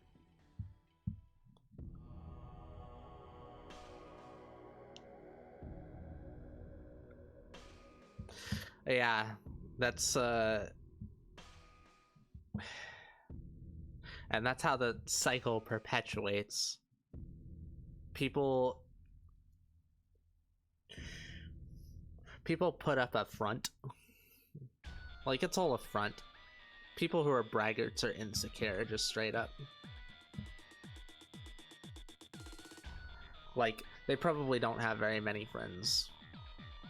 Not real friends. Not the kind of friends that actually support them. The kind of friends that fear them. Which aren't friends. They'll abandon them in an instant.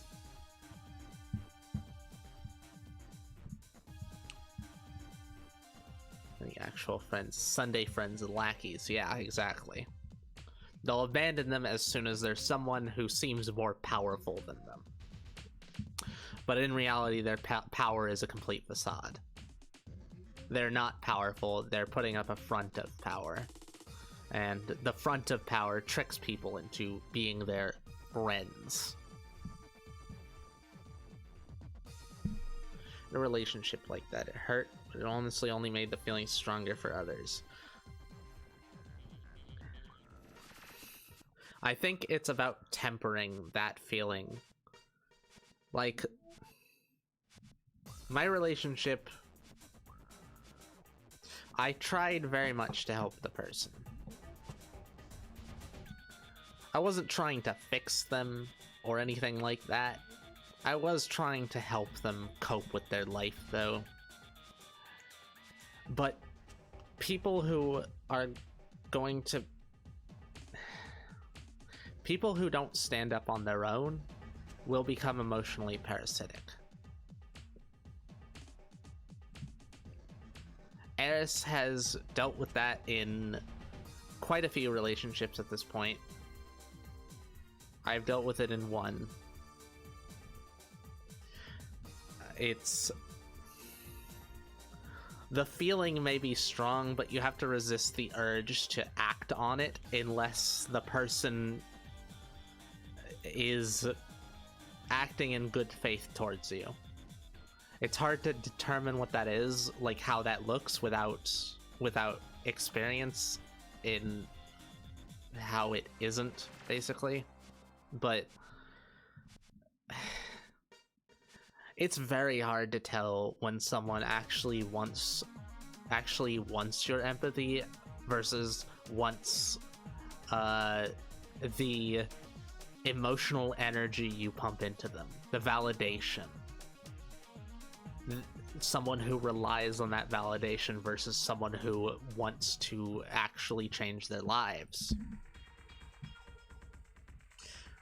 Why do you want friendships? Humans can pack bond to basically anything. Pick a squirrel, get a rock, a tree. A human mind can bond to anything. Yeah, but a rock, a squirrel, they can't talk. It's hard to relate your feelings to a rock or a squirrel. That's a very specific kind of person that can relate to a rock and a squirrel and be truly fulfilled. Most people need other people. We are pack animals. We're not isolationists at heart. Craves companionship with someone I can properly communicate with. Exactly. It's like me and Eris. Like, Eris craved companionship with someone who genuinely understood her. And I came along and just happened to be able to read her fucking mind. It's gone pretty well. I said my body was made so big to shield others. Just make sure that you're not shielding others so much that you collapse yourself. That's all I'm saying. The only reason I've stayed this sane is because I regularly talk to two-ish people. Yeah, most people will not stay sane unless they talk to people. It's just it's a quality of people. Okay, I am gonna go because we're drunk and we need to be alone for a bit.